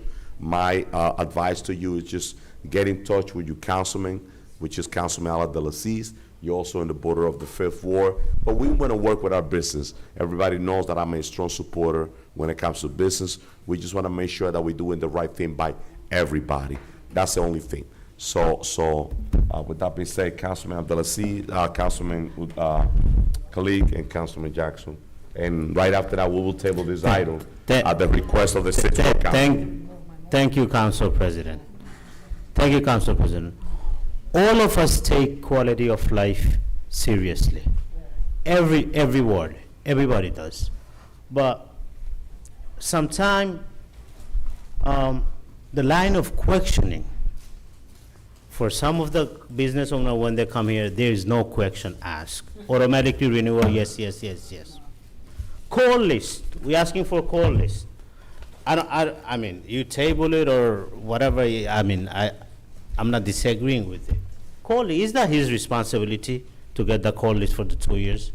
Automatically we get that with the application. There's a call list, I think 2024 already attached. Why is not attached? Now he's being penalized. He gotta come back after 2 months or 1 month, whenever the next meeting is. Whole month. I think that. There's a call list there. Council members, Councilman Khalid has the floor. Let's be respectful. No, that way we could continue our meeting, council members, please. Councilman, for the fact he's not waiting for 15 years. He had a different business. Now he's expanding. He want an entertainment race, and that's exactly what's going on. It's okay to table. Now it's not that it's my. I want everybody to be treated equally. That's my concern. I want everybody to be treated equally. That's it. Like I said, some of the entertainment licenses come here, no question asked. Automatically, yes, yes, yes. Don't even ask for a call list. If there's a call list of 15 calls, 20, 100 calls from past year, no, overlook it. But somebody with a legitimate, application is here. It's okay to table. We could do our, we could do our investigation. But line of questioning. Council President. Thank you, Council President, for Councilman Jackson. Giving me Council members, we're time. tabling this item, council members. Okay. We're tabling this item. After Councilman Jackson, let's table this item, and let's continue the meeting. Once we get the data, we'll be able to make a decision. We're not saying now to you, as a business owner. It's a request from the 6th Ward Councilman. It's a request that I'm going to honor because that's the 6th Ward, and he represents that area. Councilman Jackson. Thank you, Council President. I'm just going to continue on with the 2nd Ward Councilman was saying, because it's totally unfair. It is very difficult doing business in the city. The amount of disposable income is non-existent. IHOP, a reputable chain store, was forced to close.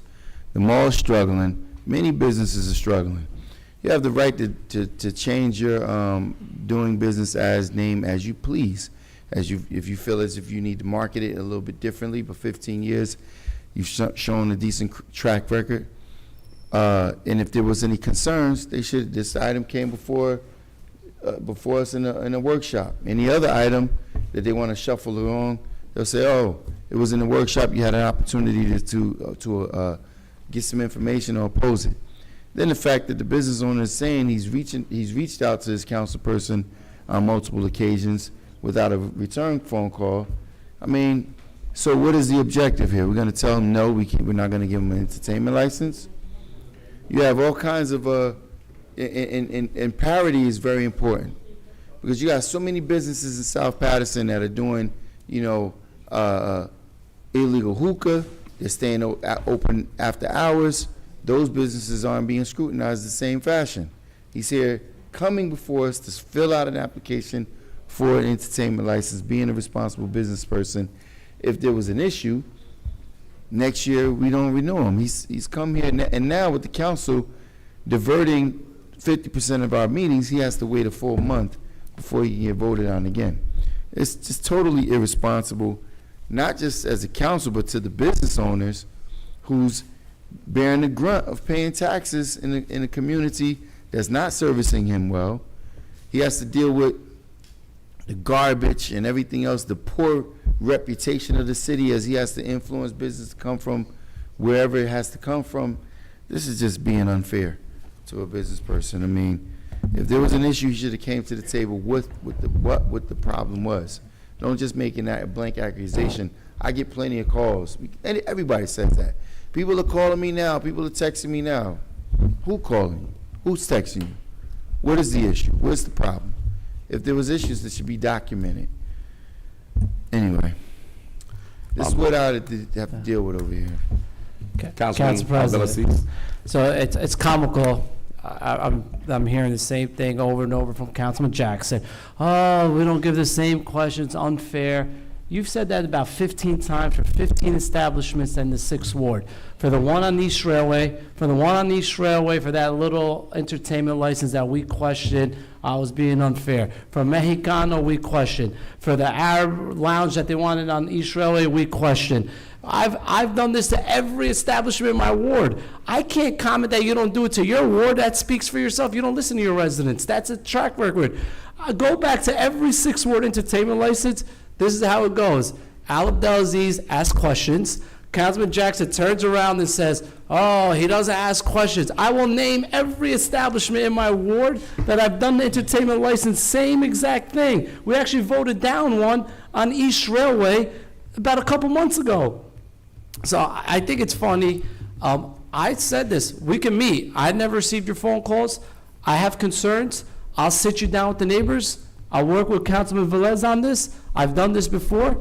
I'm not totally against this right now. I need some more information. That's all I'm asking. And then we can work from there. But I've done this with every establishment. And guess what?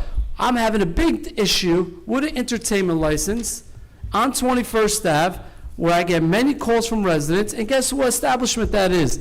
The PBA building.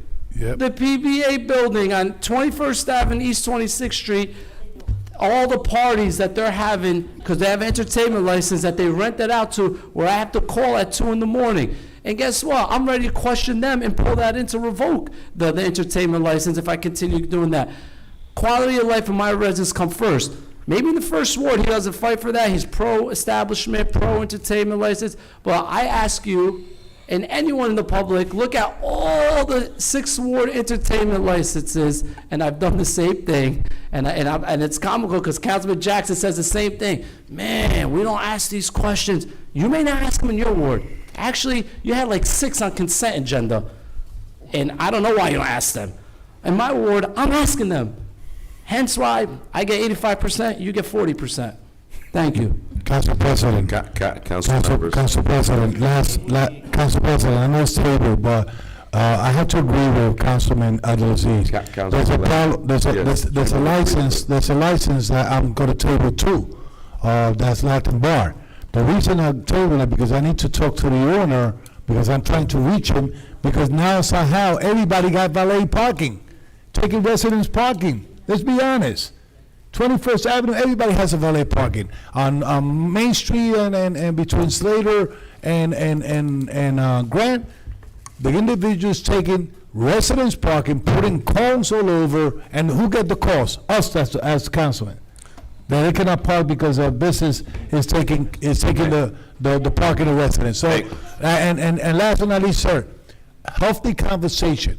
I found out about this application today because it's coming back, but I thought the conversation was going to be before coming back here. It's a healthy conversation Probably a one-on-one conversation, what to do, not to do, because right now, your applications say that you're only gonna play DJ. What's gonna happen if you have a band? If you're not specifying the application? Thank you, Councilman Velez. Entertainment So includes let me, band. Council President. So, After you, go ahead. This is not Jacksonville. this item is stable. It's not Jacksonville. This is- I would recommend you to get in touch with you councilman on this. Council President, I will who second the motion? You wouldn't even know about having a Jacksonville or having Council any kind of President, can I business. remove Council my members, motion? please. Remove the second. Councilwoman, you remove your motion, Councilman Mims. It was, who was the one that second? Oh, you were second. You So gotta remove your I second. remove, yes, I remove my motion to table this item. And as I mentioned before, the councilman is not blocking you from having this license. Get in touch with him, Councilman Abdelaziz, make sure you get his number, have a conversation tomorrow, because we're gonna have this back on the agenda on the next meeting, so we want additional information, and that's what we do. Let's have a conversation, and let's be a good neighbor. Council Council President. members, Councilman Jackson? Very good. I'm not gonna let the sixth ward councilman take stabs like that and not have a response. Because maybe I don't dispute the applications, but that's not the ones that I'm talking about. I've sat next to him and other council members in businesses while illegal smoking was going on in his family members' businesses. But those businesses don't have applications that come before his council. But at the same time, they're not scrutinized either. They don't get, the inspectors don't run down on them the same way that they're running down in other places. I've sat here while this fifth ward councilman scrutinized businesses for having seats on the sidewalk, which is totally legal. You can ride through various parts of the sixth ward, and businesses that don't have those applications have seats and tables in front. But if I go out there and say something, now I'm targeting the Muslims, now I'm targeting, the Arabs. But we're talking about parity. I've sat there with him while he's smoking in an establishment, inside establishments where smoking is illegal. I haven't sat next to you in establishments before? Council members? I haven't sat next to you before? What do you mean you don't have? We've sat next to each other in his family members' business while various council members and other members of the administration were in there. So what are you talking about? Oh, yeah, So the amount of parity is not there. For you, right? All right. But when the art factory came up, without a CO, there was no issue with that. They allowed that situation to get pushed through. There is no level of parity. Council members, so we're moving on. So thank you so very much. We're moving on for an item 30, an item 34. Council members, may I have your attention for a minute? Yeah, item 33 was already approved. So we're going to item 33. Council members, if I may, council members, if I may, before we move into the item 33, I would like to make an announcement. Councilman Abdelaziz, I would like to make an announcement. There's a very strong leader in our community that is really sick, really sick. And I want to ask everybody to keep Dr. Garden in our prayer. She's extremely sick, and she's been an icon in our community. She's been dedicating her life to serve this community. My former commissioner of the Housing Authority, Bernard Jones, has been with her for many years. I know her personally at the personal level, and I have so much respect for that. Such a powerful leader in our community. Councilman Abdelaziz, I would like to request on the next meeting to rename a street in honor of Dr. Garner's way. Could be Clinton Street around Arch Street. I will send you an email, but I hope and pray that we could get this done before, and that she could see and feel what happened. I really want to have the opportunity to do that. And I want to put this on record. I have so much respect for her, and that will be the right thing to do for Dr. Garner. I just want to ask everybody to keep her in our prayer. And I want to ask you, Councilman Abdelaziz, as chairman of the street naming committee, to the family to provide us with a bio, because that will be the right thing to do, honoring the legacy and life of Dr. Garner by renaming. It could be Clinton Street or Arch Street that section that she's been there for so many years. That request is on the floor, Councilman Delacis. I will send it to you tomorrow. Let's continue the meeting, Councilmember. Item number 33. Madam Clerk, item 33. Item number 33 is a resolution authorizing the application and acceptance of award for the 2024 New Jersey Department of Corrections Local Empowered, Accountable, and Determined Led Reentry Initiative Grant, Law Resolution 24:431. May I have a motion, please? Do I have a motion, item 33? So moved. It was moved by Councilman Khalid, second by Council President Mendez and Councilman Udine. Roll call, Madam Clerk, on item 33.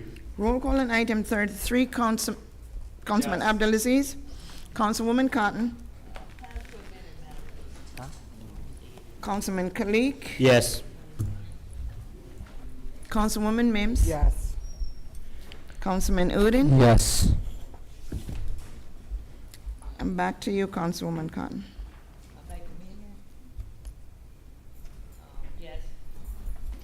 Thank you, Councilwoman Cotton.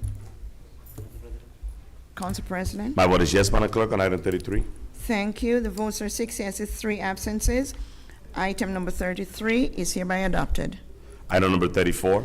Item 34 is a resolution authorizing a contract with Land Associates for green infrastructure evaluation at 10 pilot sites for the Division of Engineering of the Department of Public Works Resolution 24:432. So moved. Moved by Councilman Khalid, second by Councilman Udine. Roll call, Madam Clerk, on item 34. Roll call on item 34. Councilwoman Cotton.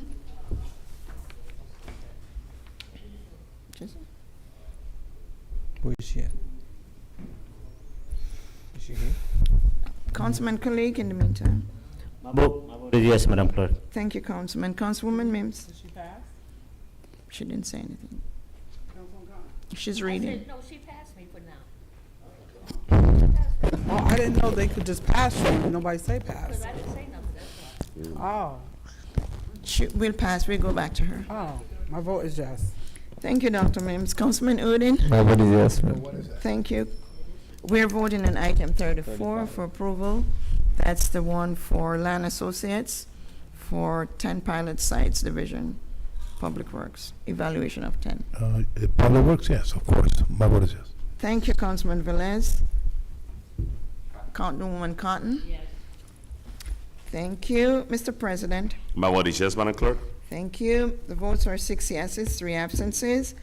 Item number 34 is hereby adopted. Thank you, Madam Clerk. Item number 35. Hold, just,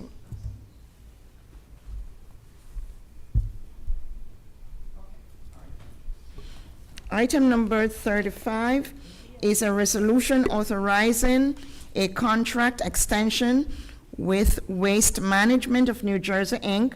for the disposal of recycled corrugated cardboard and commingled materials, bid number 22.31, for a period of 3 months for the Department of Public Works Resolution 24:433. Do I have a motion? So moved. Moved by Councilman Kalik, Second. second by Councilman Udine. Discussion, Councilwoman Cotton. Let me ask Rodriguez, I remember when, I can't remember who was the mayor, but,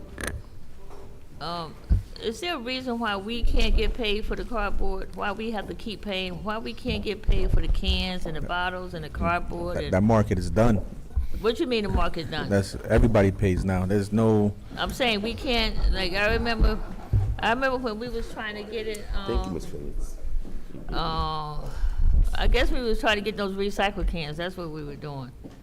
Recyclable bins that we was getting. for, Well, remember we ordered all those recycled bins? yeah, we still got 'em. We still got Huh? some. We still got them. We gave them out. We gave out some. We still have a few. Yeah, but we don't have any now, though. Yeah, we got a few. Well, every time people call, they say there's no recycling bin. 33. I got about 10 people that needs recycling bins.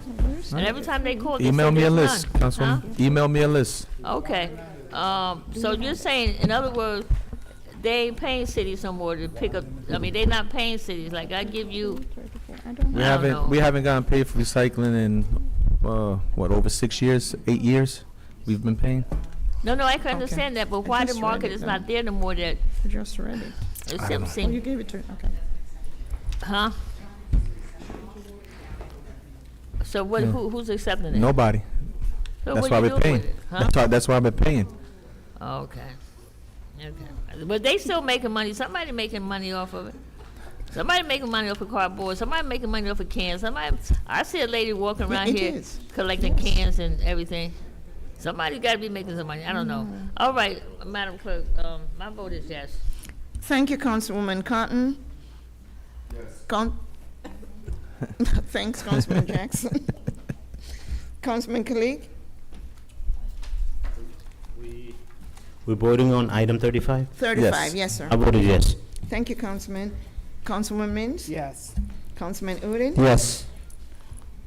Mr. President? My vote is yes, Madam Clerk. Thank you.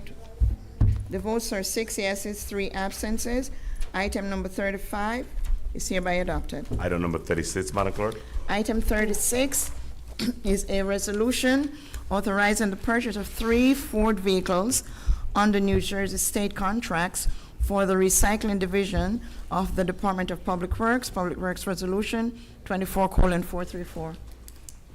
Second. Moved by Councilman Kalik, second by Councilman Dean. Discussion Director, so we have 3 new vehicles for the record. Can you elaborate on this? If this is a replacement or new vehicle, and who's gonna be on charge of those 3? These will be, If they have a designation. yeah, these will be ran through our Recycling and Clean Communities Division.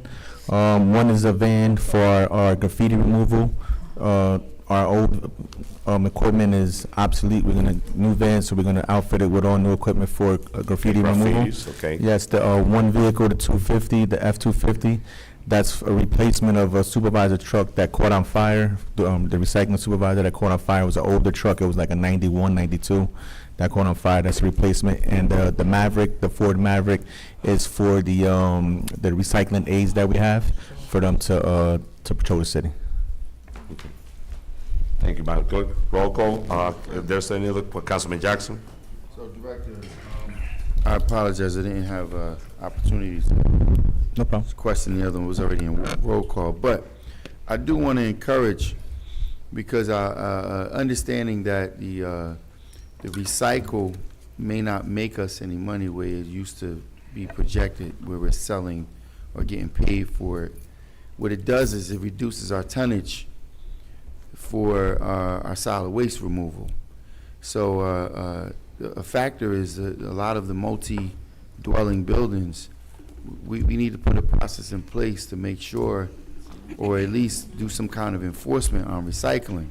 They're not recycling, they're just throwing everything in one big, Actually, our recycling is up, especially in the First Ward, Councilman. Our recycling has gone up in the First Ward a lot, and in the Fourth Ward, the 2 wards that have been behind recycling for historically, but they are, the numbers are up.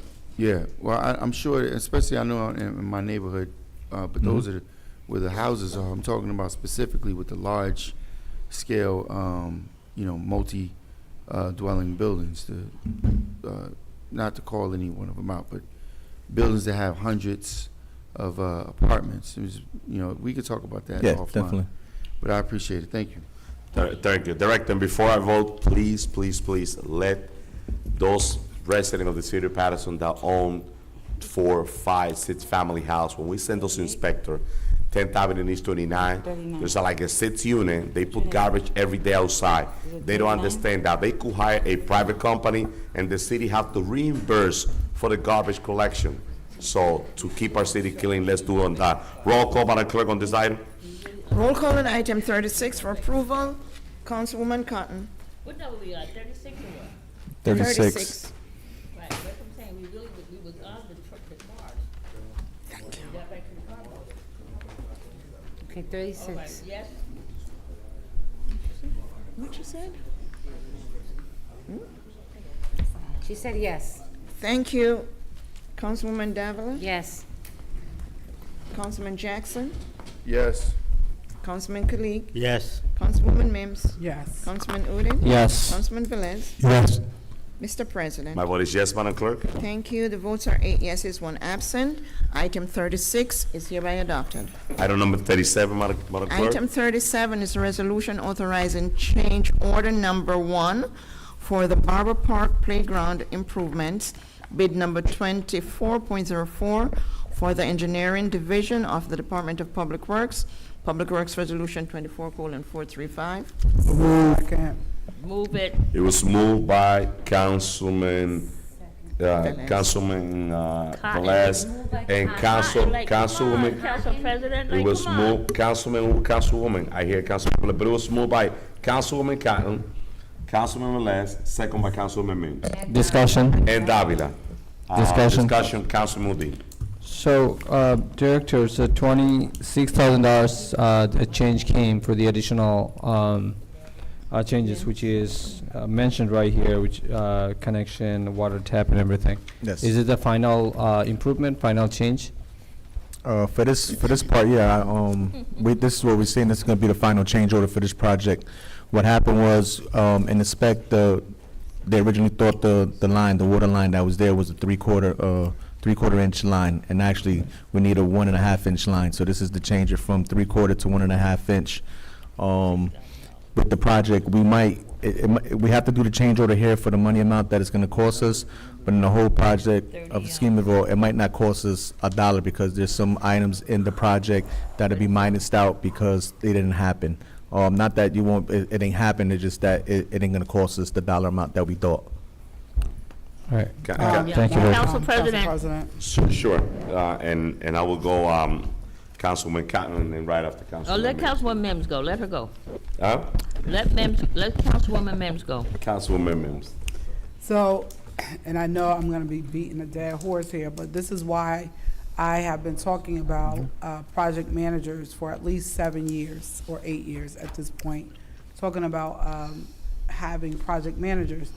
For example, in the scope of work, we have to make sure that we have the safeguards in place that protect the city so that if the project goes over, whether it goes over the time, whether it goes over the money, or whatever it is, that we have someone inspecting that knows that you should be using 1.5 inch versus 3/4, so it's done the first time where they're not charging. It's not a big change order, but this could be major based on whatever else the work that needs to be done, because it's not at 90% yet. So that's a concern. So I'm gonna ask, and I don't know if you have this in place already, Madam BA, but this project, because it's, I know you're pushing to try to get it expedited for August, there needs to be like really close eyes on this project to avoid any additional change orders that will come through. I know the director has already spoke about that there may be some changes which will even everything out.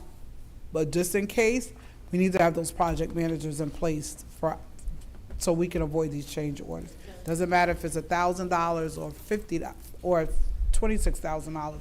You have to make sure that we stay within the scope and the parameters of that project to do it right the first time.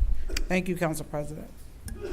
Thank you, Councilwoman, and Yeah, just. my question. Councilwoman, Yeah, Cotton. because I had text you, Billy, a couple of times about Barber Park change orders. You ain't seen change orders yet for some of these projects that's coming through. But anyhow, my question was about the playground. I mean, the playground equipment. But you explained that we are getting new playground equipment. Yes. In the park. But then the next question was, I mean, actually, I went over there. I don't go every day, but I'll go over there, and I don't know who's watching the project. I really don't. Like, who's looking? I don't know. I mean, because and I'm hoping that we want to do National Night Out, Director. Can I say for sure we're gonna be able to do National Night Out? We had a meeting on Friday with the GC of the project, Green Valley. There was a small issue. Well, we made it a small issue. There was an issue with the playground equipment itself. Okay. From the vendor that was originally chosen to do the project. They couldn't fulfill the purchase of the equipment. They found another vendor who had matching playground equipment ready to ship. We got confirmation that that equipment will be here either Friday or Monday, ready to be installed next week, along with the surface of the playground. Okay. From that meeting on that Friday, the GC has told us that it will be ready for National Night Out. Okay, that it won't be there. Council President. You don't know, is the stage there? I didn't see the stage. You guys approved, it wasn't a actual step-up stage. There's an area where you guys approved. Oh, it was a separate stage now. It No. wasn't no eye level stage. I Yeah. mean, I should be able to look up. It wasn't no eye level, No. Bob, Okay. Director. It wasn't eye level. That was the original plan when we were gonna go through CDBG, but Right. through this, when we did it with this way, it wasn't a step-up stage no more. It was a flat surface on, if you're looking at Oh, it that's from not the. right. No. Okay. If you're looking at it from the Broadway side, it's to the right. Nope, just stop. Council President. Well, I'm telling you what you approved. Yeah, but I'm not Councilman saying Ray. that's not what was said. You can, whatever we approved, that was sit on the what was not committee. said. Huh? It was, we wanted the amphitheater, but that was out of the question. So the next Mm-hmm. question was about a stage, and it wasn't supposed to be eye level. It was supposed to be like, be able to look up. Well, these- It all wasn't eye these- level. Okay, I need, Councilman. well, I need to speak to the engineer who put that plan together, because that's not how it was supposed to be, Director. Well, that's what. I'm just you saying guys- that's not, look, Prior- I'm looking prior at all to this it- stuff, and, I know what we said in a meeting. And that lady from New Kitty City Park, it was not no eye level. It was look up. I know it was, so we need to Okay. talk more about that. I'm sorry, Director. All right. Council President. Council members, Okay. Council President. Council President. Just a technical question. I know that we approved $1,288,150. But this change of order involved the Passaic Valley Water Commission and the change order involved Passaic Water Commission new meter. Just to be in the safe part, Councilwoman, you don't need to recuse on yourself on this? Because it involving the Passaic. because Passaic Valley Water Commission is involved, if you don't have to recuse yourself from this, but that's a legal question, quite honestly. Because, now, Because it's I'm with you.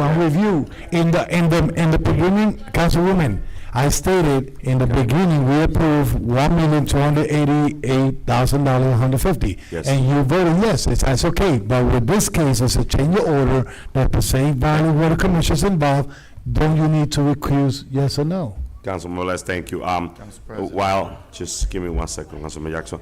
Let the record reflect that a change order, it'll be adding $26,450 for the change order. So instead of $1,288,150, the project will cost $1,314,600, and the $26,450 is specifically for the water situation that need to be added. Green Valley's doing the work. All Passaic Valley is doing is giving the permit for the work. They're not, the Passaic Valley Water is not doing the actual work. Green Valley's Permits doing and the work. fees says there. Permits and fees. We have to apply for permits and fees, yes, definitely. I know, but I'm No, trying to Yes. protect her, So, that's council why. members, if that's not a conflict of interest, so let's continue moving on, please. Item 37, council member, roll call, Madam Clerk. President. Oh, I'm sorry, Councilman Jackson, before we move on. Director, And Councilwoman, ask for legal, please. Yes. Ask legal. was a three-quarter line installed already? That was there. It was existing. Yeah, that was existing. Correct. So regardless of whether or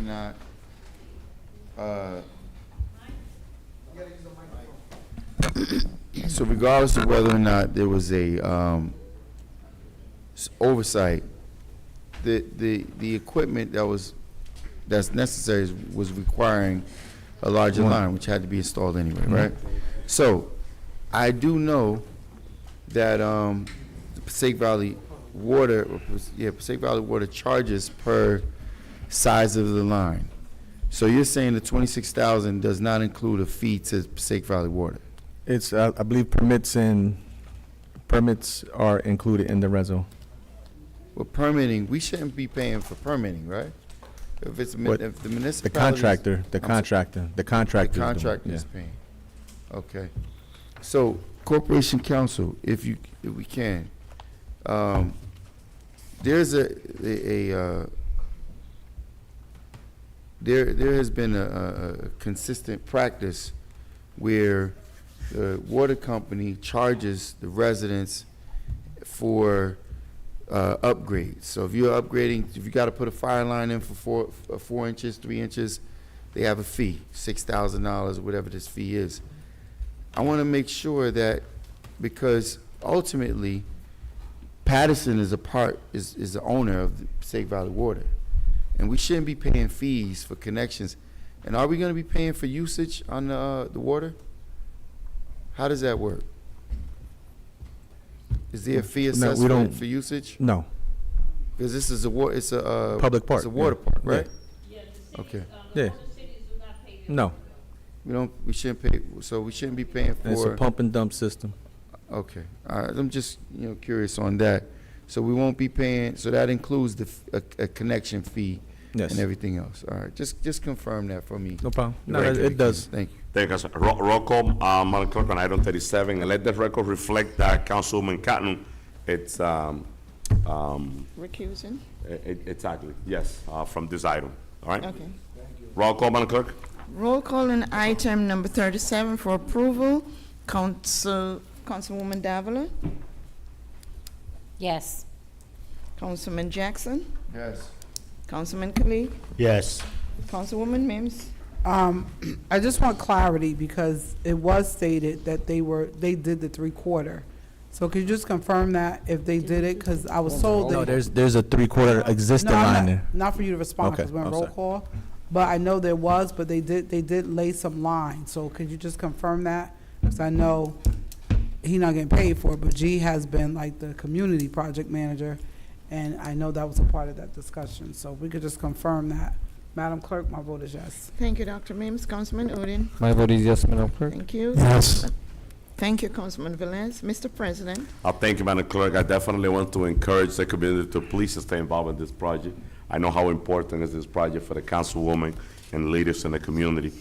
With that being said, my vote is yes. Thank you, Mr. President. The votes are 7 yeses, 1 absent. Let the record reflect that Councilwoman Cotton has recused. Item number 37 is hereby adopted. Thank you, Madam Clerk. Item number 39.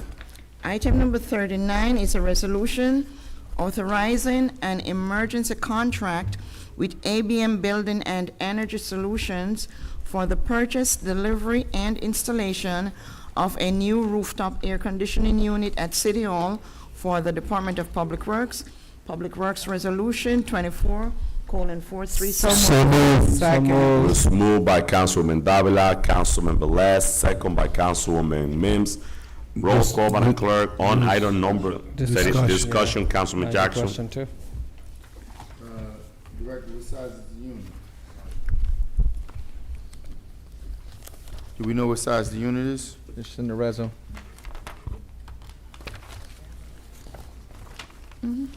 25 tons?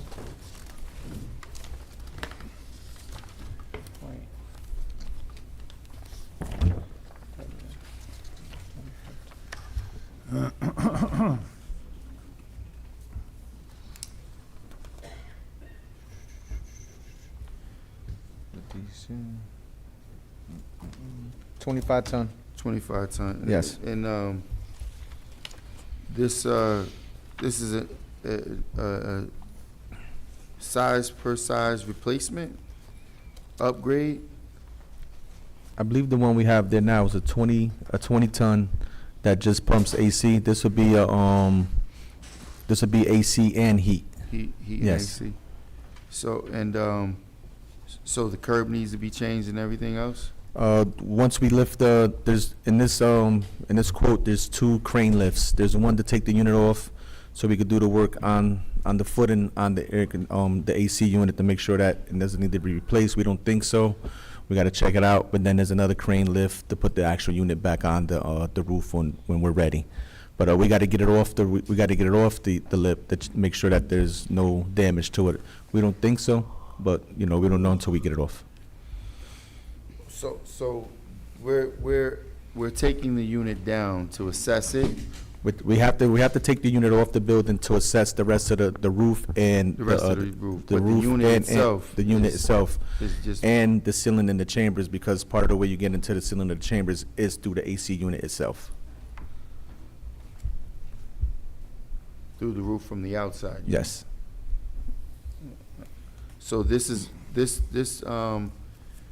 a part of the ceiling repair? Yes. This is just the replacement, the first part of replacement of the air conditioner, but we need to do this we need to get the air conditioner off the roof to do all the other work. We can't do the work with the air conditioner on the roof.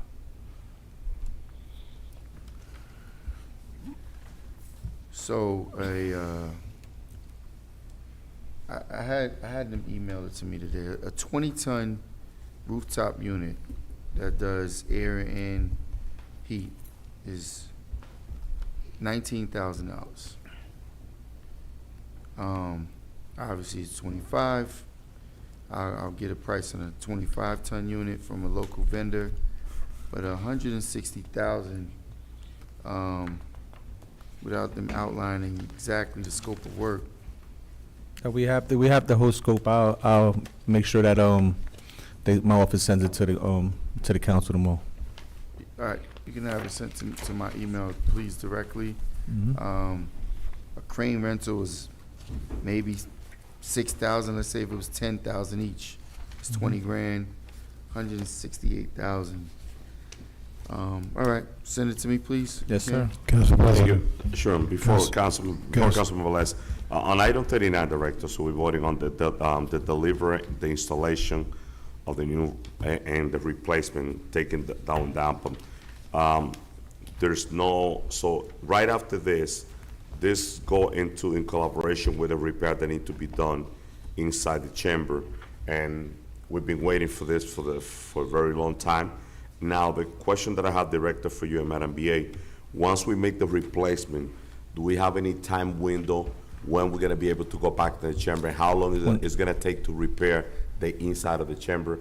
And I know that we have now the opportunity to replace those chairs and change the facade of the council.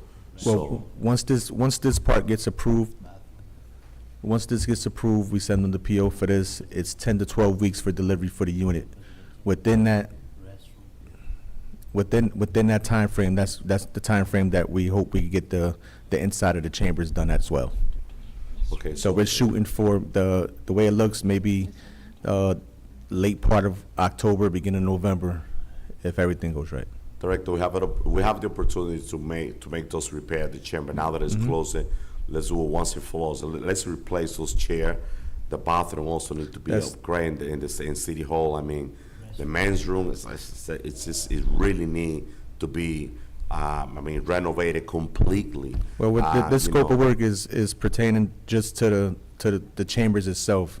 We are looking at furniture and the seats that were damaged. We're looking at all that stuff. That's not part of this, but that is the scope of work of the overall project. Sure. The bathrooms, I know you're talking about the bathrooms, the third floor bathroom. We already got money for that.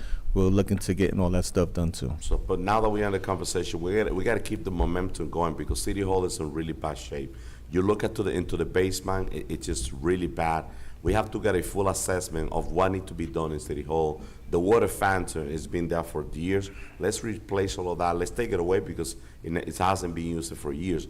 So let's take a look at it and see how can we bring our City Hall back now that we're gonna invest some money into the chamber now. So let's keep going with the renovation. That's all I need to say on this item.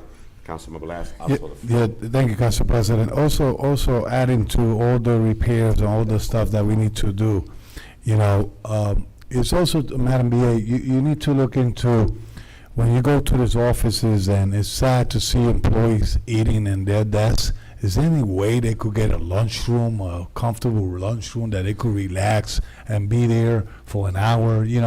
Some of them are eating on the desks, they deserve a good environment of where to go eat and relax a little bit. I would not like to eat in my desk, right? It would be healthy to come out of the office, eat in the lunchroom, have soda, water, whatever there. Treat our employees as we treat ourselves. Council President, question to Director. I know he has a long road trip to go. Do you did already an estimate the damage of the roof? Based on the collapse? The roof, yeah, but we need to get the air conditioner off to finish off the assessment. So right now, if I go inside the chambers, I could see the skies? Right now? Yeah, because No. it collapsed. No, you can still see the No? No, you Okay. can't, Councilman, no. The reason I'm asking is because, you know, you say 12 weeks, November, you know. 10 to 12 weeks, yeah. Huh? 10 to 12. 10 to 12. Yes. So, you know, it's going to be cold. So I just want to make sure all the masonry work is get done before. All the what? The roof work. Okay. I did it Puerto Rican style. The roof work, the carpintería. Okay, mason. You know what I'm saying? Now okay? I do. Now I do. Tú me entiendes, ¿verdad? Sí. Okay. So I want that, I want that performed before the situation. Thank you, Councilman. So let's move, item 39, Madam Clerk, roll call on item 39. Roll call on item 39, Councilwoman Cotton. Councilwoman Davila. Yes. Councilman Jackson. Yes. Councilman Kalik. Yes. Councilwoman Mims. Yes. Councilman Udine. Yes. Councilman Velez. Yes. Mr. President. My vote is yes, Madam Clerk. Thank you. The votes are 8 yeses, 1 absent. Item number 39 is hereby adopted. Thank you. Item number 40, Madam Clerk.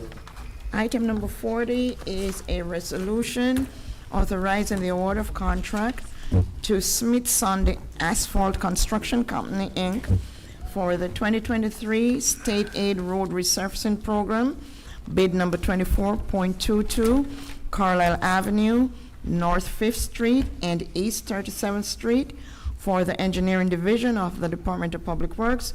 Public Works Resolution 24:4. So it was moved by Councilwoman Mims. No, Davila. It was moved by, You know I've been fighting for years. I understand that, Councilwoman. So it's gonna be moved by 3, Councilwoman Mims, Councilwoman Davila, Council President Mendes. It was seconded by Councilman Velez, Councilman Udine, and Councilwoman Ruby Cotton. Roll call, Madam Clerk, on item number 40. Roll call on item number 40 for approval. Councilwoman Cotton. Thank you, Madam Clerk. I just got a request, Director, and I know that we have Governor Street and Summer Street, no, Governor Street, Summer Street, Montgomery Street. I have requested, and I'm asking you, and I'm putting it on record, that when those bids come back in, they could be considered to be done first. Thank you, Director. Governor Street, Montgomery Street, and Summer Street, please, let them get the work done first. Madam Clerk, my vote is yes. Thank you, Councilwoman Cotton. Councilwoman Davila. For years. 4 years. I have walked Carlisle Ave. I have a lot of friends very close to me, near and dear, a lot of constituents on that block. This item specific to Carlisle Avenue was approved, all right? And then for whatever reason, it was removed due to some lack of funding. And I'm just happy that it's here now, and I want to put this on record. I'm going to make sure we go back, Councilman Kalik, myself, and the mayor, because we walked a few months ago, and the constituents on Carlisle Ave, I would love for all of you to go to Carlisle. It looks like River Street. Worse. Okay? Yes.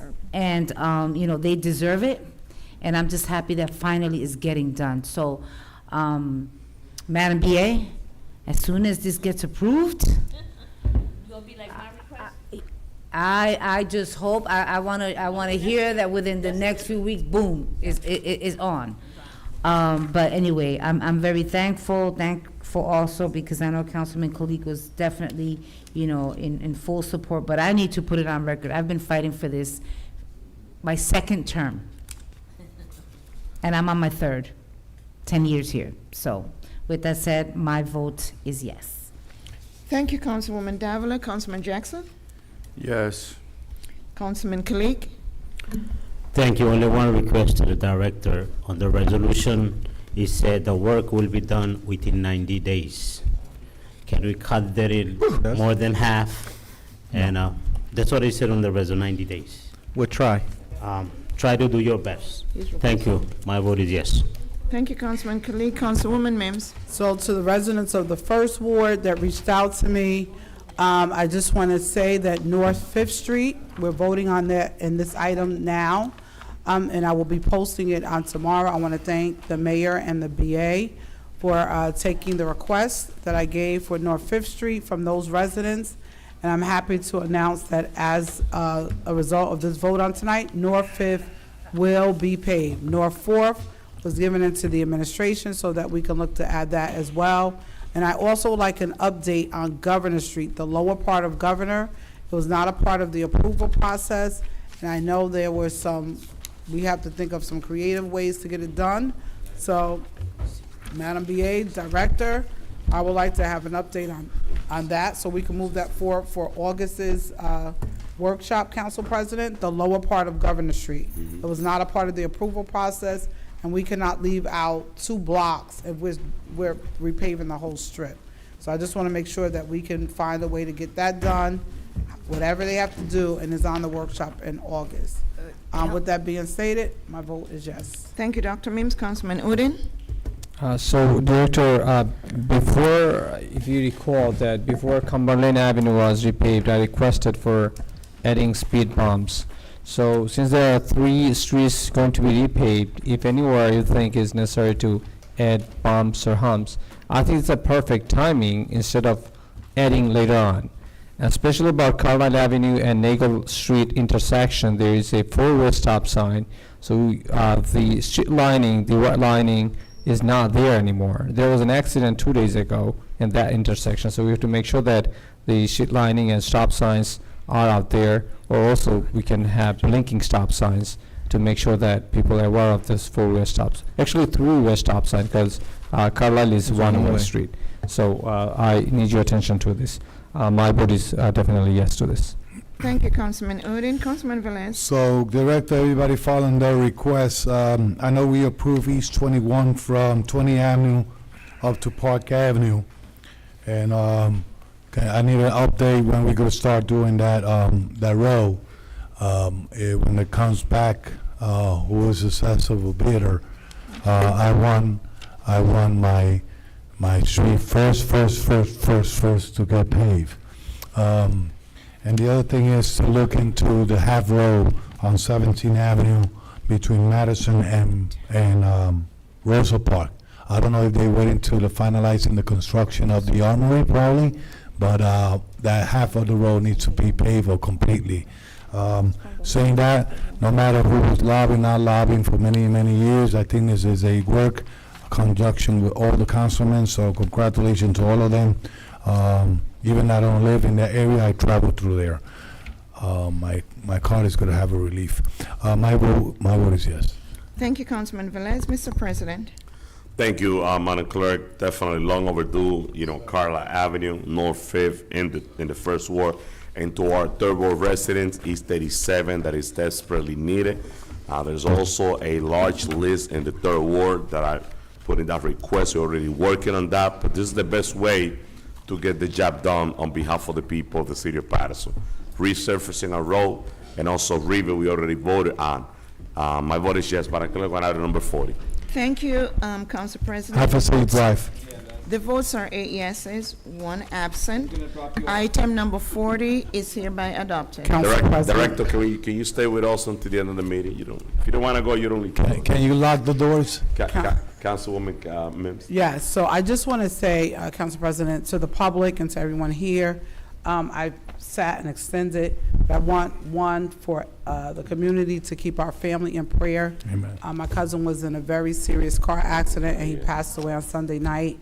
And I wanted to come to do the city's business, but I really need to go home and to rest. It has been a very serious situation that we've encountered from Wednesday until tonight.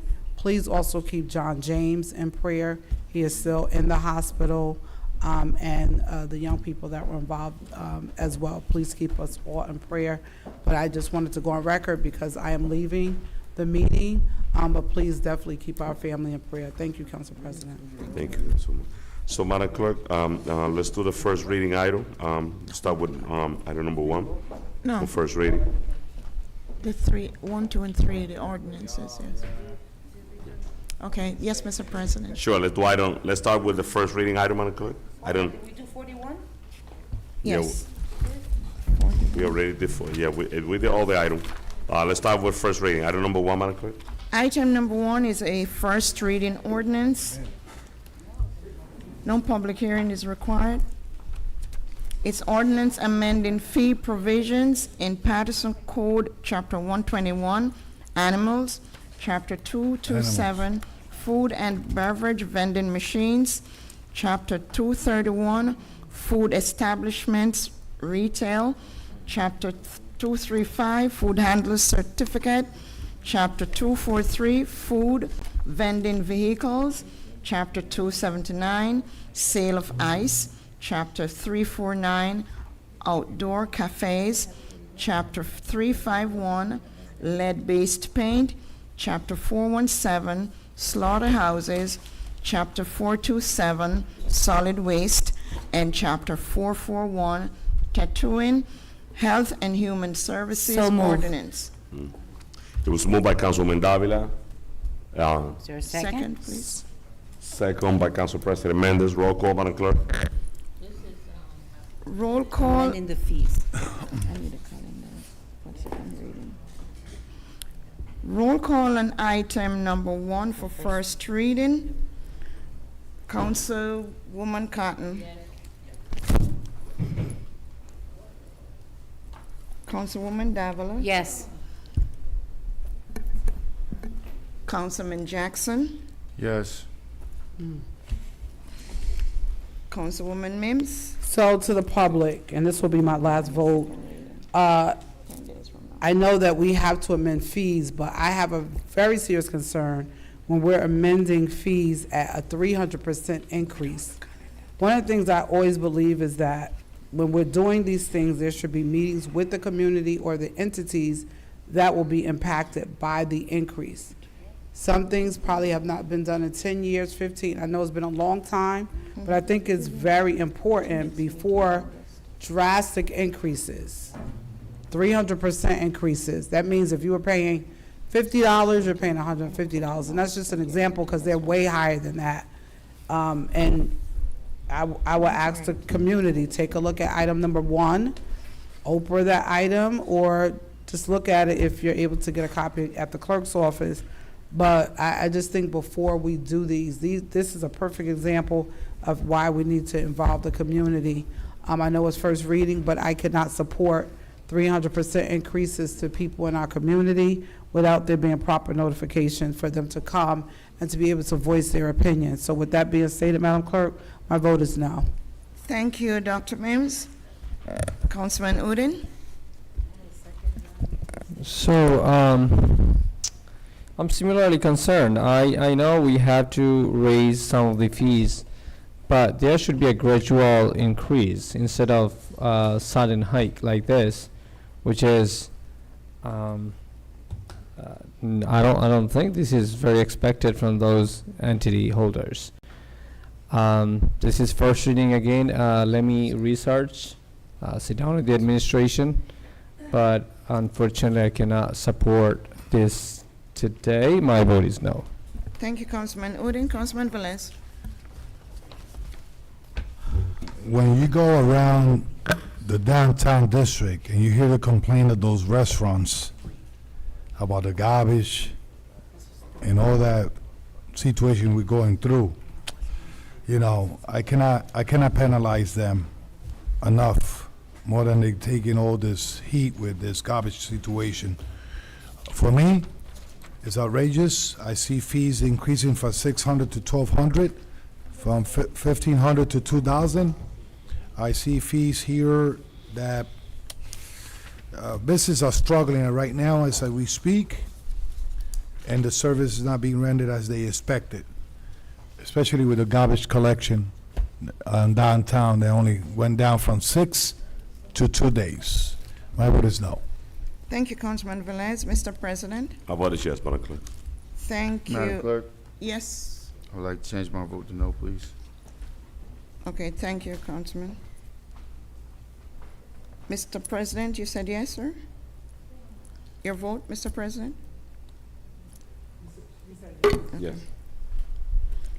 So the votes are 3 yeses, 4 noes, 2 absences. Item number 1 has failed. Item number 2, Madam Clerk. So we have ordinance establishing handicap parking space. We have item number 2, establishment. Item number 3, establishing handicap. Let's do 2 and 3 all together, Madam Clerk, with just a large list. 2 and 3 all together. Okay. Item number 1 is a first reading ordinance establishing handicapped parking spaces at, item number 2, I'm sorry. Yes. Establishing handicapped parking spaces at various locations on county roads, 242 East 18th Street, 98 Hayden Avenue, 496 Union Avenue, 386 10th Avenue, 556 Market Street, 360 Getty Avenue, 75 Madison Avenue. Item number 3 is also a first reading ordinance establishing handicap parking spaces at various locations on city roads, 429 Toto Avenue, 143 Mill Street, 372 East 35th Street, 59 7th Avenue, 178 Carbon Street, 113 Coral Street, 165 Sheridan Avenue, 257 Liberty Street, 180 Walnut Street, 124 Maple Street, 18 Walker Street, 686 East 25th Street, 215 Lawrence Street. Just a moment here.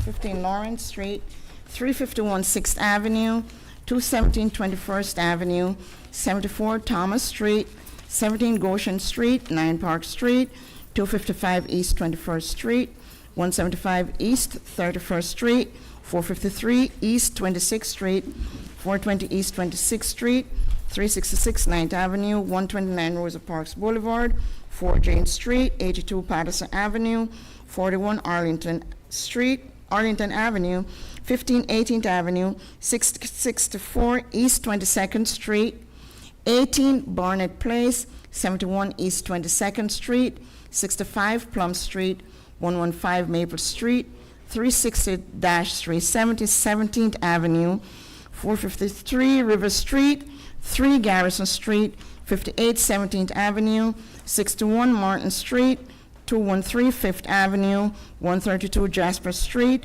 136 Butler Street, 1080 East 24th Street, 36 East 20th Street, 265 East 21st Street, 818 East 22nd Street, 124 East 21st Street, 335 15th Avenue, 584 East 27th Street, 572 East 25th Street, 388 East 34th Street, 449 East 31st Street, 480 Park Avenue, 425 Park Avenue, 61 Henderson Street, 65 Rockland Street, 25 Rockland Street, 20 Sheridan Avenue, 29 Sheridan Avenue, 22 Belmont Avenue, 151 Fair Street, 235 Rhoda Parks Boulevard, 156 East 17th Street, 35 Sassafras Street, 136 Knickerbocker Avenue, 56 Potomac Avenue, 107 Madison Street, 123 Madison Street,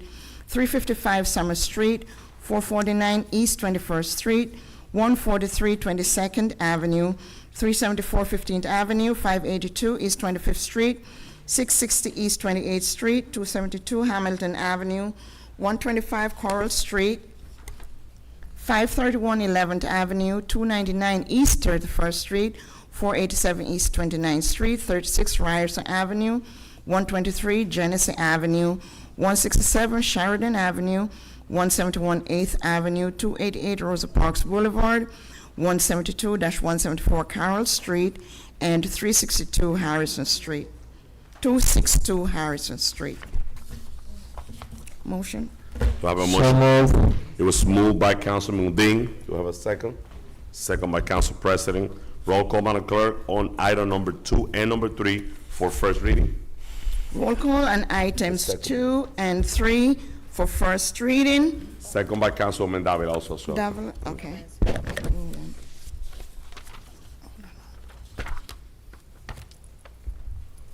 second by CP and Councilwoman Davila. And Udine and, no, CP second and Councilwoman Davila. I did motion. Your motion? Yeah. Okay. Udine. Yes, I have you as main motion. Councilwoman Cotton, is she there? I can't see. It's hard to see. She's here. Yes. Councilwoman Davila? Yes.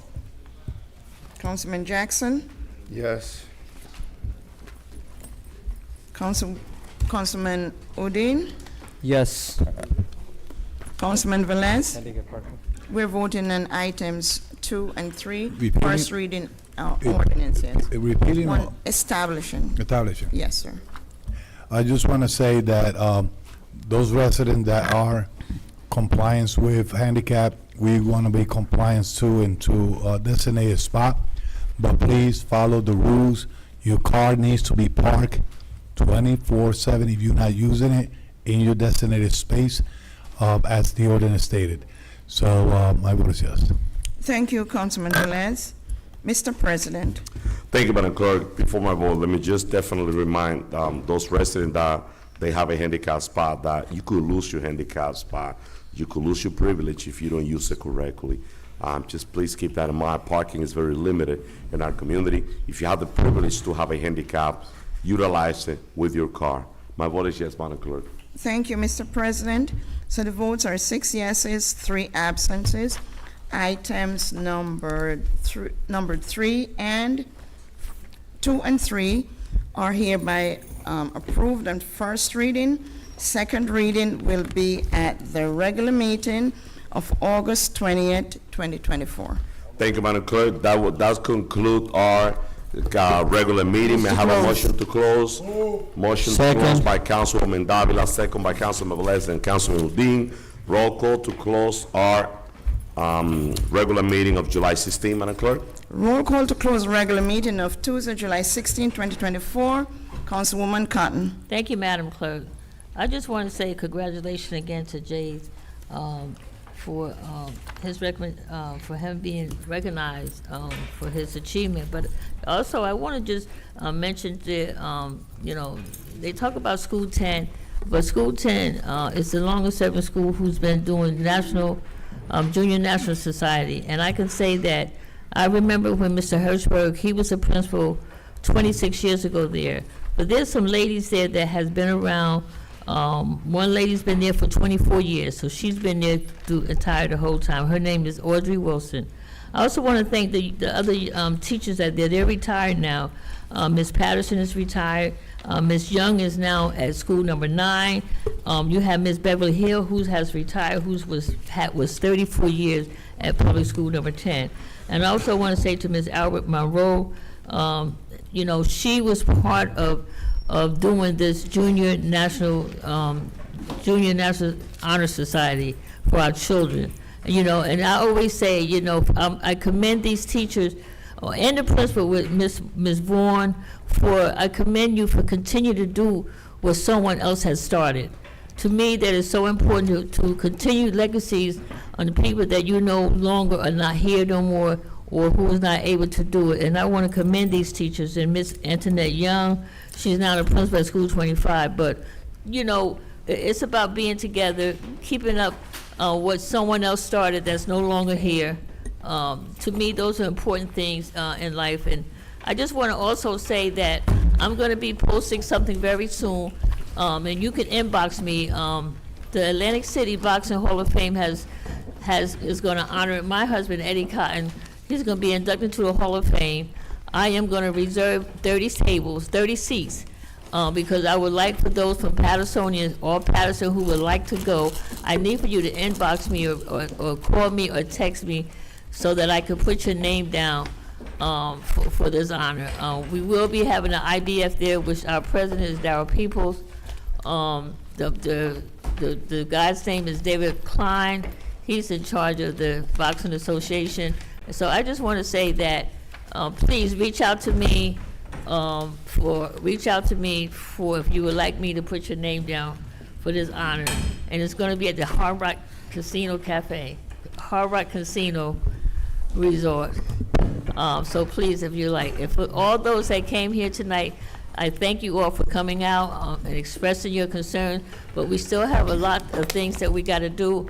And I just want to say to everyone out there, you all have a good night. Let's continue to do what we need to do. I'm getting ready to drive by 2 dump sites and see if I can catch somebody tonight. I probably will. But you know, you want to come with me, Velez? So I'm going to take the lights and I'm going to get out the car and take pictures. That's what I'm going to do. We're going to fist fight. I'm sick of being dumped. I'm not scared no more. I'm tired of being scared. I'm not scared no more.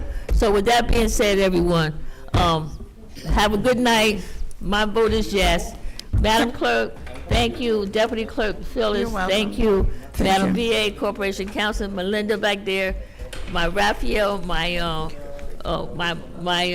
Ryan. I'm so sorry about the young man back there, but I can't think of his name, but I appreciate you guys. Thank you. Have a good night.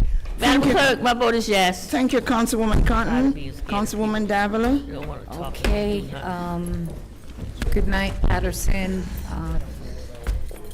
Just a reminder to my colleagues and to the community that we will be celebrating the 203rd anniversary of Peruvian independence.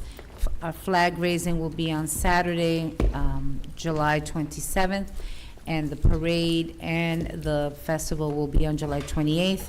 The parade will start in the city of Passaic. It will go through Clifton and end in Paterson, and our festival will take place afterwards. Thank you very much. Good night to my colleagues. Thank you, Madam Clerk, and to our Deputy Clerk, and to the administration, Madam BA and Corporation Counsel, and to all here today. My vote is yes. Thank you, Councilwoman Davila. Councilman Jackson. Yes.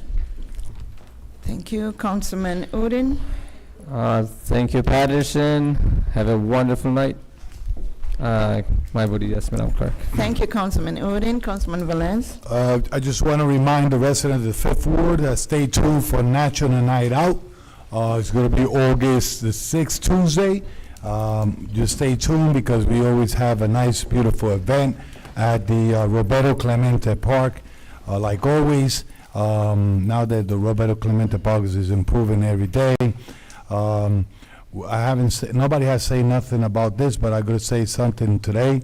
Let's keep on praying for our Congressman Bill Pasquale. He's doing fine. I spoke to his son. I spoke to his chief of staff, and he's doing well. Ready to rumble in November. The leader of the party, Democratic Party, on the leadership of Bill Pasquale. So, Bill Pasquale, sit tight. You're a warrior. You're a fighter, and we pray for you, for your health, that I know you're doing okay. So, saying that, Madam Clerk, my vote is yes. Thank you, Councilman Velez. Mr. President. Thank you, Madam Clerk. Before my vote, let me just invite and remind all of our 3rd Ward residents that our meeting, our town hall meeting, it's on July 24, 11th Avenue, same place, same location. I will have the flyer on social media. I will be visiting all my 3rd Ward residents with the flyer. If you have any question, please don't forget to reach out to me at 973-930-1436. We made tremendous progress today. We voted on a lot of important items. To my 3rd Ward resurfacing of East 37, also North 5th. There's a lot of items on the agenda that we made progress on, and that's the best way to make our community better. Also, let's keep Dr. Garner in our prayer, and let's pray for our city of Paterson. Let's bring Paterson together. With that being said, my vote is yes, Madam Clerk. Thank you, Mr. President. The votes are 6 yeses, 3 absences. The regular meeting of Tuesday, July 16th, 2024 is hereby adjourned. Good morning, Paterson. Also, Madam Clerk, before, let me just take this quick moment to thank Ryan, Raphael for the setup. You've been working a lot over here, and also Director Joel Ramirez. Let's put our hand together for our IT department. Raphael, Ryan, the whole staff, we've been here since we choose to decide to come here. We've been here for a couple of days. Director Ramirez also as well, and the staff. Thank you for having us here. This is going to be our new venue, Paterson. Riverside Vet, 165 River Street, AC, we have water, we're accommodating all the residents. Come over. Let's move our city on the right direction. Good night, Paterson. Good morning.